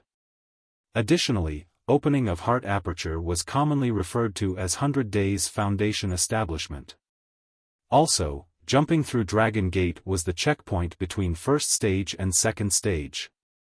If a cultivator was successful in clearing it, it'd be like a fish transforming into a dragon as he advanced to second stage realm. If he was unsuccessful, it'd deplete all his qi and blood, his realm dropping back to mouth aperture realm. At that time, he could only once again accumulate sufficient qi and blood to attempt jumping over the mysterious Dragon Gate. Shuhang's current progress was at opening heart aperture. On average, opening the heart aperture required about 100 days without any external assistance. During the first 30 days, one could only accumulate 1 strand of qi and blood on average, but as the cultivator's physique was continuously strengthened and he could train every day, the accumulated qi and blood amount would gradually increase. The amount of qi and blood every person could obtain every day varied between 3 to 10 strands. In order to fill one's heart aperture, it would approximately require 300 strands of qi and blood. The strand of qi and blood obtained by some gifted cultivators every time they cultivated was much better compared to those obtained by average cultivators. Additionally, some of the carefully selected geniuses in the sects only required 170 strands of qi and blood to open their heart aperture. There were also some gifted cultivators who obtained more strands of qi and blood every day that could open their heart aperture ahead of time. This was the difference between talents of quality and quantity, and both were talents that sects greatly valued. Shuhang had only accumulated his 4th strand of qi and blood, and still had a long distance before opening his heart aperture. After resting for a moment, he took out a small bottle from his pocket and poured out a qi and blood pill. The faint medicinal scent assailed his nostrils. The quality of qi and blood pills obtained from Altar Master was so good that even Medicine Master had said they met the standard requirements. It was much better compared to the lowest quality qi and blood pills, and every pill could be used repeatedly. After taking out qi and blood pill and putting it into his mouth, he did not swallow it, but used his saliva to dissolve the qi and blood pill before swallowing the dissolved liquid. With the quality of this batch of qi and blood pills, if Shuhang had swallowed it in one go, it'd be somewhat of a waste. If it was swallowed into his stomach, even good quality qi and blood pill could only recover Shuhang's body state once. The excess qi and blood would only overflow and scatter in vain, thus being wasted. Whereas if the qi and blood pill was contained in his mouth and he took it out after his body's condition had recovered, as long as he finished the pill within 3 days, it would not affect the medicinal quality. This was the same method as the one used to consume fasting pill. Around 17 minutes later, Shuhang took out the half-consumed large qi and blood pill as his 3 energies had recovered to the peak condition.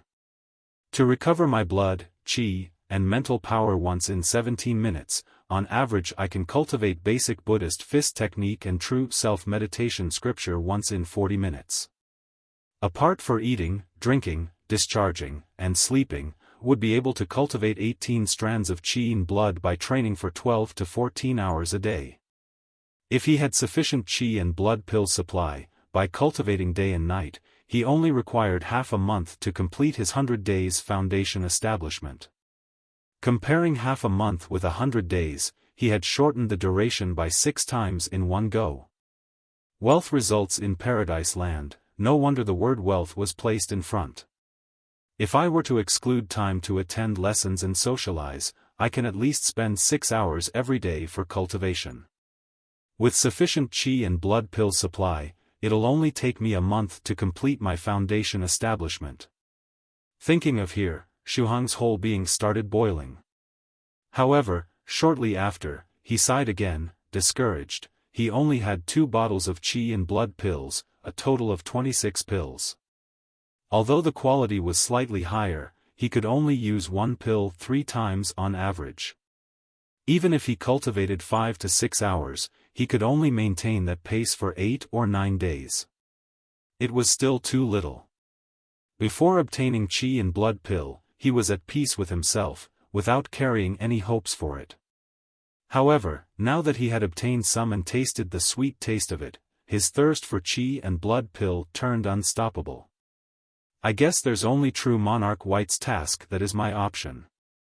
I should quickly arrange for driving lessons and receive true Monarch White coming out from his closed-door cultivation. At that time, perhaps I might be able to obtain some qi and blood pill from this senior.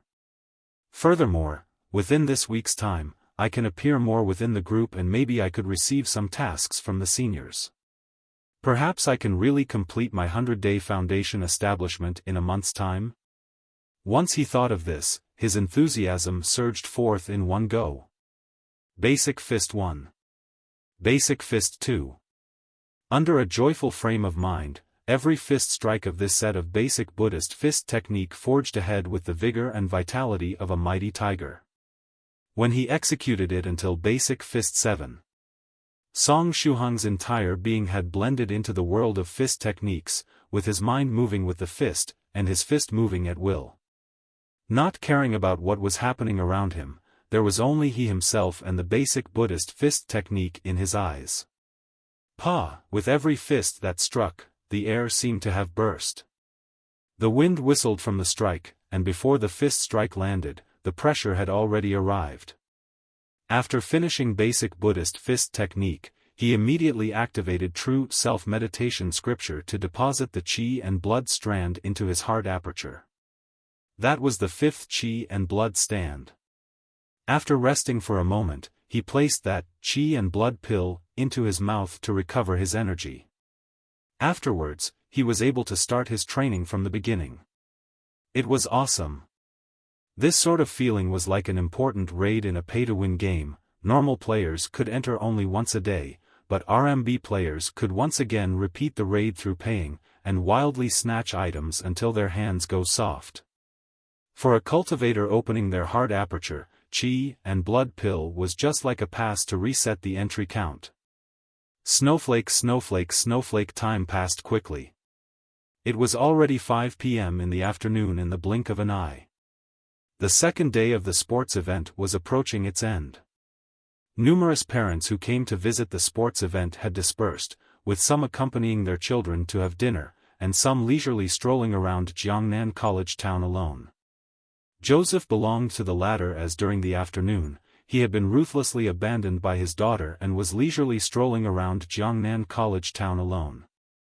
And to think he had gotten a leave with great difficulty just to make a trip to China and see his cute daughter. Unknowingly, while strolling, he came to an abandoned school building.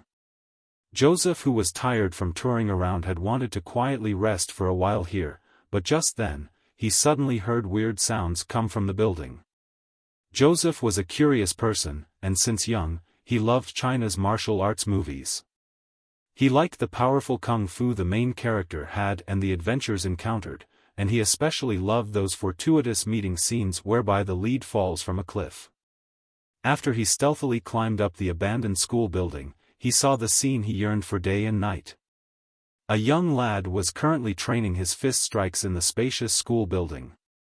The young lad was sweating profusely and had not noticed him coming.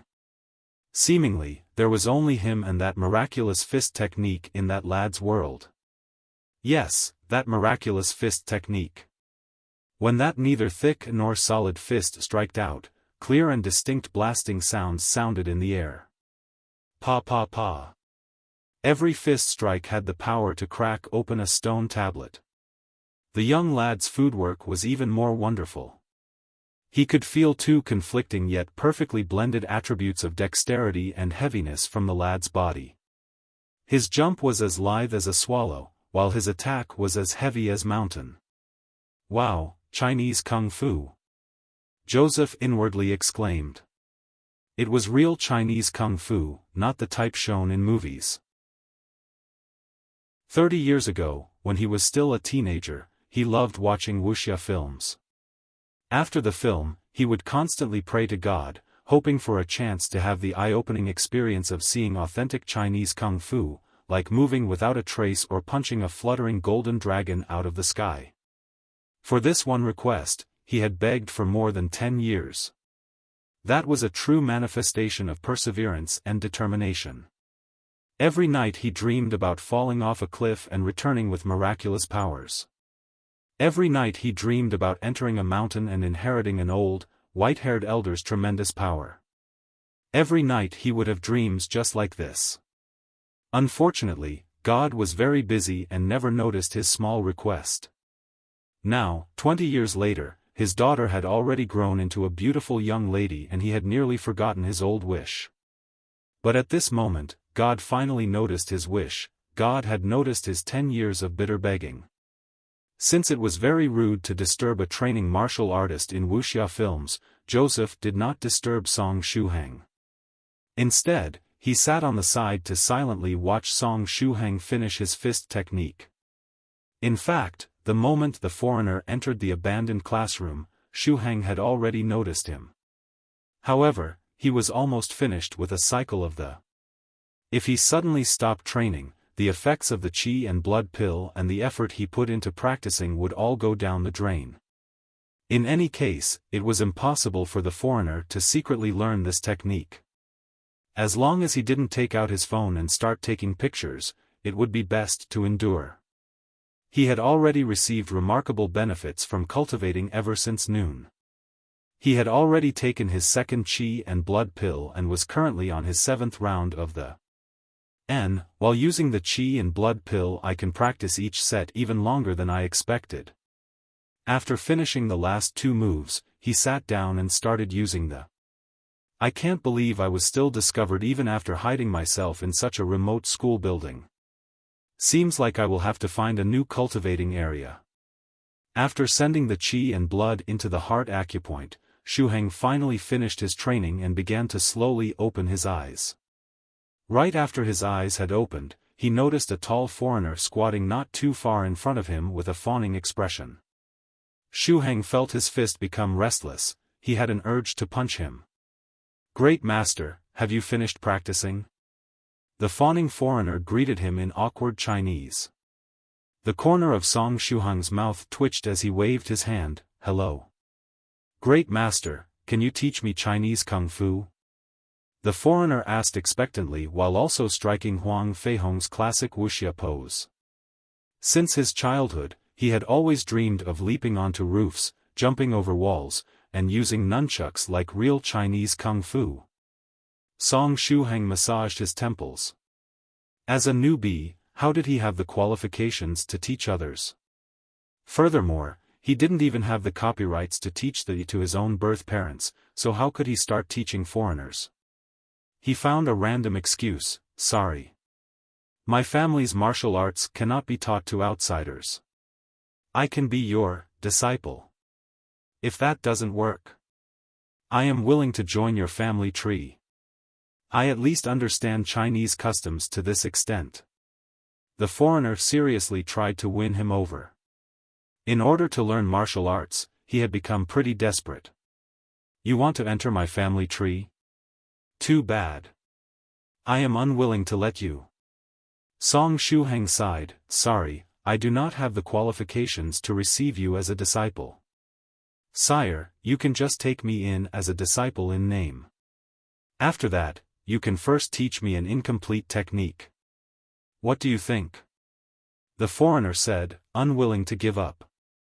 "Impossible, even if it's just a disciple in name, I still do not have the qualifications." Song Shuhang flatly rejected. However, the foreigner was still unwilling to give up. Chinese Kung Fu. Genuine Chinese Kung Fu. Chinese Kung Fu that can produce explosions just from a punch to the air. How can I possibly give up? This has been my dream since childhood. This was a middle-aged foreigner obsessed with Chinese wuxia films. He had spiraled into such an extreme obsession towards kung fu. Even if he could only learn some fragments of martial arts from this master, he would still be content. At the very least, he needed learn something, otherwise he would have regrets for the rest of his life. Song Shuhang never would have imagined that, in the end, he would change Joseph's name to Mo Basong and take him in as a disciple in name. On this day, Song Shuhang had finally experienced the true horror of a stalker. If the stalker was a pretty lady, then whatever. However, it just had to be some middle-aged uncle that wasn't even a bit attractive. In the end, Song Shuhang seriously taught Joseph a secret martial arts technique called a mainstream summoning technique. Perhaps most of you have not heard of this name, but that is because it actually has another name. Many years ago, it was called the second set of broadcast gymnastics by Huaxia Middle School students. Broadcast gymnastics, https://www.youtube.com/watch?v=Zhuge KDPOQOS4 Following the morning broadcast, the middle and primary school students, regardless of the burning heat or the freezing cold, would have to leave the classrooms, line up in the sports field, and exercise according to the sound of the broadcast. Surprisingly, this set of broadcast gymnastics actually had a hint of martial arts to it. 1 2 3 4 5 6 7 8, 2 2 3 4 5 6 7 8. 4 2 3 4 5 6 7 8. Great! Do it again. Everyone follow the beat, your rhythm and posture must be correct. 1 2 3 4 5 6 7 8. Song Shuhang shouted the beat while also displaying the correct forms to the entire famous broadcast gymnastics routine. Joseph acted as if he had received the most precious treasure, and followed Song Shuhang's posture from start to finish. His comprehension was not bad. After only going through it twice, he could already imitate the form. This set of secret techniques is for building your foundations. You must practice it every day when you get back. Only when you start feeling a warm stream of qi circulating within your body can you be considered a cultivator. Song Shuhang seriously faced his disciple and said, "This broadcast gymnastics thing is quite useful in improving your health, but don't even think about becoming a martial arts master." "Yes, master. I will definitely do this 30 times a day." Joseph's eyes shined as he shouted. 30 times? This guy really is tenacious. Cough cough, Song Shuhang couldn't help but clear his throat while patting his disciple's shoulder. "Practice hard and show me your value." Then, with his two hands behind his back, Song Shuhang swaggered out of the abandoned school building as if he was some great scholar. Behind him, Joseph could only force himself to nod with eyes full of emotion. Will there be a day when I can punch the air and create explosive sounds like my master? I really can't wait. Oh ho ho, feels like my body is still empty. Let's do it again. 1 2 3 4 5 6 7 8. 2 2 3 4 5 6 7 8 inch. Joseph started seriously practicing this set of secret martial arts technique again. In his heart, he was already fantasizing about the day he would become a martial arts expert. For a promising future. Unfortunately, his promising future was only visible when pressed against a glass wall because in reality, there was no way there. After Song Shuhang left the abandoned classroom, he secretly wiped his sweat. I have seen stalkers, but not stalkers like this. Luckily, when I was small, I seriously learned broadcast gymnastics, otherwise I would have had nothing to teach him. He. Little Shuhang, would never have thought that you would have a crafty side too. At this moment, Jiang Zian quietly appeared beside Song Shuhang and laughed evilly. "Miss Zian, how come you are here?" Song Shuhang noticed that even after entering the alertness state, he still couldn't feel the approaching Jiang Zian. These seniors, they are completely unfathomable. I am only helping Medicine Master send you some things. He is busy with important matters and won't be back for a couple of days. So, you can go ahead and get a few days of rest. Jiang Zian took out an iron fan and gave it to Song Shuhang. What is this? Song Shuhang took the iron fan. My God, it's so heavy. A fire manipulation artifact. Didn't Medicine Master tell you he would give you one so you could familiarize yourself? Jiang Zian picked her eyebrows and replied with a laugh. Important. Please read about the announcement regarding the future of CCG here. Magical treasure? Song Shuhang held the metal fan with both hands, and asked, for me? In your dreams, this 3 stars fire-controlling fan is an experimental item Medicine Master and a treasure refining master completed not long ago. You can use it for now, but in a while, it needs to be returned to the treasure refining master. Rivoli Purple Mist chuckled. In this world, no advantages were taken for free, especially within 9 provinces number 1 group, which had always been quid pro quo. Hee hee. Song Shuhang was embarrassed. Whenever he heard the 2 words, magical treasure, he couldn't seem to let go. It was a piece of equipment that almost every cultivator had to have. As a cultivator, one had to have a magical treasure and a weapon. Lady Purple Mist, how do I use this 3 stars fire-controlling fan? Song Shuhang held the metal fan and asked. He thought that he should probably find a suitable place and let Purple Mist teach him how to use it. Here, this is the instruction manual. Rivoli Purple Mist took out an A4-sized book and handed it to Song Shuhang. Find a place to start a flame, and check the manual as you test. It's very easy, you'll learn how to use it right away. Instruction manual, instruction, manual.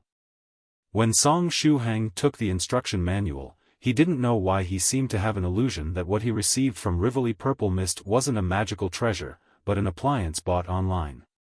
When Song Shuhang was having mixed feelings, Rivoli Purple Mist reminded, by the way, every time after using it, make sure to charge it. Charge it 3 hours, and it can function for 24 hours. The usage time is a bit low, but for a pill refining newbie like you it's enough. Okay, I understand. Song Shuhang nodded habitually. Huh. Wait, did I mishear? Charge it? This magical treasure needs charging? Song Shuhang was flabbergasted. He picked up the 3 stars fire-controlling fan and examined it. Sure enough, near the fan handle, he saw a charging port. Suddenly, he didn't feel too well. Your problem is very strange. Where does the energy come from if not from charging? Have you never learned about the law of conservation of energy? Rivoli Purple Mist replied with a question. No, what I mean is, aren't magical treasures supposed to utilize things such as heaven and earth's spiritual energy, immortal energy, or spirit stones as its energy source? Or, a spirit stone or spirit crystal that can be used for several hundred years. Song Shuhang speedily complained. Spirit stones? Rivoli Purple Mist smiled smugly, and said, spirit stones are non-renewable sources of energy, and the less is available, the higher the value. Currently, 1 low-grade spirit stone can buy 10 bottles of qi and blood. Using a spirit stone on such a low-grade fire-controlling device can't be described with just the word waste. Besides, why waste spirit stones when you can use electric energy that's readily available within your grasp? Song Shuhang held the 3 stars fire-controlling fan, his expression glorious. I got it, I'll remember to charge it. A bona fide magical treasure that needs charging, have you seen one like it? If you haven't, I'll be showing you one today. Take advantage of the time while you're free to study the fire-controlling fan. I'll be reporting back to Medicine Master. If you have any questions, just message Medicine Master or the seniors in the group. Rivoli Purple Mist chuckled. Song Shuhang clasped the magical treasure fan and suddenly asked, by the way, Lady Purple Mist, will the treasure refining master ever sell this type of 3 stars fire-controlling fan? Of course it'll be offered for sale, the price shouldn't be too expensive. It could probably be bought with 3 spirit stones or less. If you really can't master the fire-controlling formula, you can consider buying one. Rivoli Purple Mist waved in suggestion. Any more questions? If you have no more, I'm leaving, okay? Recently, Medicine Master had used various excuses to send her away, but she was certainly not one to give up easily. One day, she would turn Medicine Master from her nominal master into her Tao companion. Song Shuhang asked in passing, "What's Medicine Master busy with?" "I only heard from Medicine Master that he was treating a few fellow Taoists. Those friends recently found and adventured into a secret realm, but when they came out, they encountered some trouble. What specifically I'm not sure of, because I specially went to the treasure refining master to get this fire-controlling fan for you. If you want to know about the specifics, you can ask Medicine Master directly," Rivoli Purple Mist replied. Song Shuhang quietly nodded. Only after Rivoli Purple Mist left did Song Shuhang put away the 3 stars fire-controlling fan and the instruction manual. He had a disappointed expression. When he came back to his senses, he called his 3 roommates and asked them out to eat. Since the foreigner discovered the abandoned school building, there was temporarily no appropriate place to cultivate in school. Cultivation was put on pause. At night, he'd go to Medicine Master's residence to cultivate a few times. Snowflake Snowflake Snowflake meanwhile, 1,000 miles away within a Taoist temple in a small village somewhere in J City. Medicine Master frowned as he checked 4 fellow Taoists' bodies. Those 4 cultivators were a Taoist priest, a Taoist nun, and their respective male and female child Taoist disciples. After the checkup was complete, Medicine Master doubtfully said, "Your bodies have no peculiarities. First tell me about when the memory loss happened." "This poor Taoist's last memory is when Taoist nun Xian Xian and I entered the mysterious island."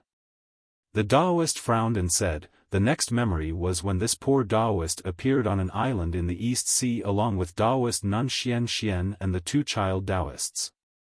As to how I entered the mysterious island and what happened on the island, I have no clue about." Taoist nun Xian Xian continued, "This poor Taoist's memory loss occurred even earlier. I only remember that Taoist priest Kuan Yi and I agreed on going to the mysterious island, and the memories once I left was lost. The memories of when I woke up are also on the small island in the East Sea. The memories that concern what happened on the way and the mysterious island were all lost." The mysterious island they spoke of was the one featured in the article published by Daily Cultivator, the mysterious island floating above East Sea, where one could indistinctly see chirping birds and fragrant flowers. There was also abundant spiritual qi, and even many types of already extinct organisms there. Due to that report, there were many cultivators that adventured to the East Sea. At that time, 9 Provinces No. 1 group also discussed when they would form a party to check out the East Sea. However, not many could actually find the mysterious island. The 2 Taoists were the few lucky cultivators that entered the mysterious island. But, their memories from when they were on the island disappeared. It was the same for the 2 child Taoists? Medicine Master asked. The boy Taoist shook his head and said, "Senior, I remember a bit more. From when our teacher and master Xian Xian entered the mysterious island, we encountered a flight-restricting formation. We ultimately had to land in a forest on the edge of the mysterious island, where many precious medicinal herbs grew. The 4 of us picked some medicinal herbs, then continued deeper into the mysterious island. Then I lost a large chunk of memory, and vaguely remember that we encountered a scary monster beast that chased us for a long time and made us lose a lot of things. After that is another gap in my memory. My last memory is the same as my teacher's, where we appeared on a small island in the East Sea. Of the items we gathered on the mysterious island, only a few stalks of herbs remain. The child Taoist retained more memories than the 2 of you. Could it be that the stronger one is, the more one's memory is impaired?" Medicine Master asked. "If that were the case, Taoist priest Kuan Yi should have lost more memories than me. Besides, my child Daoist lost even more memories than me, she lost an entire month's memory. Daoist Nun Xian shook her head as she said. As Daoist Nun Xian's female disciple had lost too many memories, her entire being was seemingly somewhat foolish and stupid, although she was originally foolish. That mysterious island's really strange and unpredictable. Don't worry, fellow Daoist, please wait a moment until my disciple brings over some magical treasures and apparatuses. I shall give you another detailed checkup. Medicine Master could only console the other party. Currently, they could only hope that the loss of memories caused by that mysterious island wouldn't bring about other side effects for cultivators. Daoist Nun Xian and Daoist Priest Kuan Yi were cultivators of 5th stage spiritual emperor realm, existences that has condensed their golden core. Within some old-fashioned sects, they'd refer to them golden core cultivators, and they were usually people who had authority within a sect. To wipe out 2 5th stage spiritual emperors' memories while they were unconscious wasn't an easy task. Was it a large-scale illusion formation that affected these two's memories? Or was their brains' memories area damaged by monster beasts on the mysterious island? It was difficult to cure a problem such as memory loss, especially a cultivator's. Even Medicine Master did not have 100% assurance that he could help these fellow Taoists to recover their memories. Furthermore, it's considered alright if they lost their memories due to an accident. What was bad was that they might have seen something they were not supposed to on that mysterious island, and their memories had been sealed by some powerful existences on that island. In that case, it wouldn't be easy to recover their memories. Medicine Master could only try his best for now. Snowflake Zhongnan College Town's canteen. Li Yangda powerlessly stuffed rice in his mouth as the 100m race in the morning had caused his physical and mental energy expenditure to overshoot past the limit, and he had yet to recover right now. His mental consumption was exceptionally great. While eating, Tubo was operating on his mobile phone with all his might. Who knows what game he was playing. As for Gao Momu, ever since he was pulled away by Zhuge Zhongyang, he had yet to return. He seemed to have said that he was helping Zhuge Zhongyang to look for an apartment first before planning how to arrange a meetup with each of his prospective wives. This was something that had to be extensively planned, and Gao Momu definitely would be bothered relentlessly by this troublesome fella Zhuge Zhongyang, unable to escape. Oh right, Tubo, Yangda, do you want to get a driving license together with me? Song Shuhang casually asked. To take driving lessons all alone was boring. Especially during the latter practical lessons, the instructor definitely would have more than one student. With 4 to 5 people concurrently learning how to drive, everyone would probably take an hour. If I don't find someone to chat with me for the rest of the 3 to 4 hours, I can only stare blankly. I'll pass as I'm currently quite busy. I'll find time to learn when it's near the graduation period. Li Yangda propped his spectacles. The small program he had developed with someone else had received favorable comments within the industry, resulting in his workload increasing substantially recently. Shuhang, you've prepared for taking driving lessons? Asked Tubo. Yep, I've more or less grasped the theory and I'm preparing to sign up these few days, answered Song Shuhang. Alright. Call me when you're heading there. I'll accompany you. After all, I've nothing to do recently and have loads of free time.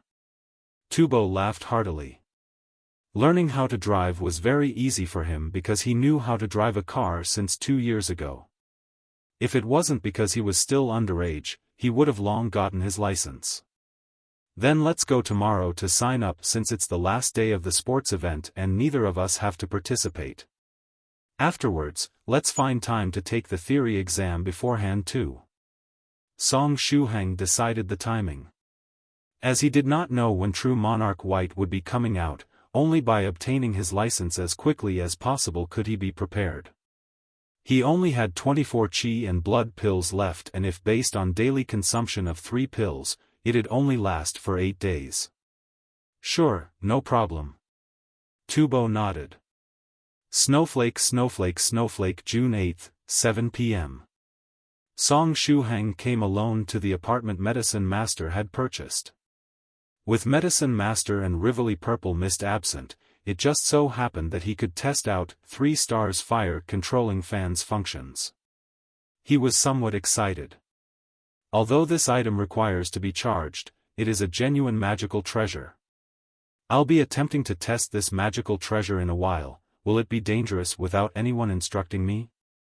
Afterwards, when he fished out the A4 manual book and read through it once from start to finish, that small trace of excitement and anxiousness had been thrown 100,000 miles away all of a sudden. It's really an idiotic usage method. No wonder Lady Purple Mist would feel at ease with me learning by myself. The A4 booklet filled with words only had 3 points to note in summary. 3 stars fire controlling fan had 3 buttons on the side, and these 3 buttons were used to operate this magical treasure. Pressing the red-colored star button could increase the flame intensity. The flame could be increased 6 times. Pressing the blue-colored star button could reduce the flame intensity. The last green-colored star button was the energy indicator and displayed energy reserves depending on the color's strength. Using force to press the button could be used as the on-off switch for 3 stars fire controlling fan. It was extremely advanced to have 2 features combined into one. Overall, the manual's content was more or less as such. Don't you feel this looked and sounded familiar? That's because numerous modern appliances had similar functions. Adjusting temperature function, power source, and power switch. Even an idiot would learn it by using a few times. Is this the illegal technology of the cultivation world? Song Shuhang had no more energy to roast the modern-like item. Regardless if it was black or white, a cat that could catch mice was a good cat.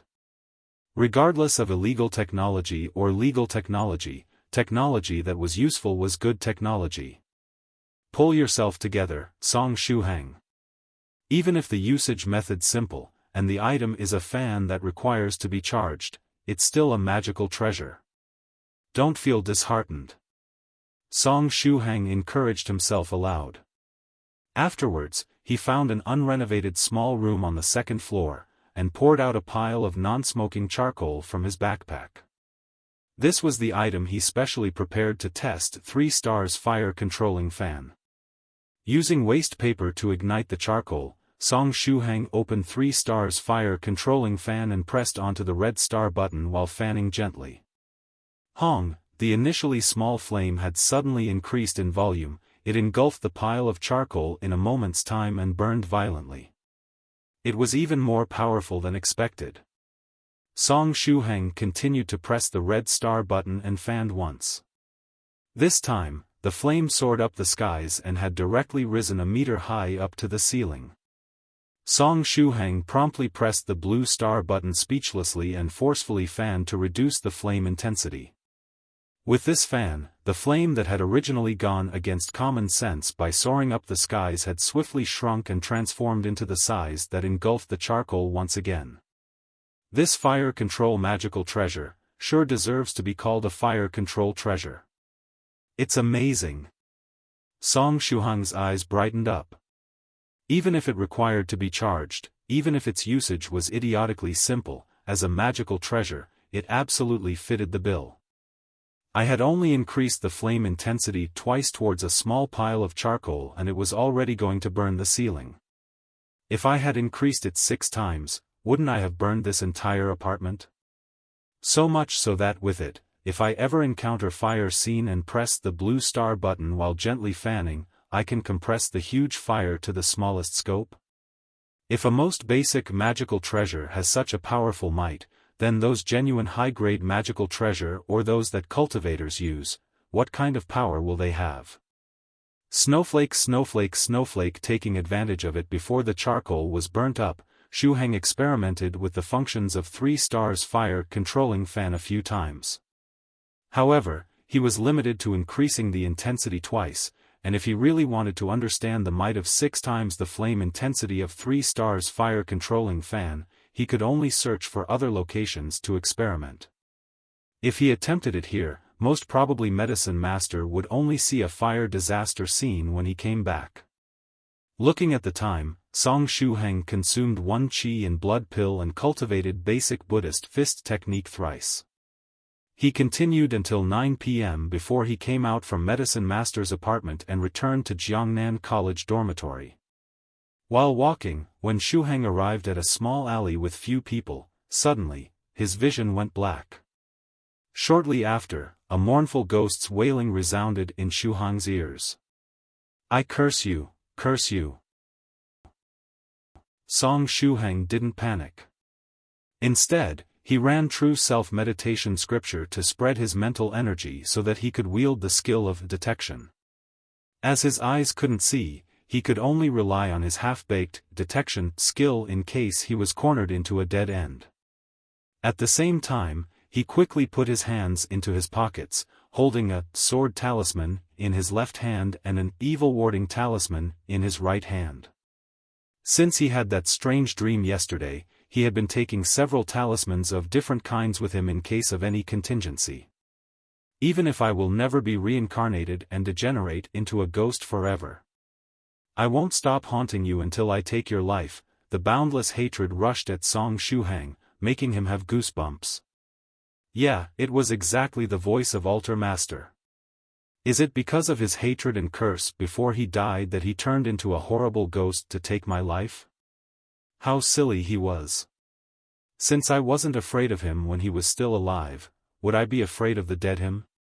Since it is a resentful soul, break. Song Shuhang picked up the evil-warding talisman and shouted loudly. Violent spiritual energy turned into a hurricane, sweeping the space of dozens of meters around him. In the midst of this hurricane, all unclean ghosts and evil spirits would be torn apart by the force of the hurricane and disappear.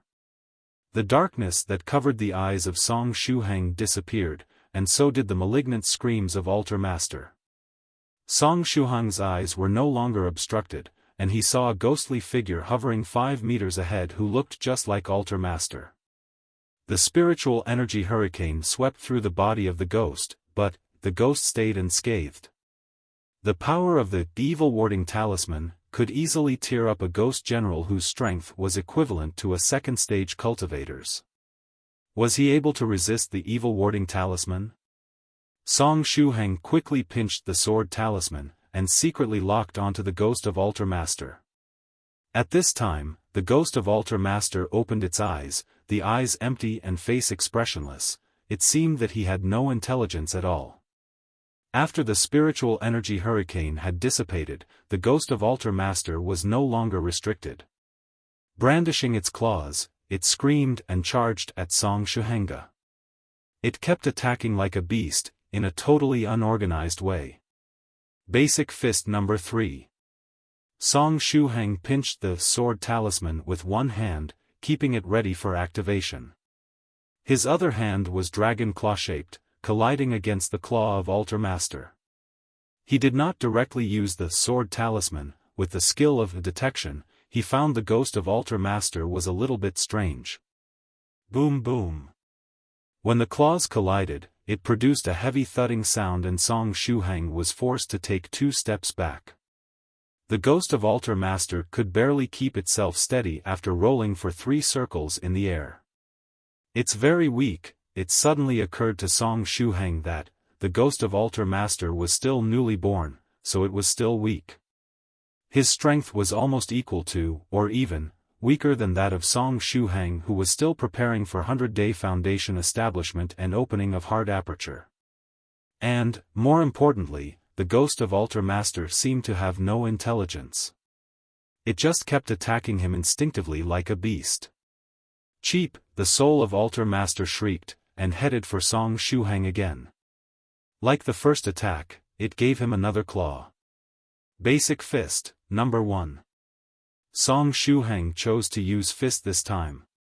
He punched out with his right fist that was as powerful as cannon while silently chanting the formula of fist technique.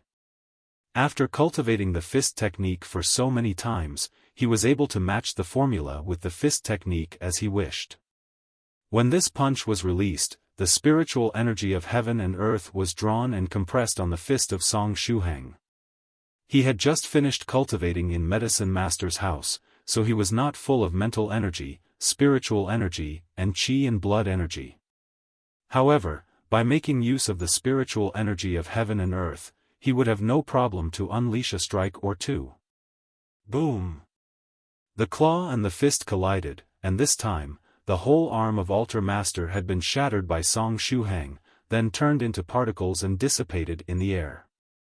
However, the ghost of Altar Master had no sense of pain. The claw being crushed did not affect it at all.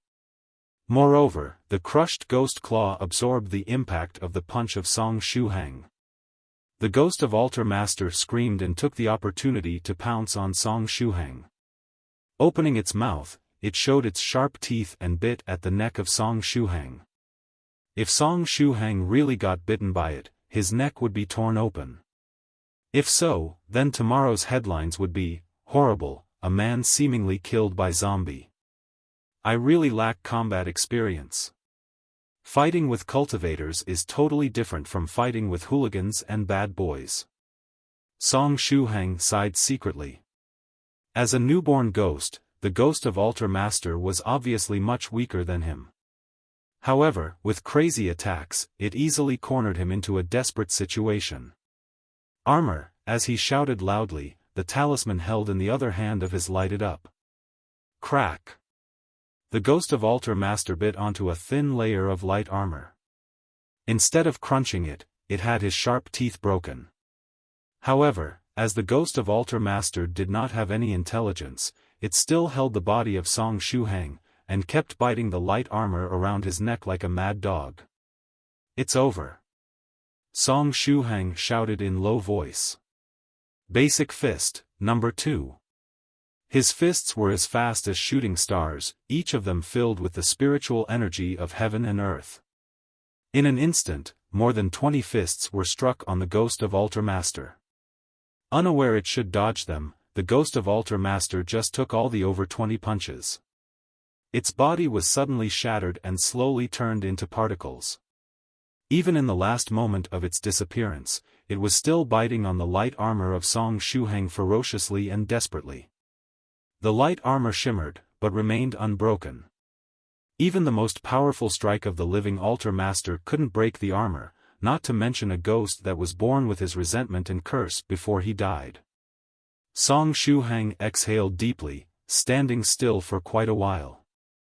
Then, with a deep sigh, he went back to Zhongyang College resolutely. This time, Altar Master had been as dead a doornail. Even his ghost had been gone. He shouldn't be able to come bother him again. Snowflake, snowflake, snowflake. The roommates hadn't come back. It seemed that they would not come back today. Song Shuhang turned the computer on and logged in 9 Provinces number 1 group as usual. Today, the group was very busy. Shuhang checked the chat records. At first, Medicine Master went online. Who's online recently? Wanna look for the floating mysterious island in the East Sea? I'm about to go there. What's going on? Northern River's loose cultivator replied. He had been organizing the members of the group to explore the mysterious island. I'm on the way to the East Sea. A senior whose ID was True Monarch Ancient Lake Temple replied with a. As his name had True Monarch in it, he probably had reached 6th stage True Monarch realm just like True Monarch White. However, his seniority in the group was the same as Northern River's loose cultivators, as he also broke through 5th stage realm and reached 6th stage realm a dozen years ago. Ancient Lake, you're going there? I have arrived near the East Sea, but I have not found the mysterious island yet. Tell me when you arrive here. Thrice Reckless Mad Saber followed. Scholar Drunken Moon popped up with a. Brother Thrice Reckless, aren't you in seclusion? Ha ha ha, I've finished it.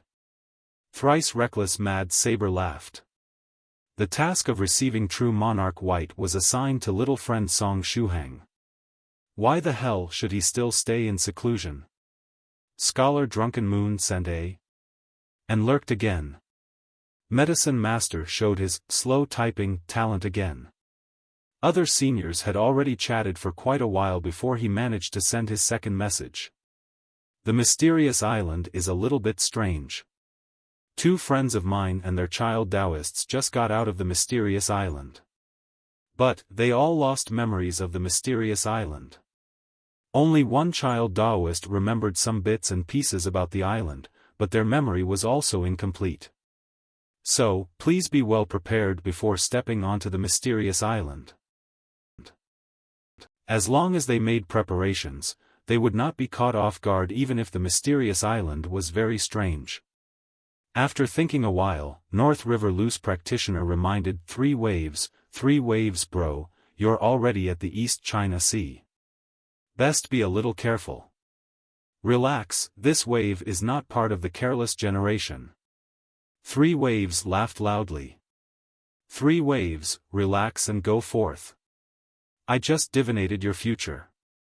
Your luck is pretty good recently, so this trip should be quite gratifying. Bronze Trigram Immortal Master suddenly popped up and quietly posted. Once this sentence had been spoken by Immortal Master, Mad Saber 3 Waves complexion did an immediate 180. Wait a minute. Hey fortune teller, what did you just say? My luck is pretty good recently. Mad Saber 3 Waves replied at lightning speed, are you sure you aren't looking at the wrong diagram? Why don't you divinate it again and see? You must have drawn the shortest straw. Don't lie to me. It's definitely an ill omen, am I right? At least a G-cup-sized asterisk ill omen, no? Asterisk TL, in Chinese, ill omen has the same pronunciation as bra, uneasy face. A vein bulged in Bronze Trigram Immortal Master's forehead. Get lost. Ha ha ha, North River laughed before copying what Mad Saber 3 Waves had said previously and pasted it 5 or 6 times in the chat. Then, he proudly said, just admit it, fortune teller. Your divination will be shady for as long as you live. Bastard. Bronze Trigram Immortal Master had been stabbed where it hurt most. North River, you old fool, you've gone too far. North River Loose Practitioner posted a smirking face, you're unconvinced. Then in 2 months, let's have a duel at Forbidden Violet Summit. HN. 2 months later, I will naturally experience your teachings from your techniques. However, my revenge cannot wait a second more. Bronze Trigram Immortal Master expanded his custom emoticons list and pulled up the page marked North River with a frigid smile. Then, he posted a number of chatlog screenshots in rapid succession. XX year XX month. North River Loose Practitioner, last week, I was lucky enough to attend Celestial Ladies Sect's feast where I saw Senior Little Skylark of the Sect with my own eyes. Senior's elegant bearing is truly an unforgettable sight. P.S. Celestial Ladies Sect Little Skylark, 9 provinces, 1, group moderator. Mad Saber 3 Waves, you've fallen for Little Skylark? North River Loose Practitioner, of course. North River Loose Practitioner, bastard. Don't randomly interrupt me. XX year XX month, again. Sioux Clan's Ah Chi, North River, that stalk of cloud spiral thrice viewed moon, is sincerely beautiful. I'm not the only one who thinks so. No need to be humble. North River Loose Practitioner, fine then, I'll admit that I'm very beautiful. A string of 5 or 6 pictures were posted, all of them out of context screenshots of North River's black history. North River Loose Practitioner could no longer contain himself after seeing this row of chatlog screenshots. Shady fortune teller, enough from you. When did you take so many screenshots? Humph. Bronze Trigram Immortal Master's face was a mask of triumph. I have even more ruthless ones. Don't think you're the only who has these. North River Loose Practitioner was furious as he also rummaged through his own custom emoticons page and pulled out the tab labeled Bronze Trigram before rapidly posting 5 or 6. This post meant irreconcilable war. You post 4 pictures, then I'll post 5 pictures. It became a flaming competition between the two to see who had saved more black screenshots. As the two smeared each other's reputations, they could not avoid bringing other members of the group into the picture.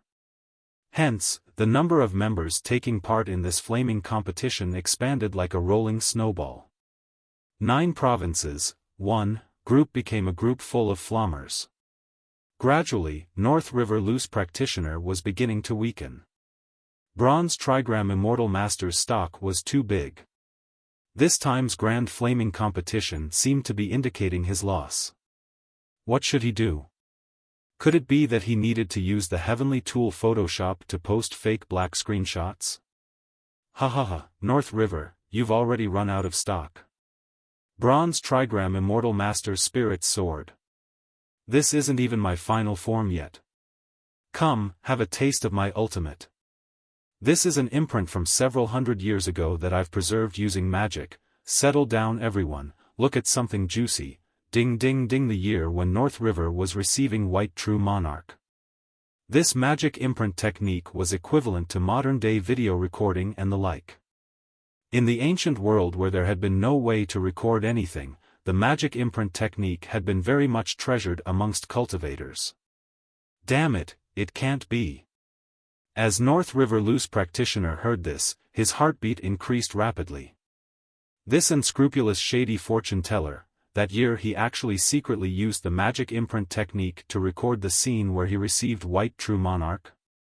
No, he could absolutely not allow this shady fortune to post that embarrassing picture. North River Loose Practitioner immediately bowed his head to evil forces. Immortal Master, please show some mercy. I'll admit my mistake, is that not enough? He would find someone to hack that guy's computer and delete that thing in the next few days.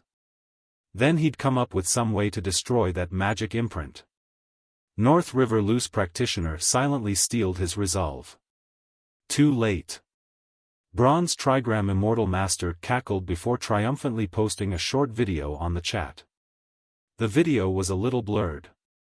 Since it was a video recording of the magic imprint, it was not clear.